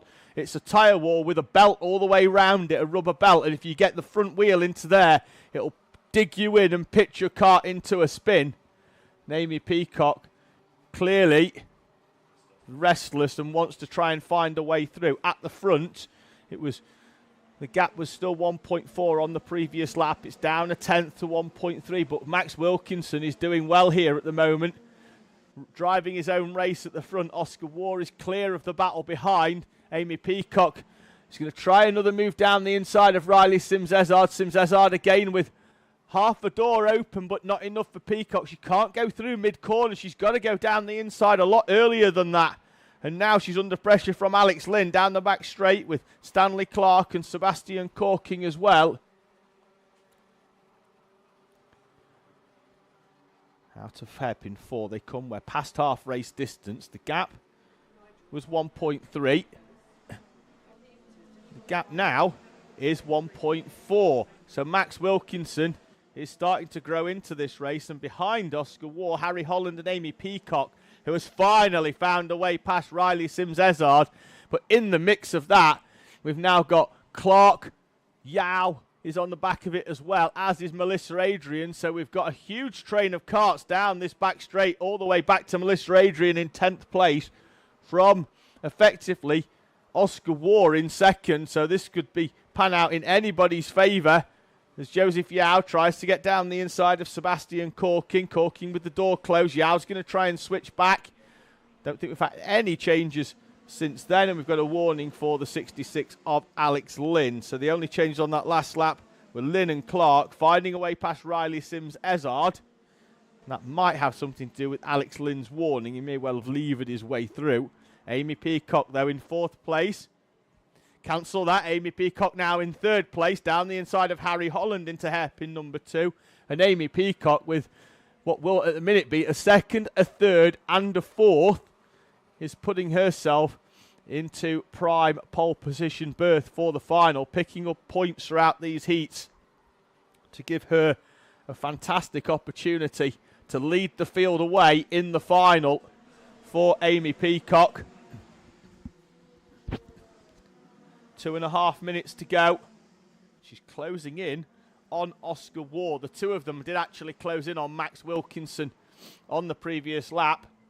The 10th for Oscar Waugh, 0.2 for Amy Peacock as she closes in. And now Oscar Waugh with a look over the shoulder down the back straight and will defend to the inside of South Bank and then pulls back out, opens the door, and Amy Peacock is through down the inside, and then Oscar Waugh tries to get back through on Peacock. Not sure if there was any contact between them there as Peacock closed the door.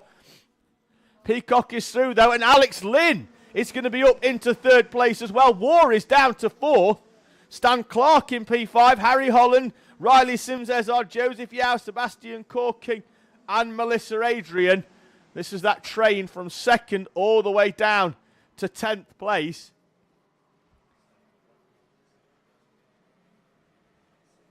There's the field. Peacock looks to have broken away ever so slightly from Alex Lynn. Just behind there. The leader, though, is Max Wilkinson. Peacock closed in 0.3 on the previous lap. Gap down to 1.4. Minute and a half to go. Peacock needs 2 or 0.3 a lap. And she's only managed a 10th this time round. Wilkinson has drove a superb race, albeit a lonely one at the front. He's just there, just opening up the gap, holding firm and doing what he needs to do in that 43 machine, Max Wilkinson. Haven't seen him look back once. He's just driving. Don't know whether he's getting instructions from the bank as to how big the gap may well be for Max Wilkinson from his mechanic, but he's just doing exactly what he needs to do. With a minute to go in this race, they'll cross the line fairly similar in terms of time. We've got 50 seconds or so on the clock, lapping in the 42, so he will get round, I believe, for 3 more laps in total, including this one, as Amy Peacock is under pressure from Alex Lynn, but still closed in by 0.3 of a second on Max Wilkinson.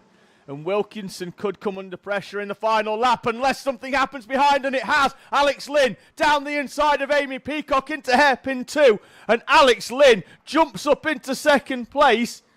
And as the two of them were closing in on Max Wilkinson in front, Wilkinson may well find himself having a little bit of respite now, because the two behind them are battling it out. Wilkinson will come through. Gap was a little over a second last time out, with an overtake in the middle. They've still closed the gap by 0.3 of a second. Alex Lynn, 0.3 quicker than Wilkinson in front. The gap's down to under a second. The timer, though, is down to 0. We're on the penultimate lap. And Alex Lynn now, he may end up defending Amy Peacock rather than trying to attack Max Wilkinson in front. Lap and a half to go. Peacock, head down behind the steering wheel the best she can, with Alex Lynn not feeling the need to defend into South Bank.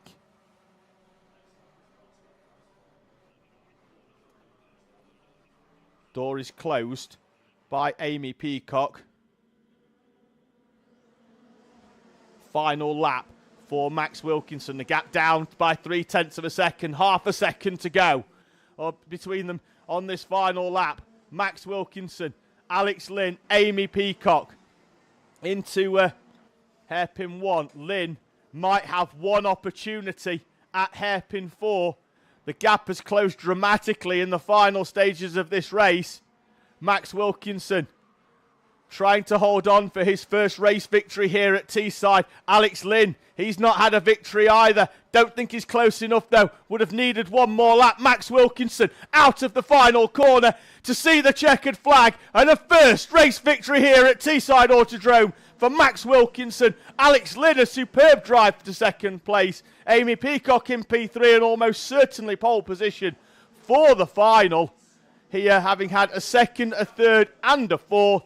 Stanley Clark finishes the race in 4th place. Oscar Ward, Joseph Yao, Harry Holland, and then it's Melissa Adrian, Riley Sims-Ezard, and Sebastian Corking, rounding out your top 10.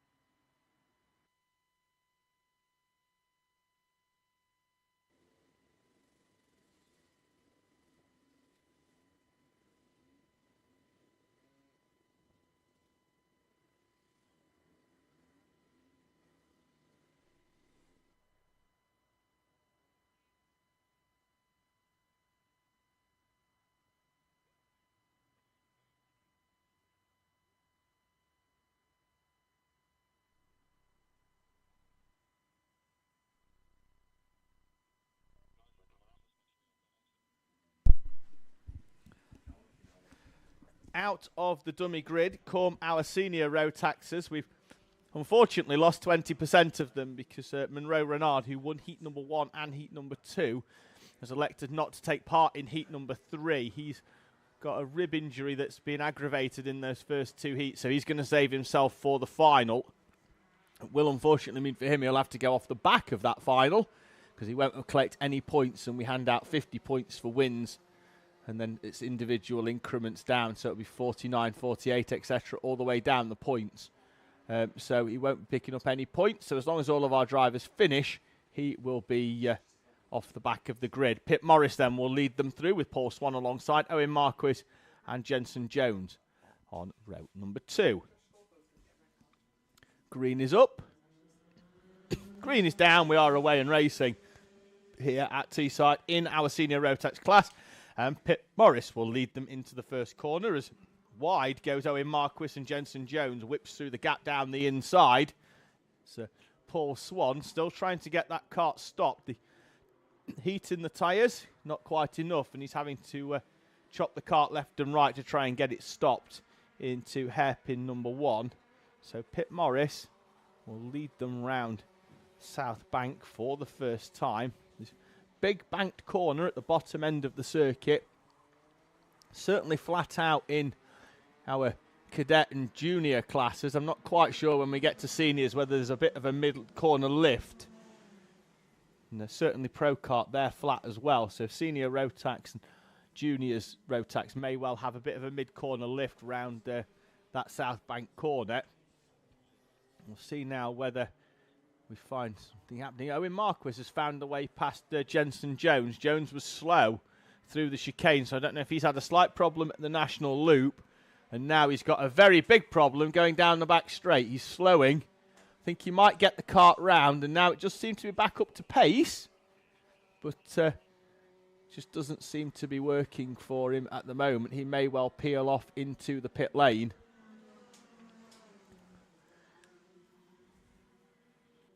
And indeed he does. Arm up for Jensen Jones. So he's off into the pit lane. And the 53 peels off. We're down to 3 remaining runners from what should have been 5 starters. And the 2 leaders have a gap of 0.7 of a second between them, Pip Morris and Paul Swan. So Swan will now try and close in. He did have a tough opening lap, did Swan. The kart not biting and turning in as he'd have hoped into hairpin number 1. And through he comes. The gap on the previous lap was 0.7. It's now out to a little over a second, although neither of the 2 drivers were as quick as they were early in the race. But what we often find with both junior and senior Rotax is the first lap, if they have quite a fast rolling up lap, is their fastest lap because they're not having to take the D chicane on that first lap. So that saves them around about 2 seconds, particularly if they've come through for a fast start. It wouldn't have been the case in the previous race when Max Wilkinson brought them through and up towards the acceleration line at walking pace. But certainly in this one, they had a good opening lap in terms of pace over the start-finish line. And that is going to mean that first lap will be the fastest. This time round, though, it's another 0.4 gap for Pip Morris at the front.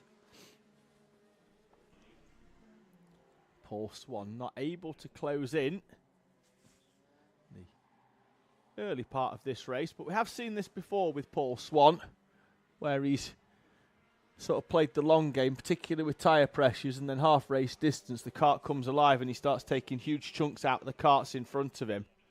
So we'll see how things go there with Paul Swan. Still got plenty of time in this race for his kart to come good for him through the chicane at the national loop.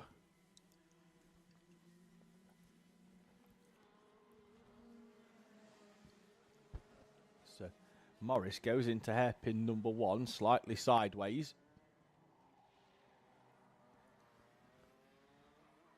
Again, doesn't want to be taking too much life out of them tyres as Paul Swan has a look over his shoulder to see if there's anybody behind him. There is not, or at least close. You've got Owen Marquis further back, Jensen Jones off track already, same with Monroe Renard and the problems that he had. Gap was 1.7 seconds and we're out now to 2 seconds, so Pip Morris is opening up the gap lap on lap from Paul Swan at the head of this Senior Rotax race here at Teesside Autodrome. Consistently 0.3 a lap quicker as well is Pip Morris. At this rate, he's going to probably take this victory by around about 5 seconds as they go round the right-hander of hairpin number 2. down the back straight. We see Owen Marquis, a fairly new name to the championship here at Teesside on the screen at the moment in the white helmet, black suit. We'll just stay with him as he makes his way round hairpin 3 and 4 towards the start-finish line. Personal best for Marquis last time round with a 43.7. This time he does himself a 44.1, so drops 4/10 off his personal best on the previous lap. So whatever he did previously, just needs to replicate that again as he goes into hairpin number 1. So we cut back to your race leader, that's Pit Morris.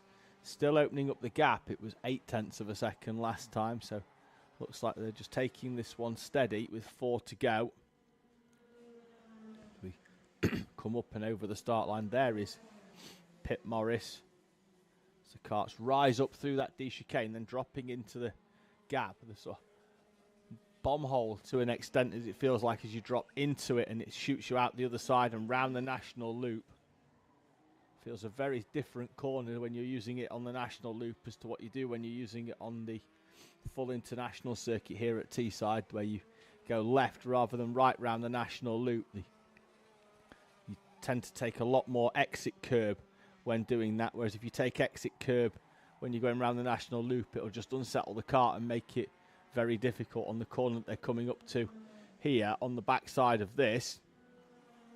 Follow Marquis through, and then I'll show you Morris through, then we'll pick up Paul Swan there as the track goes round. You see the barriers to the left where the circuit goes down the hill towards Rib Bend, and the West Circuit rejoins just on the where at the top of the screen there where you could see the ambulance.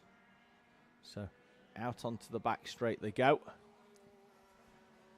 Still 3 minutes to go as the gap continues to open up at the front between Pit Morris and Paul Swan, actually now putting in the fastest lap on lap number 8. So it wasn't the first lap for him, it was lap number 8. It's starting to come good. The gap though still out and continuing to grow by 3 to 4/10 of a second between Pit Morris and Paul Swan.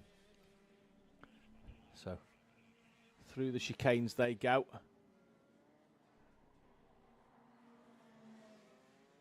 Morris not even feeling the need to use all of the track on exit. His pace has slowed by a few tenths, but he's still pushing from his fastest lap earlier on.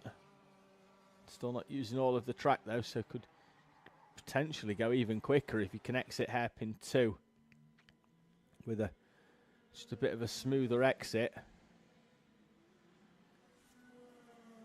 Time is down to the 2-minute mark. Still going to get 3 or 4 more laps in here is Pit Morris, but a gap of 4 seconds is almost unassailable. He can afford now to not push the kart too much and not take too many risks, as again he's quite tight down this back straight here at Teesside Autodrome. Around the South Bank corner. It's the 44 of Pit Morris, skips round hairpin number 3. Up towards the start-finish line. And certainly, when you saw him round South Bank there, I just stood up out the seat in the commentary box to have a quick look out the window, because it looked like the left rear was like quite low down when he was going round the South Bank corner, but it was obviously just the load that was transferring through the rear tyre, because when he was going round, it looked like he was had a bit of a puncture because it was a little bit low, but certainly isn't. We've had a look out the window. Fears allayed in that case. He's just putting the load through the corner. So round the right and left of hairpins at 3 and 4. And up towards the start line with 50 seconds on the clock. And a solid gap of 5 seconds or so back to Paul Swan. It's now at 6 seconds. Swan's eased off. There was almost a second between their lap times on that previous lap between Pit Morris and Paul Swan.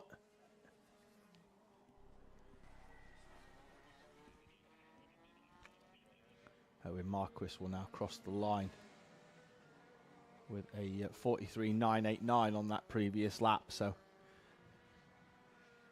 his best times came in the mid part of this race for Owen Marquis. Pip Morris will come through here now to cross the line with 8 seconds to go, and could have slowed that one down, rolled it over the line, probably just in front of Paul Swan. The gap is 7 seconds, so could have saved himself a lap if he'd have just eased up, but it's all about keeping the power down for Pip Morris as he makes his way around hairpin 1 and 2.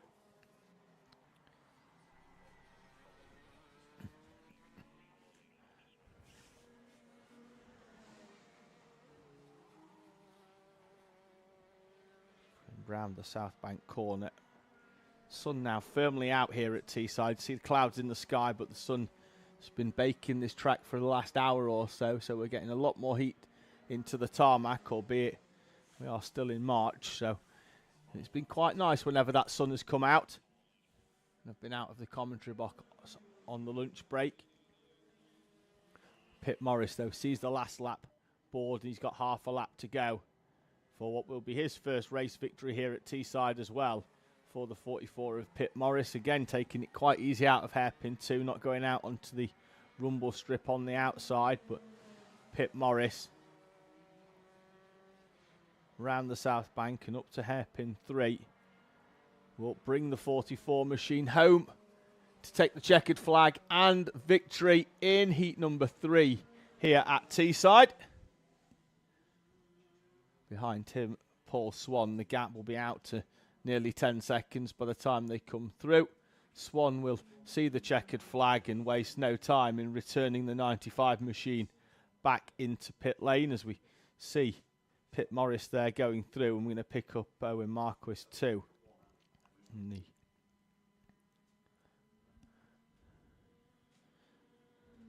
As he comes up and over the start line. We'll be back in a few moments' time with our grid for Senior Pro Kart. Just one thing to note for the next time.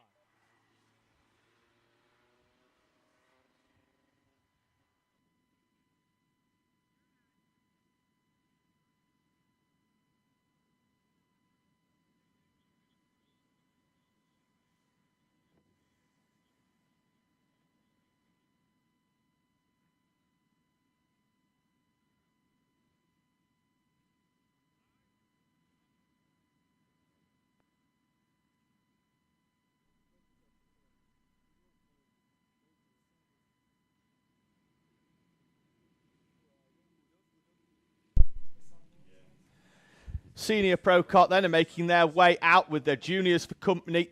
All of our pro runners are at the front. It's Jack Hewland and Maximus Shields off the front row. Connor Lucas and Lennon French right behind Max Shields. 2nd and 4th respectively. They came together last time out with Joe Grinsell in P5.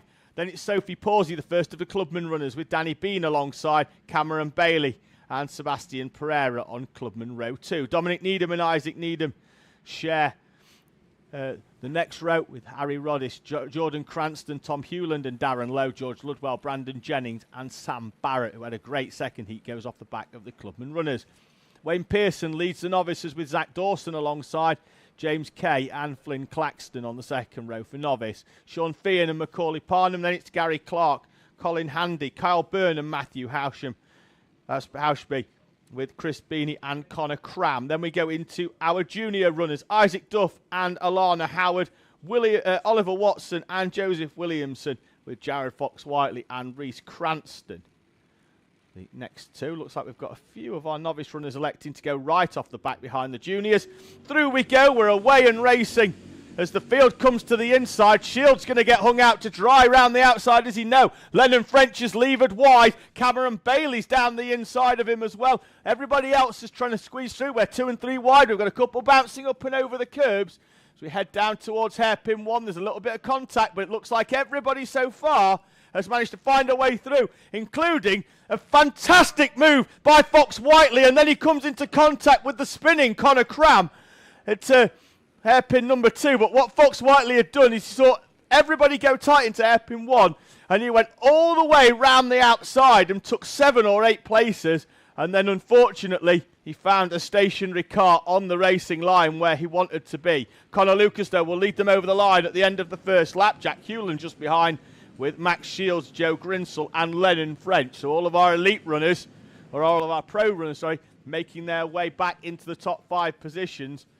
Leading in club is Cameron Bailey. Down the inside into hairpin 1 goes Max Shields and up into 2nd place. Is there anything he can do to close in on the back of Connor Lucas, who has a look over his shoulder?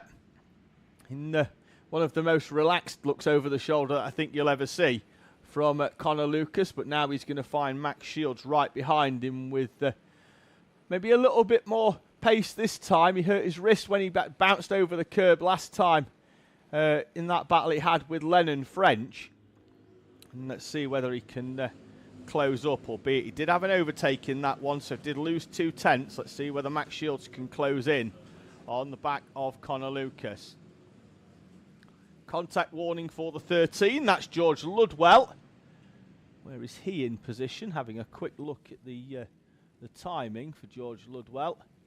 13. He's in P15 at the moment, right in the middle of this pack, and he picks himself up a warning that's being displayed over the start-finish line on the digital flag.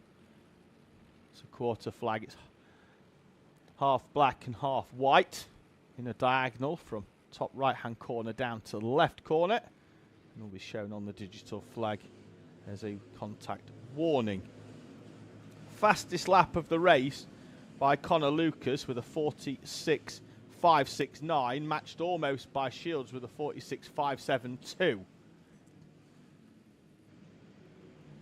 They are both opening up a gap. Joe Grinsell has moved through into 3rd place. Jack Hewland and Lennon French. Sebastian Pereira found a way past Sophie Pawsey on the previous lap. And that was it down to our novice runners, where Zach Dawson and Colin Handy found their way past Kyle Byrne. Leaders in junior, Jared Fox-Whiteley, despite that opening lap trip over the front of the number 11 of Connor Cran, sees him leading junior from Oliver Watson and Isaac Duff. Further down we've got Reese Cranston, Joseph Williamson and Alana Howard.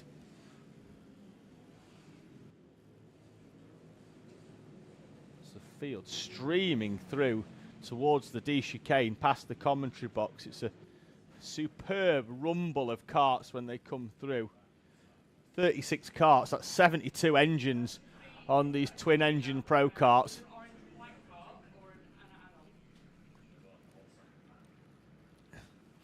Down the back straight, we're about to pick up a battle here where that's Fox-Whiteley in the orange helmet, but behind them we've got karts 2 and 3 wide, and that's Zach Dawson, a novice runner, and Oliver Watson, a 5, one of the junior runners, down the inside of the 15. Having a quick look, that's Gary Clark in the 15. Behind them, the 2, Colin Handy. The 22 gets a contact warning, which I believe will be Jared Fox-Whiteley in the junior. We'll have a 22 in senior as well in novice. That's Wayne Pearson, but I think it was Fox-Whiteley there with the warning. Could have been on his way through, but we'll pick that up later on, because at the front of the pack, Max Shields set the fastest lap on the previous lap, got the gap down by a 10th, and then has lost it again in this previous lap. The next lap with Connor Lucas and Max Shields finding the gap between themselves fairly equidistant. Field behind them has started to settle down ever so slightly. There's a good battle going on at the front of Clubman, which we'll pick up later, but that's Zach Dawson there in the green. He's currently running in 20th place, our 2nd place runner in the novice class. Behind him, Oliver Watson, one of the junior runners, 20 kilos less in terms of overall weight, but 1 horsepower less per engine. They run the Cadet restricted engine, which is around about 8 horsepower all in, although on the new RPM dyno, there's a slightly down at the 0.7 down, but either way, there's 1 horsepower between seniors and juniors per engine, but there's also 20 kilos less, as Alana Howard has a spin down at hairpin number 4. That drops her down the order. So only change inside the top 10 now sees Brandon Jennings appear in front of Harry Roddis. So they're battling it out. It's this field at hairpin number 1 and onto hairpin number 2 down the back straight. Just behind Zach Dawson, who we were speaking about earlier, there's another mix of drivers from juniors, clubman runners, and see the driver there who's sort of struggling to see over the Nauseo panel. That's Rhys Cranston. He's fresh out of Cadet last year and straight into Junior Pro Kart this year. And that Nauseo panel looks like it's somewhere got a bit of a nudge at the bottom and has gone quite high up and is probably just about in his eye line for Rhys Cranston. But it doesn't seem to be doing him any harm. He's just off the back of Sean Feehan. At the moment, Feehan in 25th, Cranston in 26th place. So they battle it out towards hairpin number 1. Has moved down the inside there by, it's like the 48. We'll pick numbers out properly in a moment as we've got Joseph Williamson going slowly on the back of this pack. There's the kart at the front. Is that the 15 again? It is. It's the 15 of Gary Clark in 24th place. But the battle raging on between all of these drivers. They're going to be 2 and 3 wide, and Cranston's going to try and do them both, and then Cranston gets tipped into a spin. The gap too tight down the inside. Looks like he clipped the tyre wall on the inside of hairpin number 4, did Rhys Cranston, as he went through a gap that had been opened for him by the 2 drivers in front. I'm going to have a quick look again on that on the stream, but he goes down the inside, gets squeezed into the inside, and it does look like he's clipped the tyres, and Rhys Cranston will fall down the order, lose 4 or 5 places. Will Rhys Cranston drops down, crossed the line in 33rd place, lost 7 on that previous lap. Good move down the inside there by, it's like one of the, is it the 122 of Wayne Pearson. Good move on Matthew Hauschby in the 215 into South Bank. They've still got Joseph Williamson on the back. Contact warning for the number 2 machine.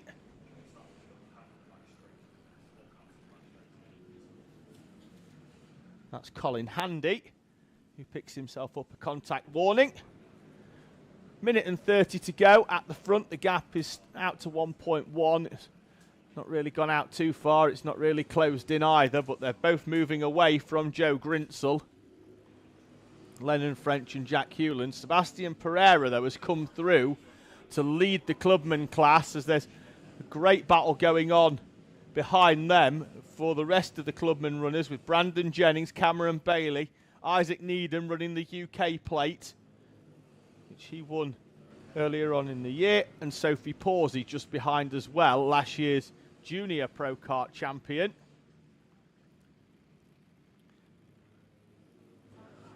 And just behind them, it looks like we've got Danny Bean, have we, in the 23 kart. Picked that, hit him up. Don't know where he is on timing. Oh, he is. He's just behind in 14th place. He's in a battle with Harry Roddis, who's just off the back of the Sophie Pawsey battle. George Ludwell and Sam Barrett as well, who was on the back of the clubman runners, started in 20th and has found his way up to P13 as Sam Barrett. So could well find himself on the front row of clubmen. Contact warning for the 5 of Oliver Watson by the look of things. Time is down to 10 seconds. Keep an eye out for your race leader, Connor Lucas, as he's exiting the final corner.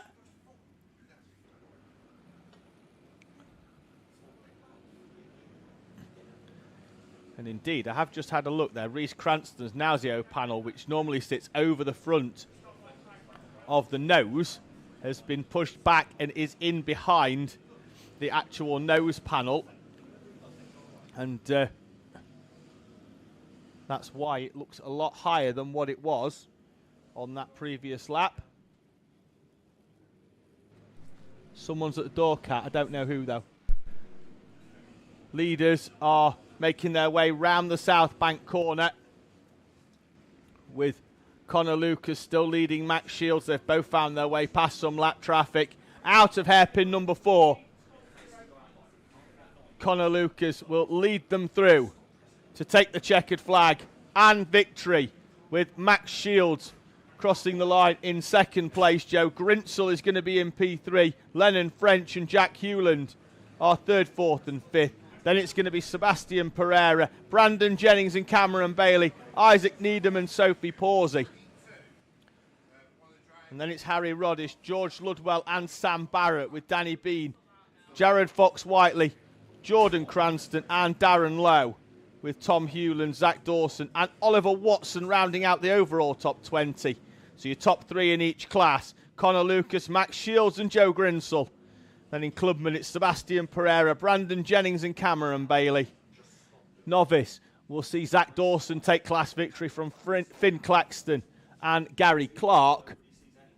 And in juniors, it's Jared Fox-Whiteley, Oliver Watson and Isaac Duff. Your top 3 in that one. All of our runners with the exception of Chris Beanie in the 116. Completing that race, albeit 3 of them are slightly down a couple of laps. Chris Beanie, though, didn't finish his kart, though appears to be off track and in pit lane, which is handy, which means we are then able to go straight towards our finals here at Teesside. Thank you to Catherine Potter Racing getting in touch, and good luck to everybody for the finals coming up. She's watching, and hopefully you are as well, as we head towards the first of our 6 finals here at Teesside Autodrome. It's time for Coma C50 Bambino in a few moments' time.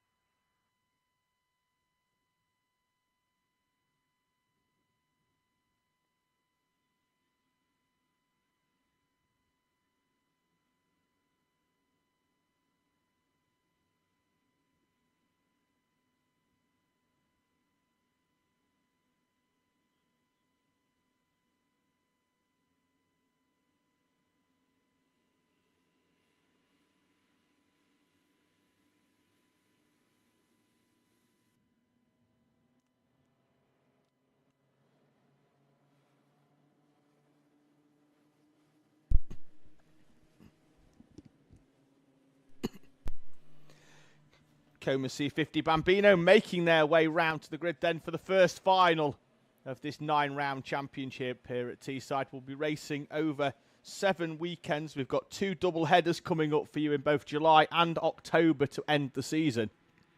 So, looking forward to another great season's racing here at Teesside Autodrome. The first final is upon us. Abel Hutton, with a maximum point score of 150, will roll his car into the P1 berth. Tommy Burgoyne, with 147 points, will go off the second place position. Then it's going to be Jensen O'Connor and Oliver Bullock, Sullivan Crawford and Verity Crawford, with Calais Tennant and Summer Upton in 7th and 8th. Then it's Ollie Upton in P9.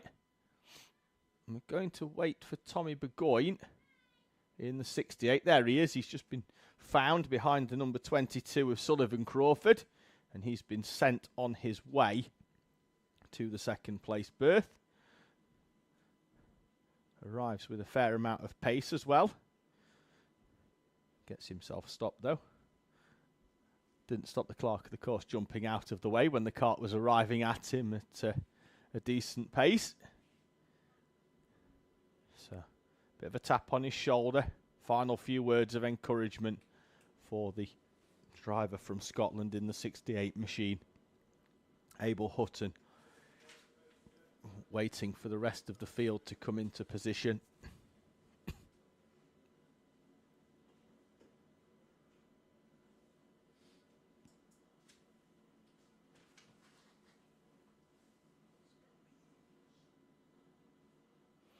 Final few Bambinos rolling in. Summer Upton and Ollie Upton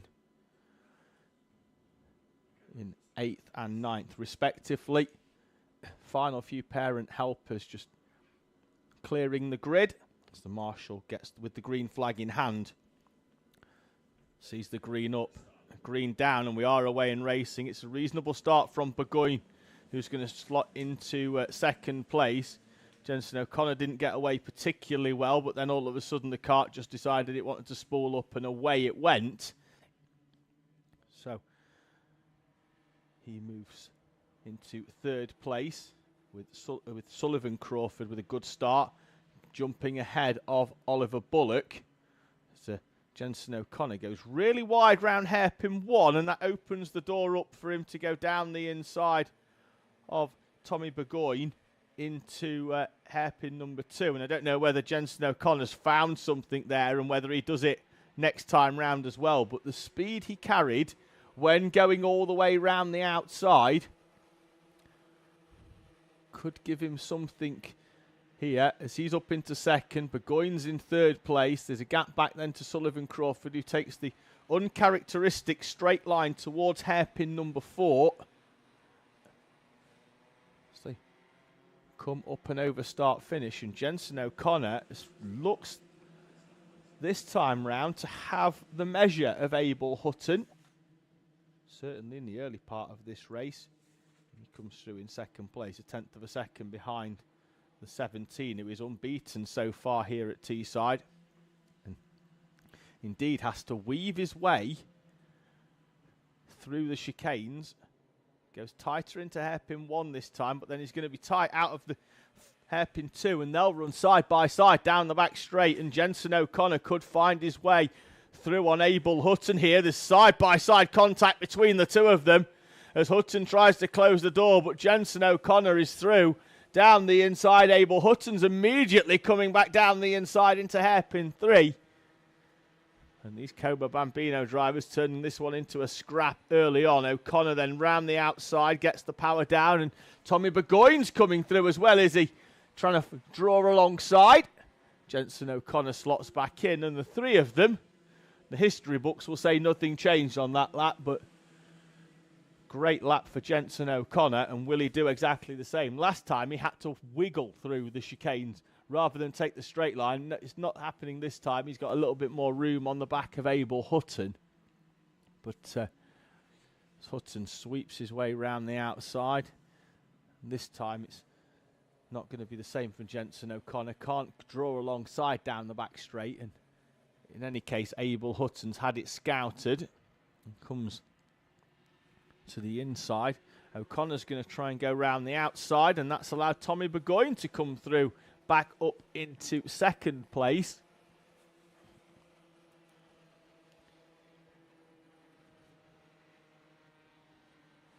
Can they work together now to an extent to close in on Abel Hutton, who doesn't quite seem to have the pace he had earlier on in the weekend?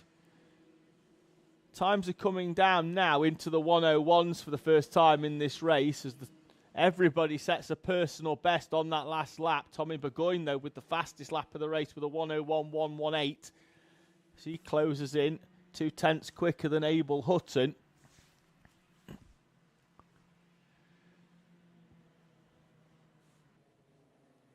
Round the right-hander they go at hairpin number 2, and they are in a straight line as they run down that back straight towards the right-hander of South Bank.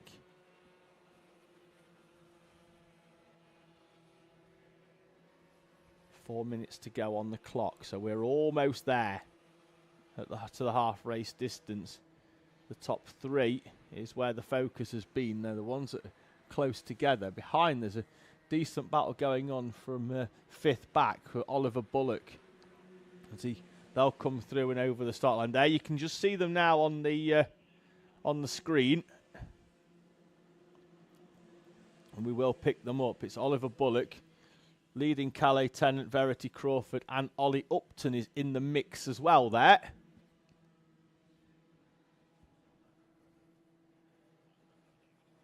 Summer Upton, unfortunately, again, still running down in the 106s, so problems for her that have plagued her race day really all weekend.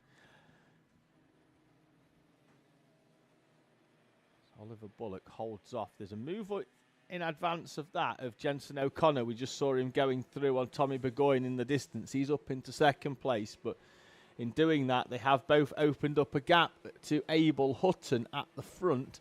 Hutton's now got a gap of around about half a second or so here as down the inside of Calais Tennant goes Verity Crawford in the 20. And she'll straight line it up to hairpin 4 and hold off. So great move there by Verity Crawford, who then looks down to her left to make sure that Calais Tennant can't come through.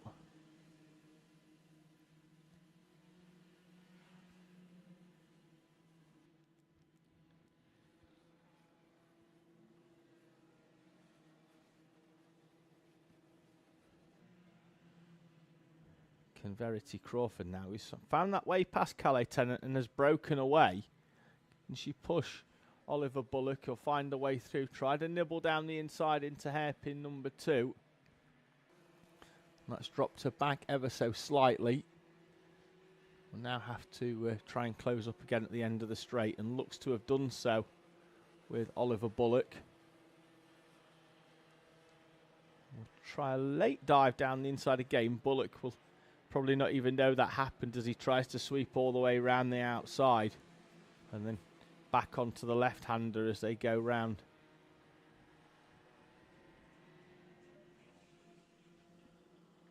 Minute and a half remaining. Abel Hutton now, despite the fact that Jensen O'Connor and Tommy Burgoyne were fractionally quicker on that previous lap, have managed to move away. And I get the feeling that O'Connor and Burgoyne are going to be too busy battling over second place to worry about Abel Hutton in front of them, as Verity Crawford still trying to find a way past Oliver Bullock. Bullock sweeping wide round the outside as they run down the back straight. Quick look over the shoulder from Oliver Bullock. Time is down to the 53-second mark, so this will be the penultimate lap with the drivers running onto there in the 1 minute region. And there's Abel Hutton crossing the line with 43 to go on the clock. Next time round he will see the last lap board, and he sets a personal best, the gap out to 1.3 seconds for Abel Hutton, with Jensen O'Connor and Tommy Burgoyne battling it out over second and third place. fastest lap of the race so far was on lap 3. It was Tommy Burgoyne with that 1:01.118. So he was on the back of the train of 3 karts when they worked together and really benefited from the tow pushing on. But as the time elapses now down to 0, Abel Hutton will have a few corners of this lap and one final corner, one final lap here to bring the 17 machine home and over the line. Onto the final lap we go. Tommy Burgoyne's going to try and move right the way round the outside of Jensen O'Connor into the D chicane. O'Connor closing the door, but Tommy Burgoyne got a great run out of hairpin number 4. Crossed the line only 0.028 of a second as Verity Crawford has finally found a way past Oliver Bullock on that run up towards the start line to commence the final lap. She is up into 5th place. Is there anything Tommy Burgoyne can do to bump himself up from 3rd into 2nd? He had a really good go at it with Jensen O'Connor there. So now he's going to try another move round South Bank. Leader, though, is at hairpin 3. And will be hairpin 4 now. Out he comes. Abel Hutton in the 17 will take a clean sweep of victories here at Teesside today, but also his first ever final victory here at Teesside Autodrome. Abel Hutton takes victory from Jensen O'Connor, and the podium is completed by the 68 of Tommy Burgoyne. Sullivan Crawford will take 4th place. It's been a lonely race for him. So he's moved away from Verity Crawford and Oliver Bullock, who finish in 5th and 6th respectively. Calais Tennant finishes in P7 in front of Ollie Upton and Summer Upton as well to complete our grid of Bambinos. So congratulations to Abel Hutton, his first victory here at Teesside, with 2 new names on the podium here as well in Jensen O'Connor and Tommy Burgoyne in 2nd and 3rd respectively.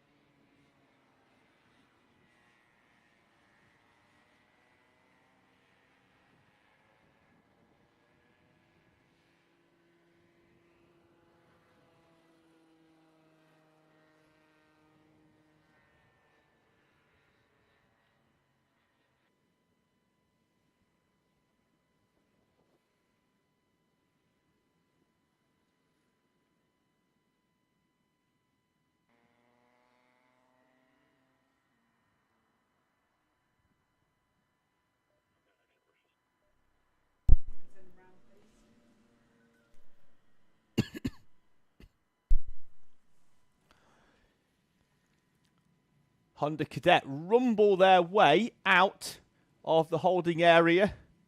And the first car out is the 13 of Joshua Sullivan, slithering his way out. As soon as he was out, he's throwing that kart left to right because he knows he's got to get not only heat into the tyres, but then them tyres are going to sit for around about a minute while the rest of the field comes into position. So it'll be Joshua Sullivan and Max Taddy with 2 wins for Sullivan, 1 for Taddy.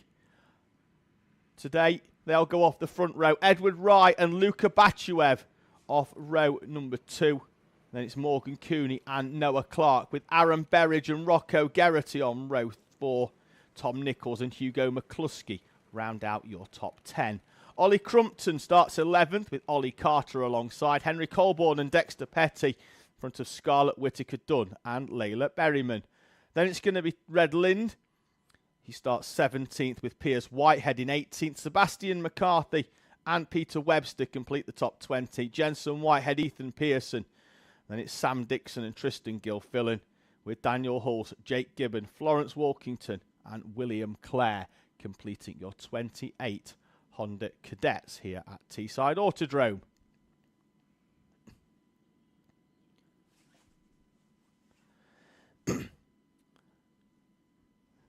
Top 10 are in place. Hugo McCluskey there again. It seems like he started in P10 for most of the day here. He's always been the driver next to that cone every time we've gone towards the start line shot for Hugo McCluskey, but he's rolling. He's into position. We're waiting for a few others as Red Lind brings his kart in the black there in the background into position. And then we've got the final few rows as we await. So there's Jake Gibbon rolling in. Looks like we are missing the 31 of William Clare. Can't see where he is, but we do appear to be missing one runner down there. I was expecting to see him alongside Florence Walkington in 27th and 28th respectively, but it's Jake Gibbon who's the final runner at the back. So down to 27, green flag in hand, 2 extra minutes on the clock for Honda Cadet. Green is in the air. Green is down, we're away and racing. Can Taddy get across? Taddy can get across, and he's into second place. Edward Rye is going to hold firm in third with Luka Bachuev as the rest of the field stream towards the national loop. Looks like we're through nice and cleanly this time, no spinners, as they head up towards hairpin number 1 for the first time. As Luka Bachuev tries to move down, and we've got a few off. Scarlett Whittaker Dunn is off on the outside. Henry Colborne as well, Florence Walkington, and that looks like it's Piers Whitehead on the inside. Marshall running across to help and push the 27 out of the wall, but he clips the tyres on the inside. He's tipped into a spin and then couldn't drive away and has to wait for Marshall assistance. So he falls down the order. Not sure if we're going to have a look at that, but on the opening lap, there's so much happening that anything can happen. Luka Bachuev is up into third place, having found a way past Edward Rye. Noah Clark's in front of Morgan Cooney as well, 5th and 6th respectively. And then we've got good moves for Hugo McCluskey and Ollie Crumpton as Tom Nichols falls outside the top 10 for the first time today. He's down into 11th place as the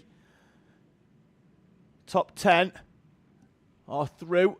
We're going to see whether we can get a few runners trying to make their way back in. Had that spin on the opening lap. One was Henry Colborne, who's run on the periphery of the top 10 for most of the day. Now he's going to have to work to try and salvage some strong points away from this final, as Sullivan and Taddy begin to try and do what they've done for most of the day, and that is turn this one into a 2-kart battle at the front. Taddy was really close to Sullivan last time round, and they've split a little bit at hairpin number 4.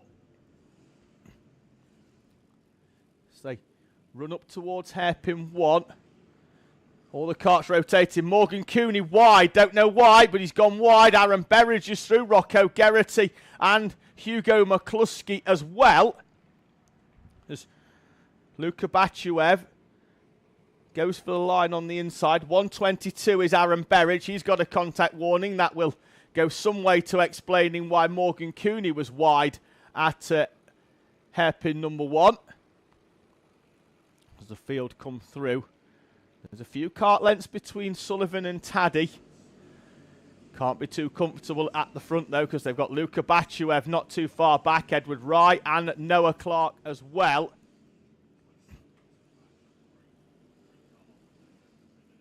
Then there's a big gap back to what is now Hugo McCluskey leading the way in the second train of karts.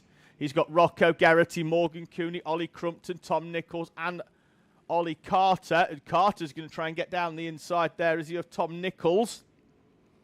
Nichols comes across to defend him off. Round South Bank. And Max Taddy's down the inside of Joshua Sullivan at hairpin number 3. Luka Bachuev's right on the back of them as well. Now, and we've got a change for the lead as Max Taddy in the 112 comes through. Now in front of Joshua Sullivan. Into the D chicane they go. So we see the rest of the pack that we were following behind. The green kart of Hugo McCluskey cut back to the leaders. There's Luka Bachuev in the white helmet, and he goes very, very quickly into hairpin number 1. Has to stamp on the brakes to avoid contact with the 2 in front of him.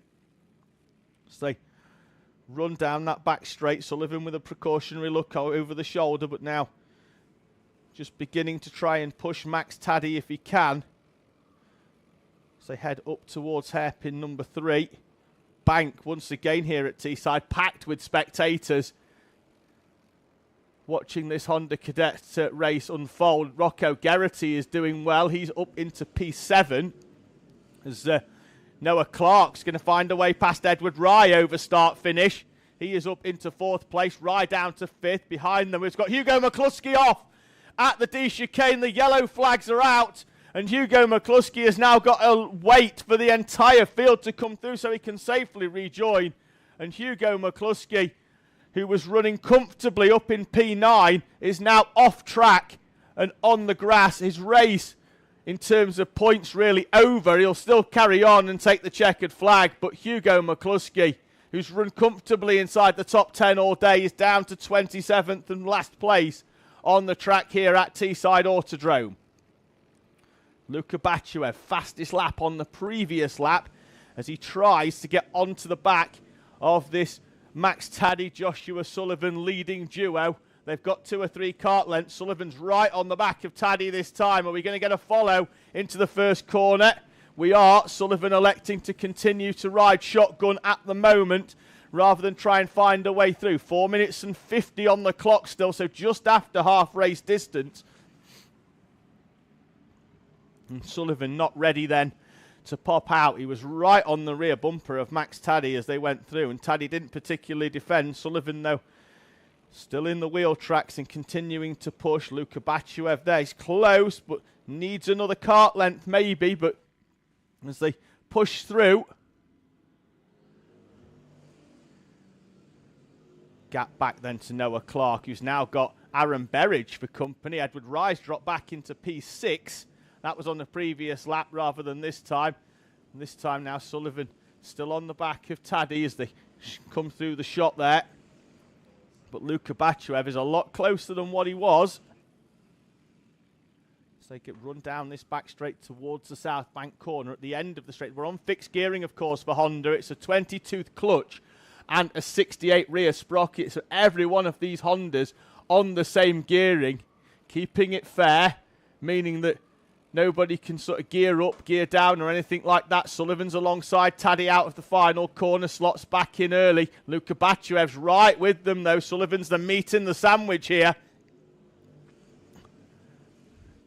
So they go round the national loop again, close enough as they come up through the chicanes. There's a kart length between them, and Taddy again doesn't defend. Sullivan doesn't try and overtake either. This one is just bubbling along in Honda Cadet. Plenty of time, but things are going to kick off in due course. I can guarantee it between the leaders. They're not going to just follow each other to the checkered flag, but they're just trying to push as much as they can, and they've opened up a couple of kart lengths. So I've just looked out the window. Tom Nichols and Red Lind are battling it out for 11th place. Red coming good towards the end of the day. He's had a tough opening round of the season here as Red Lind. 2 minutes and 44 remaining on the clock, and Sullivan and Taddy are opening up a little bit of a gap now to Luka Bachuev. 0.4 of a second on that previous lap.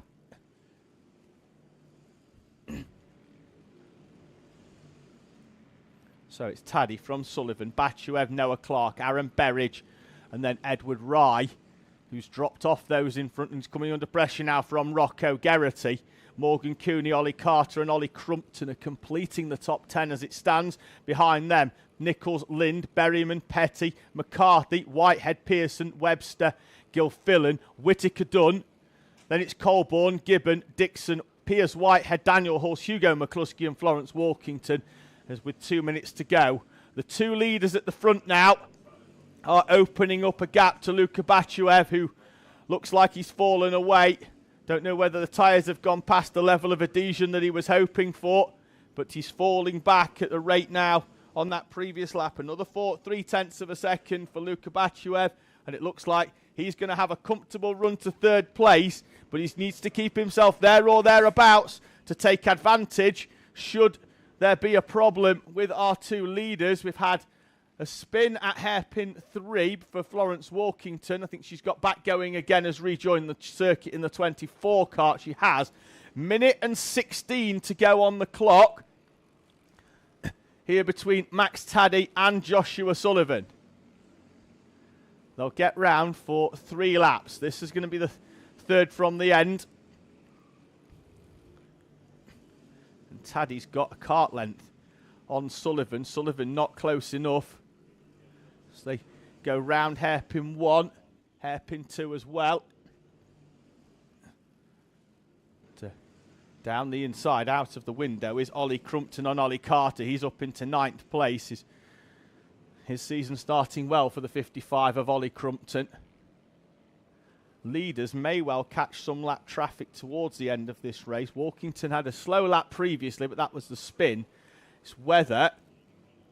Having a quick look at the time, they're 3 seconds a lap quicker and have crossed the line in around about 6 seconds behind. So we'll see what happens here, see whether they do end up catching, and if they do, whereabouts. Sullivan is close enough to Max Taddy as they head up towards hairpin 1. Taddy is tight defensive. Sullivan saw it coming and followed him in as well as they run out onto the back straight. As Sebastian McCarthy's race comes to a premature end, he'd run really well inside the top 20. He's 18th in his first Honda Cadet race here at Teesside Autodrome, and he peels off into the pits as the last lap board will welcome our leaders this time round. Taddy leads from Sullivan. The lap traffic is there in front, and I get the feeling they will catch as Taddy leads Joshua Sullivan. It's a 2-horse race at the front in Honda Cadet.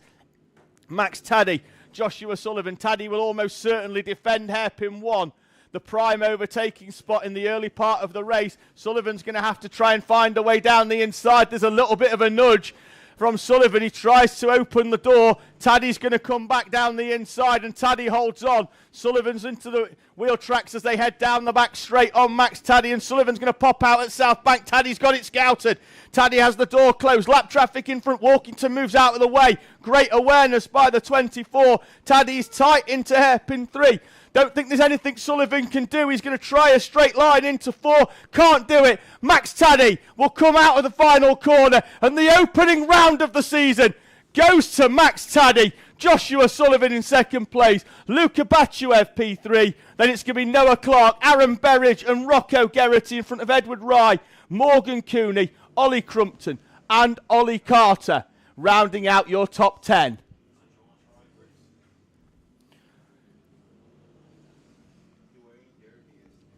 Behind them, Red Lind came through the field to finish in 11th, in front of Tom Nichols with Layla Berryman, Dexter Petty and Jensen Whitehead. Ethan Pearson, Peter Webster, Henry Colborne recovered up to 18th with Tristan Gilfillan and Scarlett Whittaker done 19th and 20th.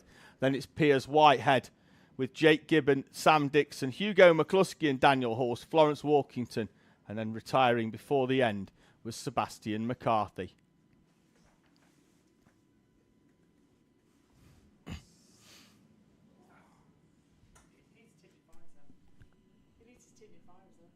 Yeah, he probably did. It's in his helmet bag.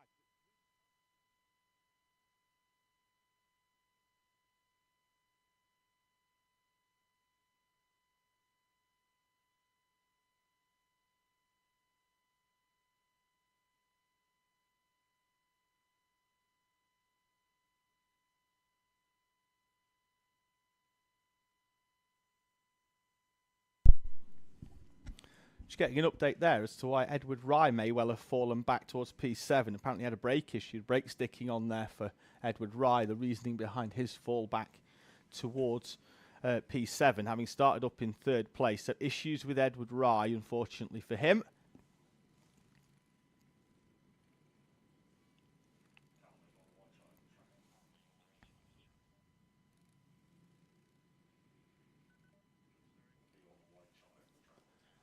So final few runners coming in. They'll all get weighed as they make their way in. Sadly, we've lost the Weybridge camera this morning and not going to get it back before the end of this weekend, but we will try our hardest to have it back to you for the next round here at Teesside in April. So Sam Hayes Racing's been in touch via the live chat comments once again. Said, send it, Joshua. Well, he certainly tried, but Max Taddy defended that one really, really well. In the final couple of corners did Max Taddy to take the victory from Joshua Sullivan. And I get the feeling that it won't be the last time throughout this season that will mention those two names in the same breath. It's the final few runners are just there. You can see them on the left-hand side. They'll be in the distance on the screen. As soon as they are into the pit area, we will send our Intermax karts out onto track. Larry Price will be on pole position with Joey Swan in P2. Then it's going to be William Collinson and Grayson Crawford with River Bell and Ava Reynolds in 5th and 6th, with Layla Bell going off P7. Now, it's because she had problems earlier. So there they go. They are sent on their way by our dummy grid marshal.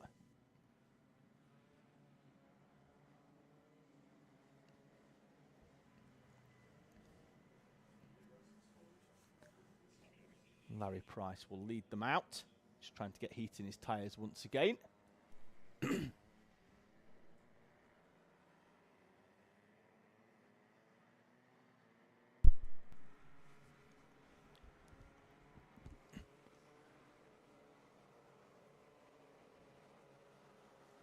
So Price just slowing it down a little bit into hairpin number 3.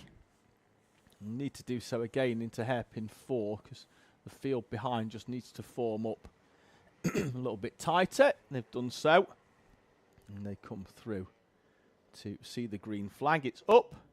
It's down. We're away and racing into Rotax.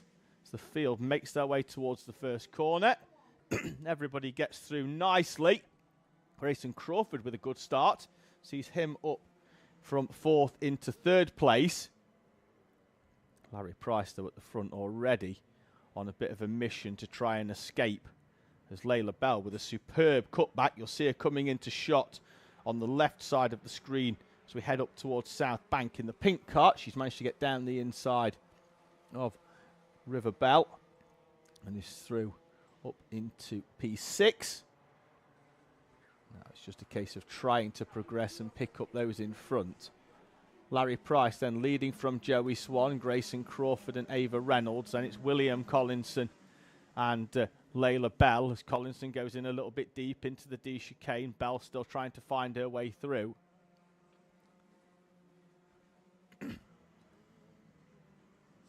She's gone for a wider line round there, and we'll see whether she does the same straight line job and tries to get the run down that back straight as she could previously.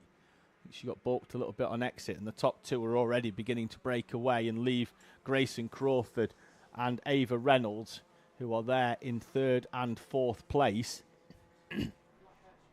to where they are.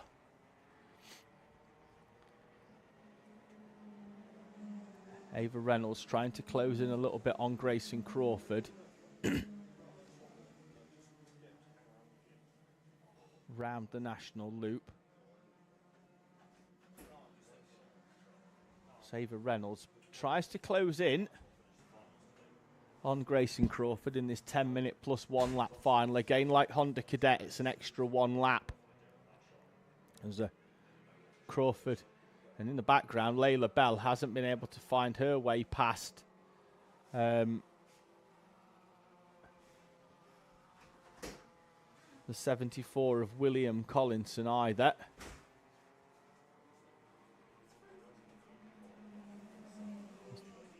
Tight is Ava Reynolds out of that final corner. Scrubs off some speed as well, unfortunately for her. It's going to take a while to close back up. Now Layla Bell is onto the back of William Collinson, but still not managed to find a way past the 74 machine.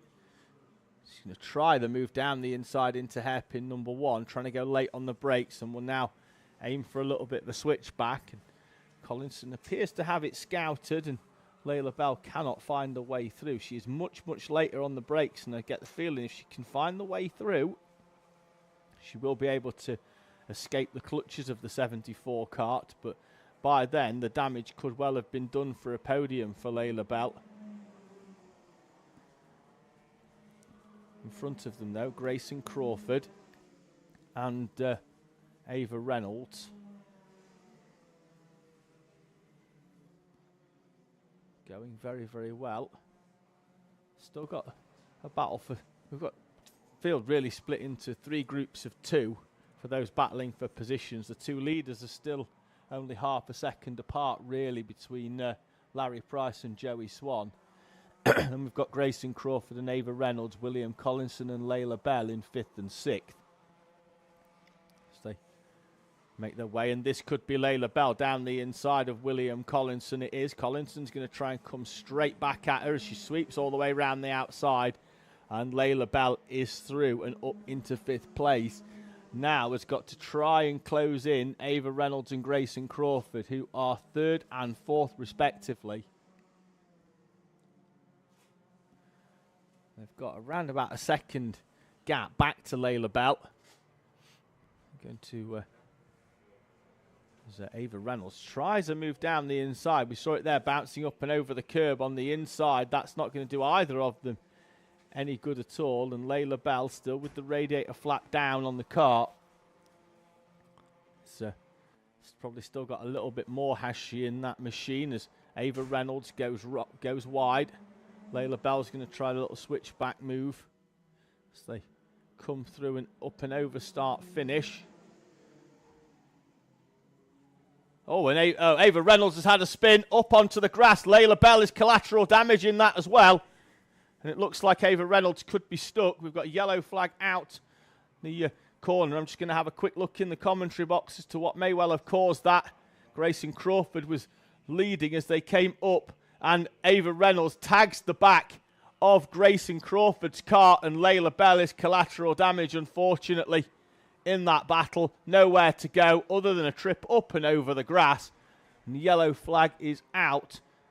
It's back in now, though, as Ava Reynolds has got back going. The battle for the lead has tightened up ever so slightly. Larry Price and Joey Swan, as Joey Swan has closed in 0.2 of a second on that previous lap on Larry Price.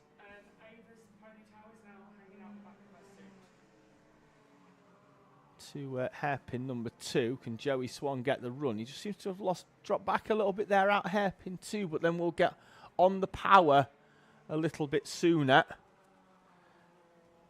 Will that allow him to close up on Larry Price?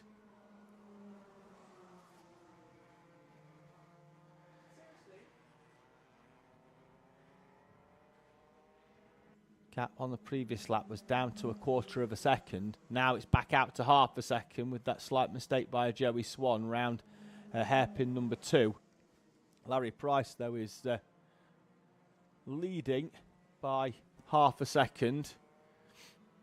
Can Joey Swan close in? I'm just having a quick look at the individual lap times here of Larry Price to see whether the gap closed earlier on because he made a bit of a mistake. He did. He was out. He did a 46.2 rather than a 45.2, which he's pretty much been averaging for most of the race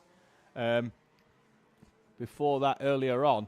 So that's why the gap has closed up a lot, and now he's getting back into the rhythm, and the gap is going to start to open up again for Larry Price and Joey Swan. The final step on the podium, though, is currently being battled out, and William Collinson has swept all the way round the outside of Grayson Crawford over the start-finish line. And he is up into 3rd place.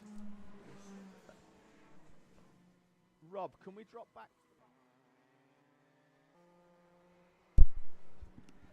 So there's Larry Price and Joey Swan, the top 2, going through, and behind them, we'll pick them up now as they come into shot, I think, just all the way round, is William Collinson and Grayson Crawford.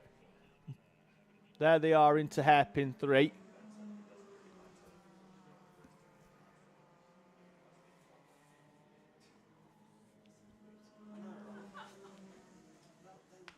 And now William Collinson is leading the battle for 3rd place. Grayson Crawford still has the pace to challenge, but as William Collinson swept round the outside of Grayson Crawford into the final corner through the dogleg, he is now up into 3rd place.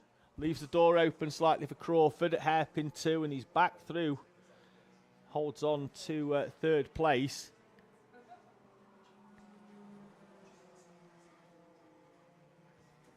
Crawford trying to find his way through. Both of these two drivers strong in different parts of the track, but William Collinson holding off Grayson Crawford, and indeed opens up a bit of a gap over the start-finish line as Crawford had closed in the middle part of the lap. They almost did identical lap times, but it was clear for William Collinson that he's got a little bit more power at the end of the straight. And in the tighter sections, it looks like Grayson Crawford, because we're open on setups here. So let's see whether Crawford's just got a little bit more than what William Collinson has. At the front, Larry Price has opened the gap back out to 1.7 seconds from Joey Swan. The two of them look comfortable though inside the top three. It's 2.5 as the race goes longer and Swan in his smaller stature gets a little bit tired at. But seat time for him will be valuable. And as he gets stronger, he's only going to get quicker and only going to get better is Joey Swan. As Collinson comes under pressure from Grayson Crawford. Into hairpin number 2 they go.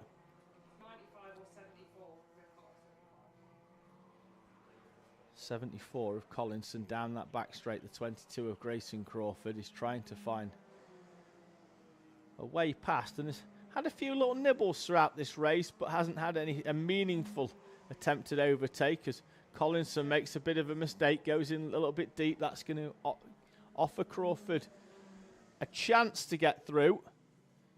Certainly can't do it here though. So they close up round the national loop.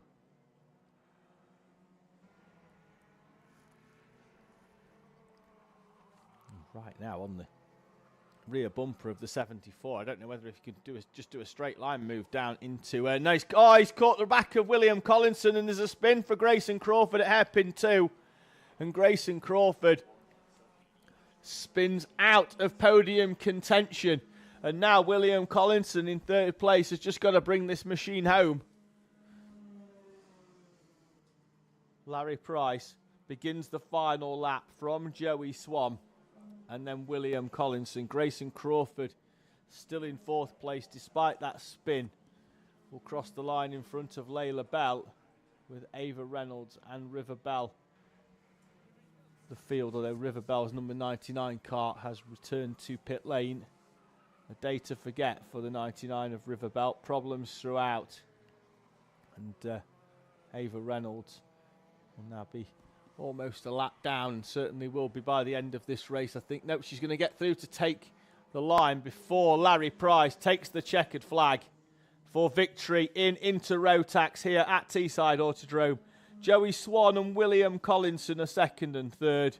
Collinson will cross the line now for his first podium here at Teesside Autodrome in his debut race in Inter Rotax in front of Grayson Crawford, who tried everything he could to find a way through earlier on in the race, with Layla Bell and Ava Reynolds in 5th and 6th.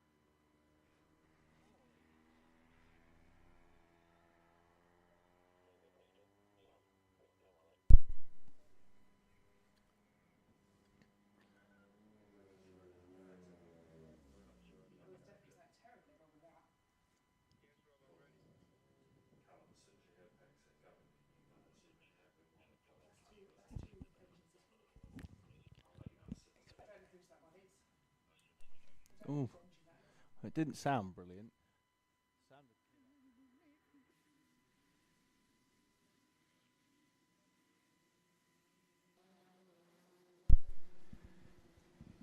Junior Rotax are making their way out onto track, and as we expected, it is Amy Peacock on pole position, 145 points amassed so far this race weekend, with Joseph Yao in second on 144. Then it's Oscar War on 143 before we've got a gap back to Ben Adrian in fourth place. Harry Holland and Stanley Clark are fifth and sixth, with Max Wilkinson and Riley Sims-Ezard seventh and eighth.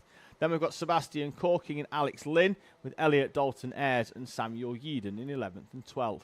Freddie Witherington starts 13th, Holly Swan 14th, with Freddie Lloyd and Sebastian Benson in 15th and 16th. Luke Walton starts 17th, and then we've got Melissa Adrian in 18th after her removal from the standings in Heat 1. And we're missing Toby Bedford, who had some problems earlier on and won't take any part in this final. Through we go then towards the first corner, away and racing, and Amy Peacock on the inside. Holds firm, but it's Oscar War coming through into second place as Joseph Yao is muscled out of second place. So Amy Peacock leads them through as Oscar War gets a handy little help by Joseph Yao to remind he's there. And we've got a spin at hairpin number 1. It's Holly Swan who's round in the 95 machine. Leaders running down the back straight. Ben Adrian making early inroads past Harry Holland, who'd got past him at the start from the inside berth, and Holland's going to lose another place as well as Max Wilkinson comes through and down the inside of him. So Amy Peacock goes round the national loop and almost loses it. So Kart not quite giving her the grip. Luke Walton peels off into the pit lane in the number 12 Kart. He's going to retire, the first retiree of this Junior Rotax final. He's off into the pit lane. So Amy Peacock leading from Oscar War. We're up to 12 minutes rather than the 10 for the heats for this final. And Peacock with a train of karts all the way down to 5th place Max Wilkinson, with Harry Holland, Stanley Clark and Riley Sims-Ezard behind. Then we've got Sebastian Corking and Elliot Dalton Ayres 9th and 10th. Freddie Witherington and Sebastian Benson are 11th and 12th. Alex Lynn, Melissa Adrian and Samuel Yeadon, with Holly Swan off the tail of the field after that spin earlier. And then we've got Luke Walton and Freddie Lloyd, who's not out. Don't know whether it shows that he did cross the line at the start, but hasn't then registered after that. So it looks like he's peeled straight off into the pits after the rolling start earlier on. Second place Oscar War is coming under pressure from Joseph Yao. So head through that D chicane, the top 5 on a bit of a breakaway. Stanley Clark has found a way past Harry Holland, as has Riley Sims-Ezard. So another tap by Joseph Yao on Oscar War into hairpin 1. Contact warning for the 75 of Sebastian Benson. I wouldn't be surprised to see one in a few moments' time for Joseph Yao as well, for the move on Oscar War into hairpin 1. Found a way through though and up into second place. And that's going to give Amy Peacock a little bit of respite at the front. Gap is half a second as Sebastian Benson crosses the line to see his contact warning flag. Still only a quarter of the way through this race, and Amy Peacock doesn't, while she's leading and is holding on, doesn't look at all comfortable with the handling of the kart and has a nervous look back to Joseph Yao behind. We'll see whether she's gone high on pressures. Karts, particularly around the left-hand corners of hairpin 1 and hairpin 4, seems to be a bit of a handful for Amy Peacock. National loop as well. That's a right-hander, so that's a little bit better. But Joseph Yao is close enough to Amy Peacock, and she does find a way to hold on round hairpin 1 and 2. So Peacock from Yao. So they go down that back straight. Yao is out of the slipstream of Amy Peacock, and she's through down the inside. Here's Joseph Yao. Yao on Amy Peacock. Peacock can't hold on. She's trying to fight back. Now just have to duck in behind Joseph Yao. Now it's the time to push for Amy Peacock. Just push Joseph Yao away from Oscar Waugh, Max Wilkinson and Ben Adrian. Stanley Clark as well.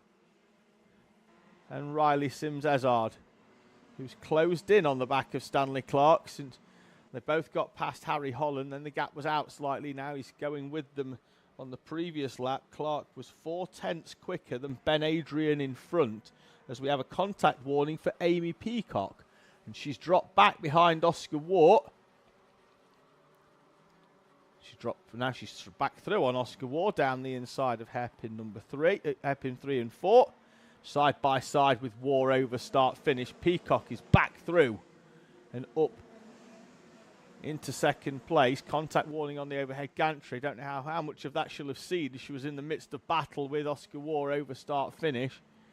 They've got to try and work to try and get onto the back of Joseph Yao and save him from escaping, because Stanley Clark and Riley Sims-Ezard are right on the back now of this one. Sims-Ezard's going to have a radiator flap adjustment, trying to get a little bit more air in the engine, keep the temperatures down.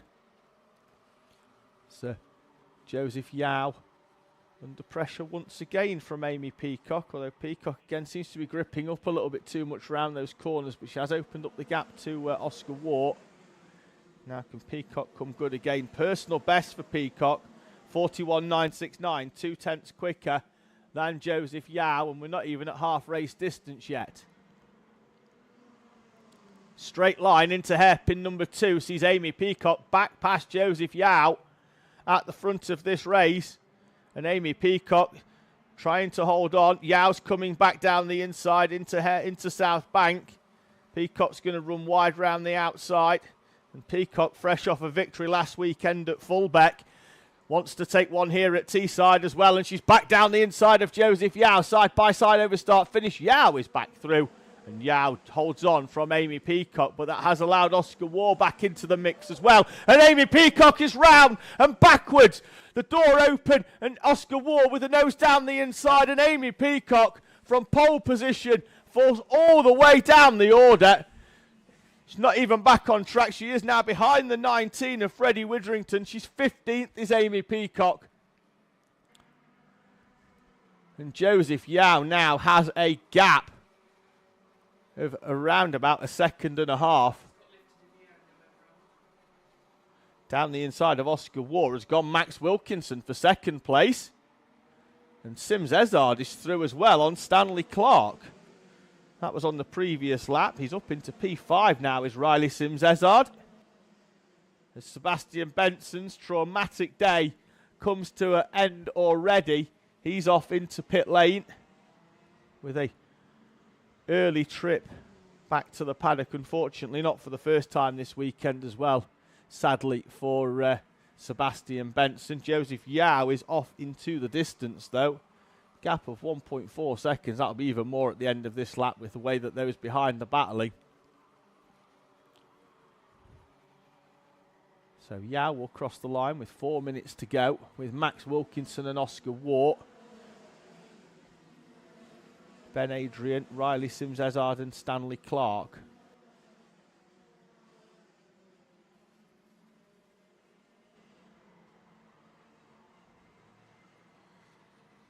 Sims-Ezard tries a little nose down the inside of Ben Adrian there, as we've got Elliot Dalton Ayres off track at hairpin number 1. Kart stationary. He's looking back at the engine as to what the problem might be. He's going to try and rejoin the track, is he? He does, albeit at the time almost in the path of Holly Swan, but he's rejoined. He's going to try and get the kart back to the pit lane at the very least.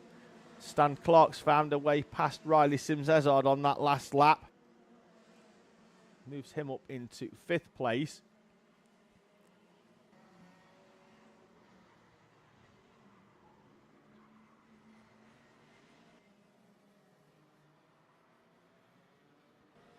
So Yao now with a gap of 1.7 seconds. Elliot Dalton Ayres brings his kart back in with a slap of the steering wheel. He's clearly not happy.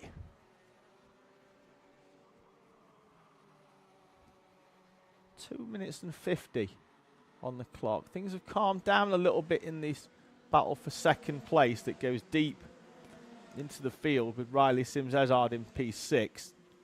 Not too far back then to Sebastian Corking, Melissa Adrian and Alex Lynn.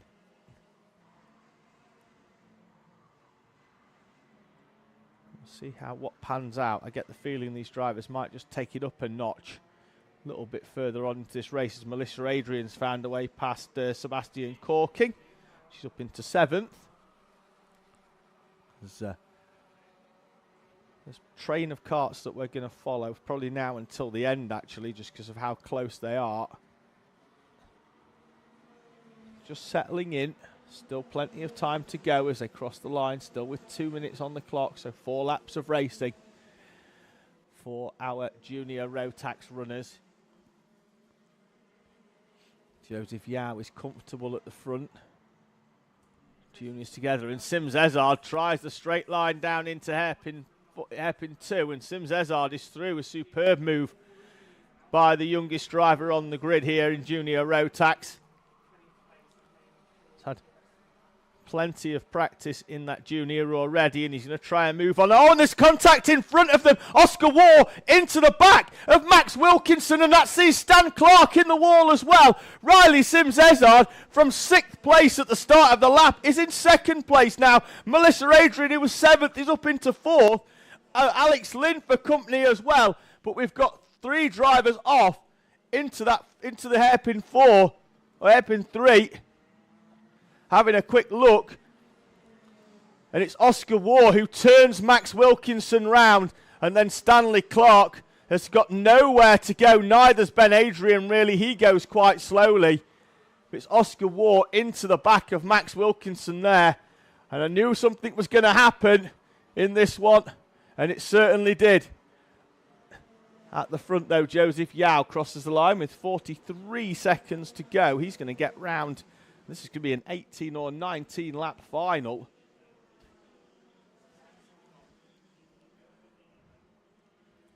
Can Riley Sims-Ezard then, now in 2nd place, hold on from Melissa Adrian?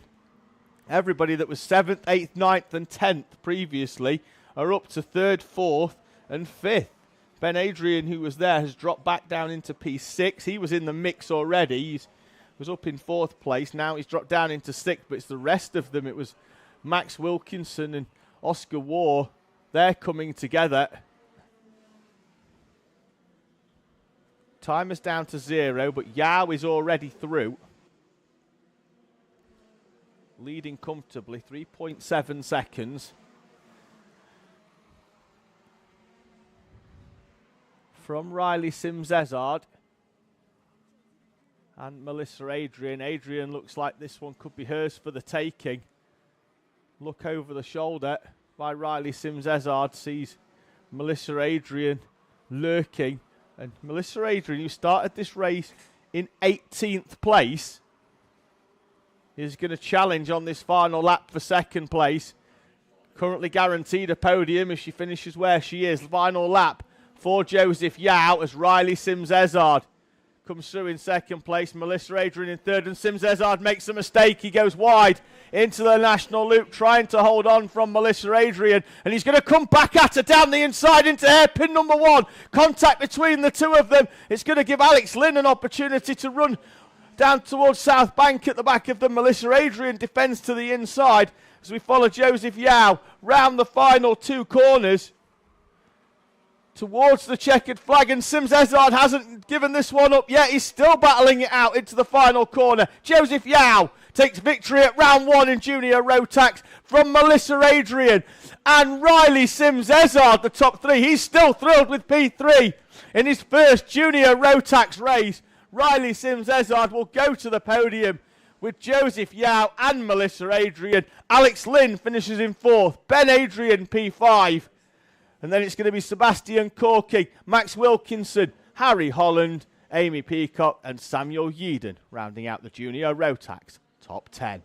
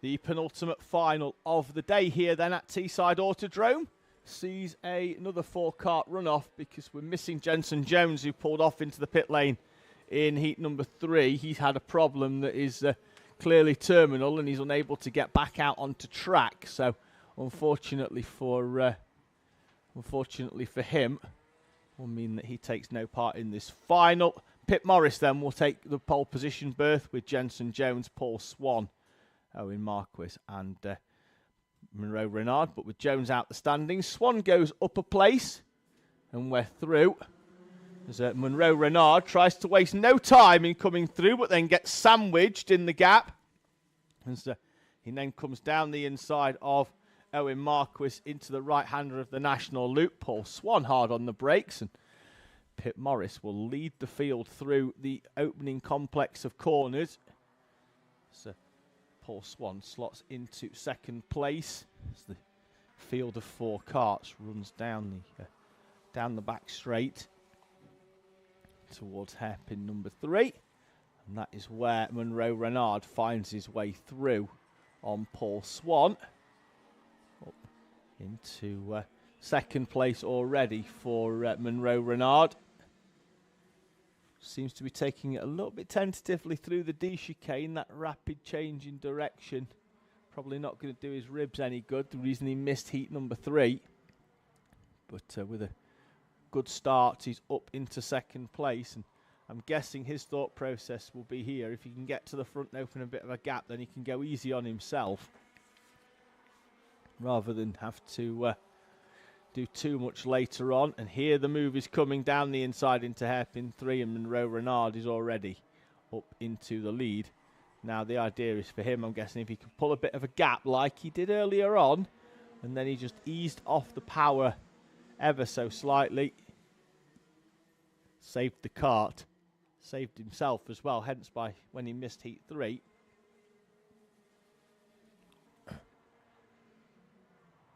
See whether Pip Morris can go with him. Both karts in the Teesside Karting Academy colours of blue and red. Running out of the bottom paddock here at Teesside Autodrome. If you stuck around for the Paddock Show, which was shown during the lunch break here, I did manage to catch up with Jack Morris, who's a former Junior Pro Kart champion here at Teesside and raced Senior Pro Kart before switching to do Enduros. He's taking a bit of a sabbatical year from racing, but is still here and is down in the bottom paddock helping out with the academy. And we just spoke during that interview about how drivers generally come out of sort of higher karting, and it's a nice gentle introduction into owner-driver racing in a semi-team environment where there's no real expectation, and the expectation is that the driver just goes out and has some fun, and just as long as they're improving, that's the main thing. So if you are doing a bit of higher karting and you do fancy getting into a race environment, we've seen academy karts out in Honda Cadet, in Inter Rotax, in Senior Rotax as well, and in juniors with Oscar War, Max Wilkinson and a few others as well. So check them out on Facebook at the Teesside Karting Academy. It could be your next step out of higher karts into owners, particularly here at Teesside Autodrome. On track, Monroe Renard leads and was 0.6 quicker than Pip Morris on that previous lap, with Paul Swan and Owen Marquis in 3rd and 4th respectively. And the gap between all of them opened up on the previous lap, although that time round Paul Swan was fairly consistent off the back of Pip Morris. The gap though still remains at 1.7 seconds for our Senior Rotax runners. Just back into the live chat, we've had Claire Sims on saying, well done Riley, cracking race. I agree with that, with Riley Sims as in Junior Rotax. He was 2nd going into the final lap. Went slightly wide into the national loop, allowed Melissa Adrian through. She had a great drive through from 18th up into 2nd place. Aided somewhat by the battles that were going on in front and some coming together, which was unfortunate, but was got to be in the right place at the right time, and Riley Sims-Ezard in his first Junior Rotax race will find his way towards the podium here at Teesside Autodrome. He'd run towards the front throughout the entirety of that Junior Rotax race anyway, so I'm sure he'd have been in the mix come the end had nothing happened. He was a big fan of a move into hairpin 2 as well. A run down the inside where he could hold himself down the inside, not let anybody come back through.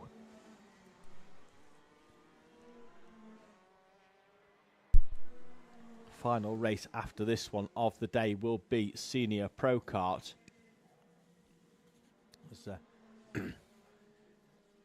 First race or first round of the 2024 season starts to draw to a close. Monroe Renard leading by a comfortable gap of 3.1 seconds as we head towards half race distance in this Senior Rotax final. He'll cross the line now. Previous best of a 41.43 is beaten by another 41.43. It's just a fraction quicker. So even on lap 8, Monroe Renard electing to push rather than take things steady, continuing to open up the gap as see Pip Morris at hairpin 1 just throwing his kart in, as that's Owen Marquis on screen, currently in 4th place. Showed improvement throughout the day, Owen Marquis. It's just a shame on this smaller grid of Senior Rotaxers here today this weekend that he's not had anybody to battle with for too much of this race. Monroe Renard comes through. He's a tenth slower this time, but I'm imagining he's going to continue opening up the gap and does so another 0.6 of a second. Back to Pip Morris in 2nd place.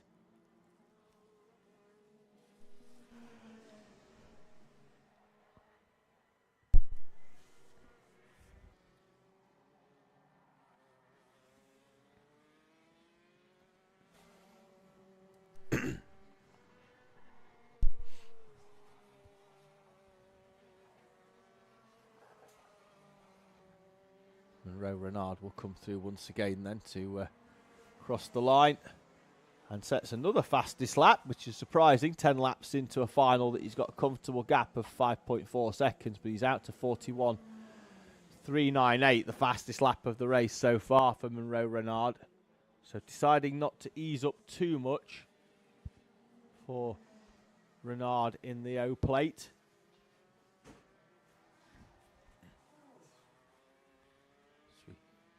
Cut to Pip Morris down the back straight he goes, and there's Paul Swan coming into shot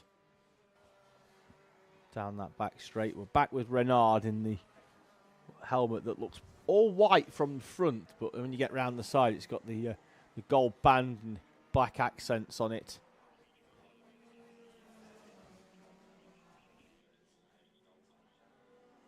So through the chicanes they go. Monroe Renard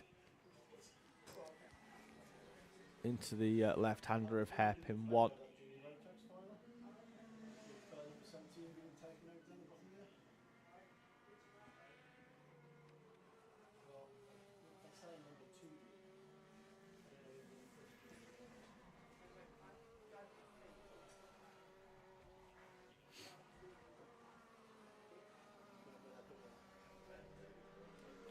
Leader over the line once again to commence lap 13 with 3 minutes and 30 seconds to go.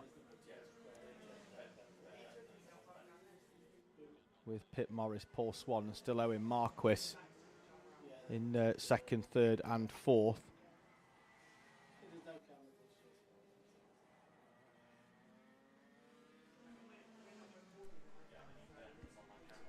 Was that the incident that saw the 17th?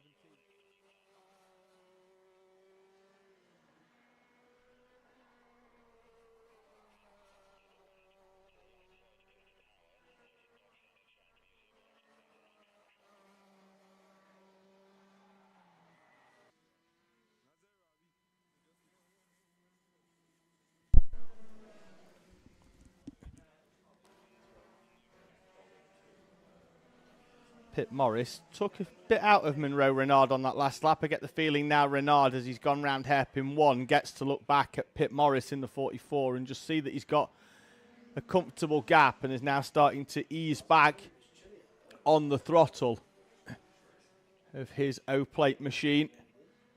Got 6 seconds as the gap, and in 2 minutes he can just take this one very, very easy now towards the end of this race. Monroe Renard staying away from the curbs, looking after the kart. He's now down into the 42-second mark, so that's 7/10 of a second slower than what his fastest lap is. Still 3/10 quicker, though, on that last lap compared to Pip Morris, but he's definitely now taking it a little bit easier. He's rolling it into the corners rather than stamping on the brakes, is Monroe Renard. And he's just taking the kart towards the checkered flag, inch by inch, just looking after all the kart that he needs to do. He's just taking it steady now. Even around hairpin 4, you can tell he's not throwing the kart in through the dog leg. He's trying to stay away from the bulk of the curb, although the racing driver in him is still seeing him take a fairly big chunk of that bumpy curb on the inside of the dog leg. He's very, very easy now on the throttle, and you can just, even though we were able to follow him round earlier on, you can tell visually the pace doesn't look like it's dropped, but you can tell just by the way that he's just rolling the kart into corners rather than stamping on the brakes that he's just bringing this one home now without any issue at all. Here's Monroe Renard. The field has spread out quite a lot, as you can see on camera in this Junior and Senior Rotax final. 50 seconds or so as they make their way through for Monroe Renard to go. I don't know how much he's going to try and ease off here. Might get one less lap if he does, but the gap is 7 seconds back to Pip Morris. 30 seconds on the overhead timer as Monroe Renard heads towards South Bank. Large wide banking corner here, part of the car track. They don't use hairpin 3 and 4 for the car track. It goes straight through where we can join the Honda Cadets up to the rest of the track. Tested, sometimes they do use the D chicane, then head off down onto the west track and use that part of the track and then rejoin, and then just as a really long back straight all the way down to South Bank, which we use part of, and you can see up there behind the ambulance in the top right corner, that's where we sit the ambulance on that part of the track. Monroe Renard, though, leads us through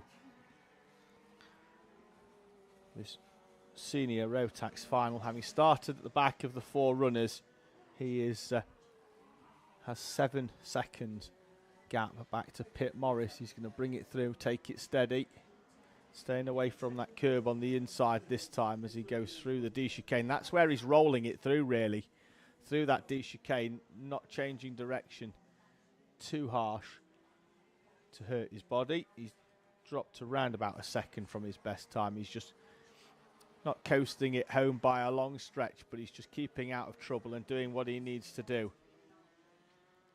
And as it stands, it'll be Renard from Morris and Swan, with Owen Marquis bringing his kart through in 4th place. Out of the final corner then of hairpin 4 comes Monroe Renard to take the checkered flag and victory in Senior Rotax. Considered going straight into the pit lane there.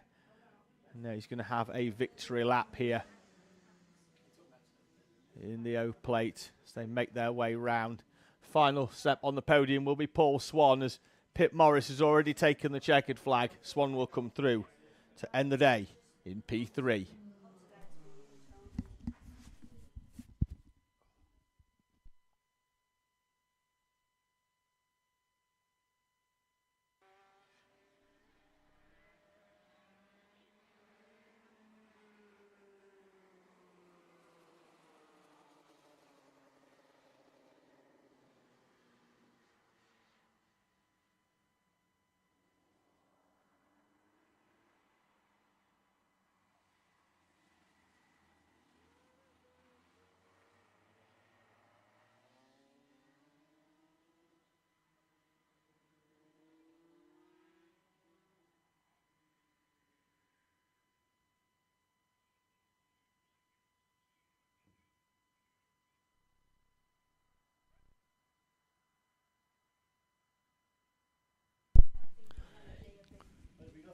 The rumble of Pro Kart bring us through for the final race of the day here then at Teesside Autodrome. Connor Lucas with a maximum points haul so far. We'll start from pole position with Max Shields alongside. Then it's Joe Grinsell and Lennon French and Jack Hewland in 5th place, rounding out your pro runners.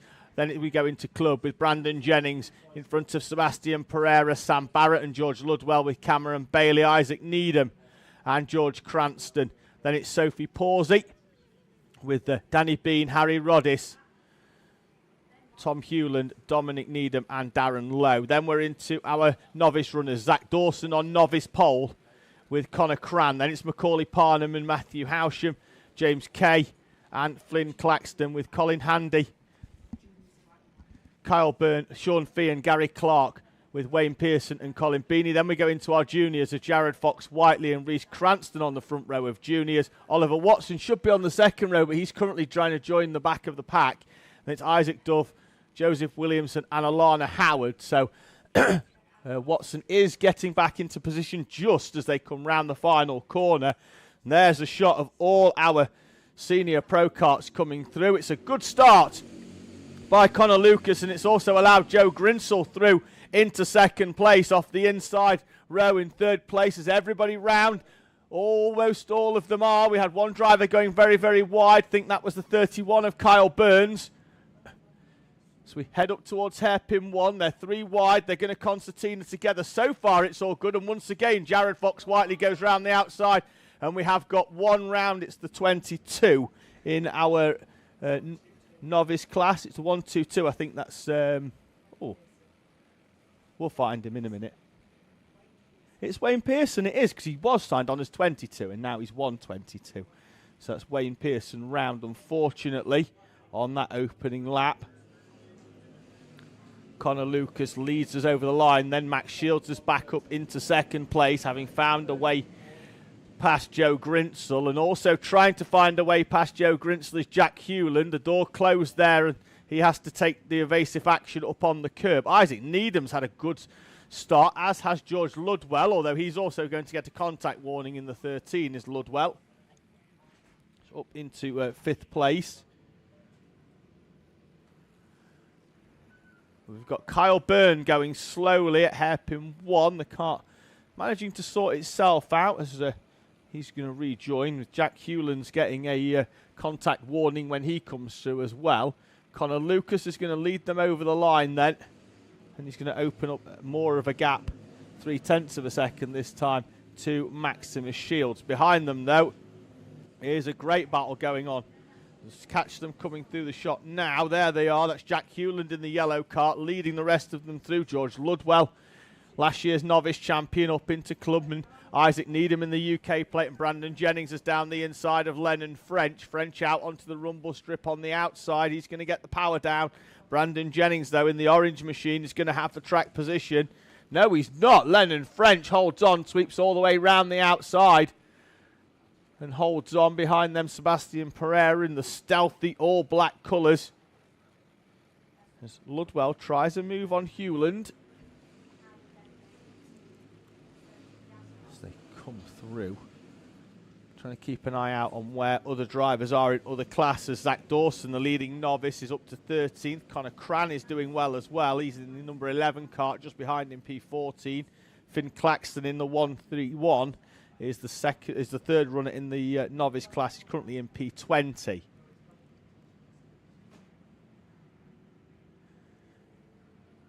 Juniors is once again being headed by Jared Fox-Whiteley.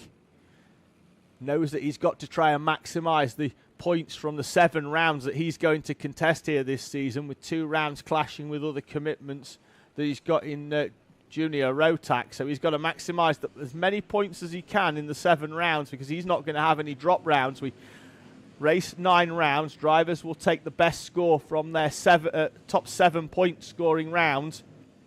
So he's got to try and maximise what he can do and open up as much of a gap. Behind him, he's got Reece Cranston and Oliver Watson, although he has got a cushion. He's got 4 seniors between him, and one of them's just gone very, very wide. And that's going to allow Fox-Whiteley to try and nose down the inside, but can't. And We're going to see him there in the 22 in the orange helmet. Junior runner. Now he's going to try and move Dizzy down the inside. Thought we were going to see him. True, he's in the battle just in front of this one and just behind Fox Whiteley, who has indeed found a way through. We've got Finn Claxton, our third place runner in our novice class.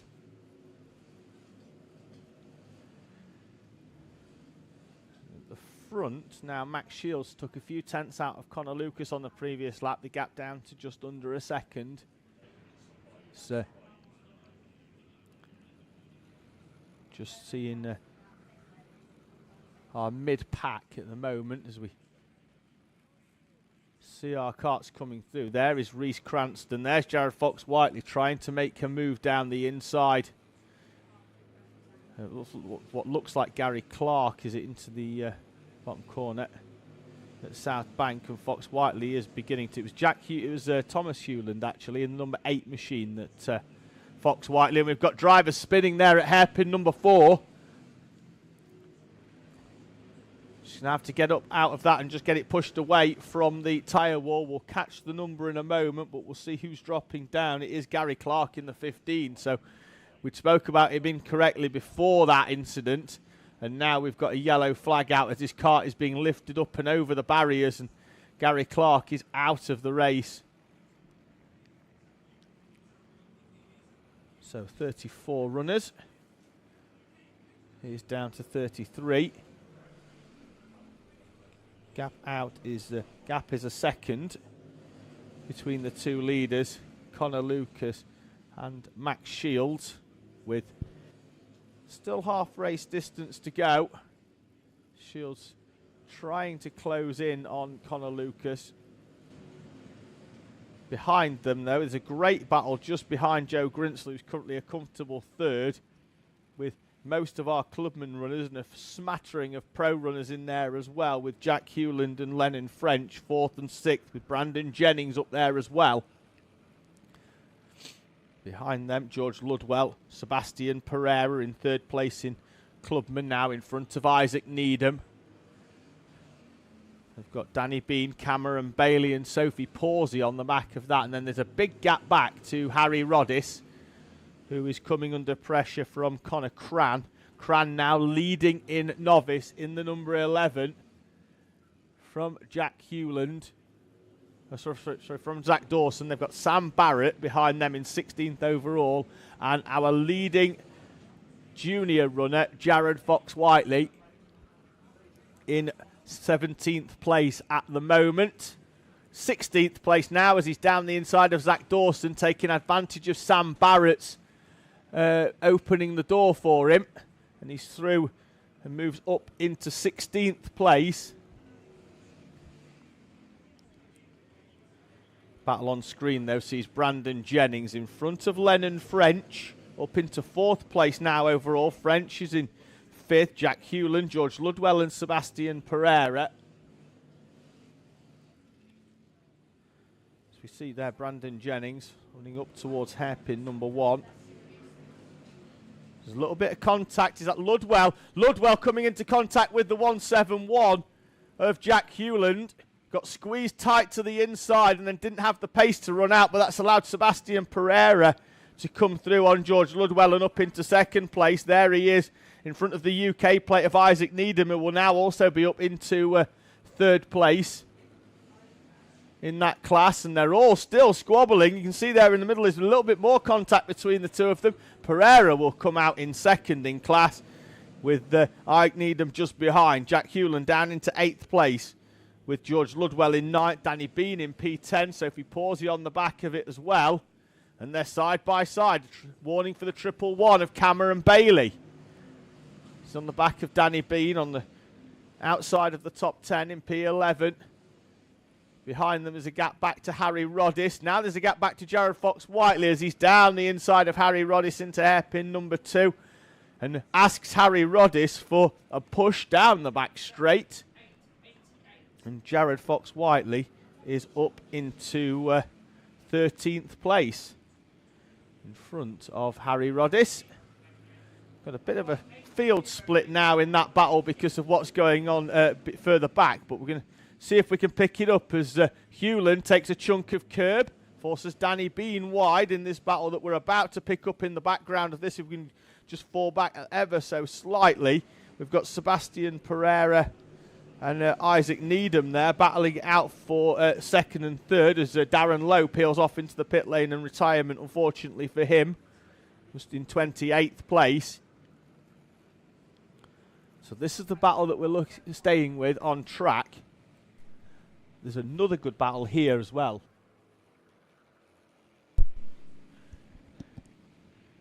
So Cameron Bailey under pressure from Danny Bean and Sophie Pawsey. And around about 10 seconds back behind that, there's a battle going on that's got a lot of our junior runners in it as well. They're currently at hairpin number 4. Behind the 69 kart of Dominic Needham. He's got 7 or 8 karts for company as they come through. You can see them there. There's the pack as we're going to pick them up as they come over the start-finish line here at Teesside with 2 minutes to go. It's Dominic Needham leading that one in 19th place. Finn Claxton, Colin Handy, Sean Fian's in there. Reese Cranston, the youngest driver on the grid, one of the juniors, has got his Nauseo panel fixed from last time. And there is contact in the middle of the pack between them. They all concerted together. And Reese Cranston, who was 6th in the train of karts, is going to come out of that one in the lead. They're still battling it out down the back straight. Oliver Watson's on the outside. There's another junior runner on the inside there. I think that's Joseph Williamson. As right the way round the outside, Watson goes 3 wide into the sandwich of hairpin number 4. They all come out and they're finally going to sort themselves out into some sort of single file as they head up towards hairpin the first chicane. Cranston made up 4, Isaac Duff made up 5. Macaulay Parnham made up 4 as well. The big losers, unfortunately, Dominic Needham, Sean Fian and Colin Handy with 6, 4 and 6 places lost respectively between the 3 of them. 1 minute to go at the front. Gap is starting to come down slightly, but half a second. They're going to need some assistance, I feel, here for Shields, and maybe some lap traffic in the way to close up on the back of Max Shields. We'll stay with this great battle on screen at the minute. We see the 5 of Oliver Watson in there as well. They're still battling it out as Sean Fian, for the second time, tries to go round the outside of Dominic Needham into over the start-finish line and into the D chicane. And here we've got Connor Lucas, the race leader, with 25 seconds to go, meeting Alana Howard in the middle of the D chicane. She's going to go wide, but that is going to allow Max Shields to close up somewhat onto the back of Connor Lucas. The gap was nearly half a second as they crossed the line, and now it's going to be 0.2 of a second, if that, and Shields could well benefit here down the back straight from a little bit of slipstream, with Grinsell and Lennon French now having worked his way through up to a fairly comfortable P4. This battle, though, still going on with 10 or so karts up towards the first corner. The 8 of Tom Hewland up and over the curb. As they commence the final lap here at Teesside Autodrome, the race leaders being picked up here now with Connor Lucas under more pressure than he has been throughout most of this race, with Max Shields behind.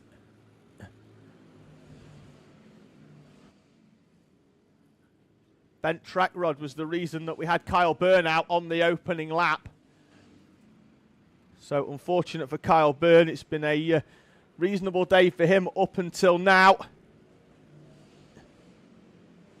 And the report reason we had a retirement earlier on for Sebastian McCarthy was a fuel pump issue. Out of the final corner, though, comes Connor Lucas to take the checkered flag, and a clean sweep of victory here today at Teesside Autodrome. Max Shields and Joe Grinsell are going to join him on the podium in the pro class. Lennon French finishes P4. Brandon Jennings wins in the club class from Sebastian Pereira, and the UK plate Isaac Needham, with George Ludwell and Jack Hewland in front of Cameron Bailey and Danny Bean, Sophie Pawsey. Juniors is going to be won by Jared Fox-Whiteley, who works his way up into P13.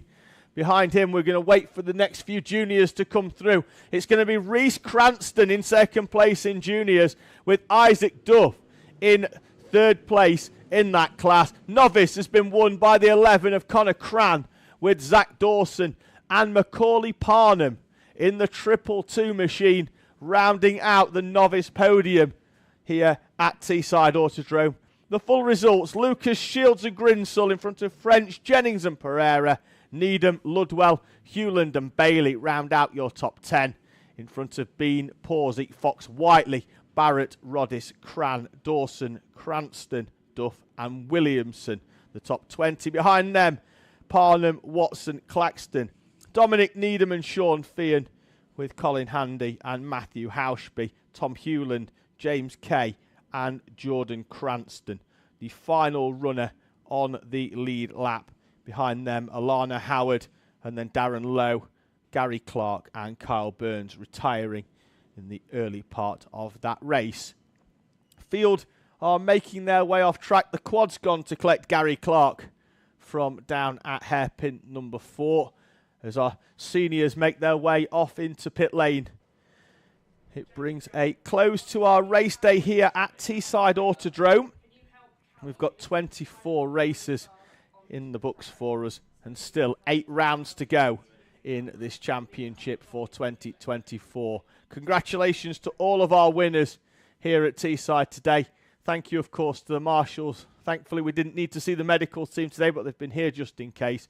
Thank you to everybody that's joined us for our first in-house live stream here at Teesside Autodrome. It really is appreciated. And we thank you for enjoying your day with us here at Teesside. It ended in sunshine. It's been a superb race day here for the first round of the NRG Teesside Series. Thank you to all of our sponsors: NRG Karting, Metroplum, HRS Racing Engines, Garage 29 Graphics and MS Karts. Until the end of April, when we'll see you here for round 2. Enjoy the rest of your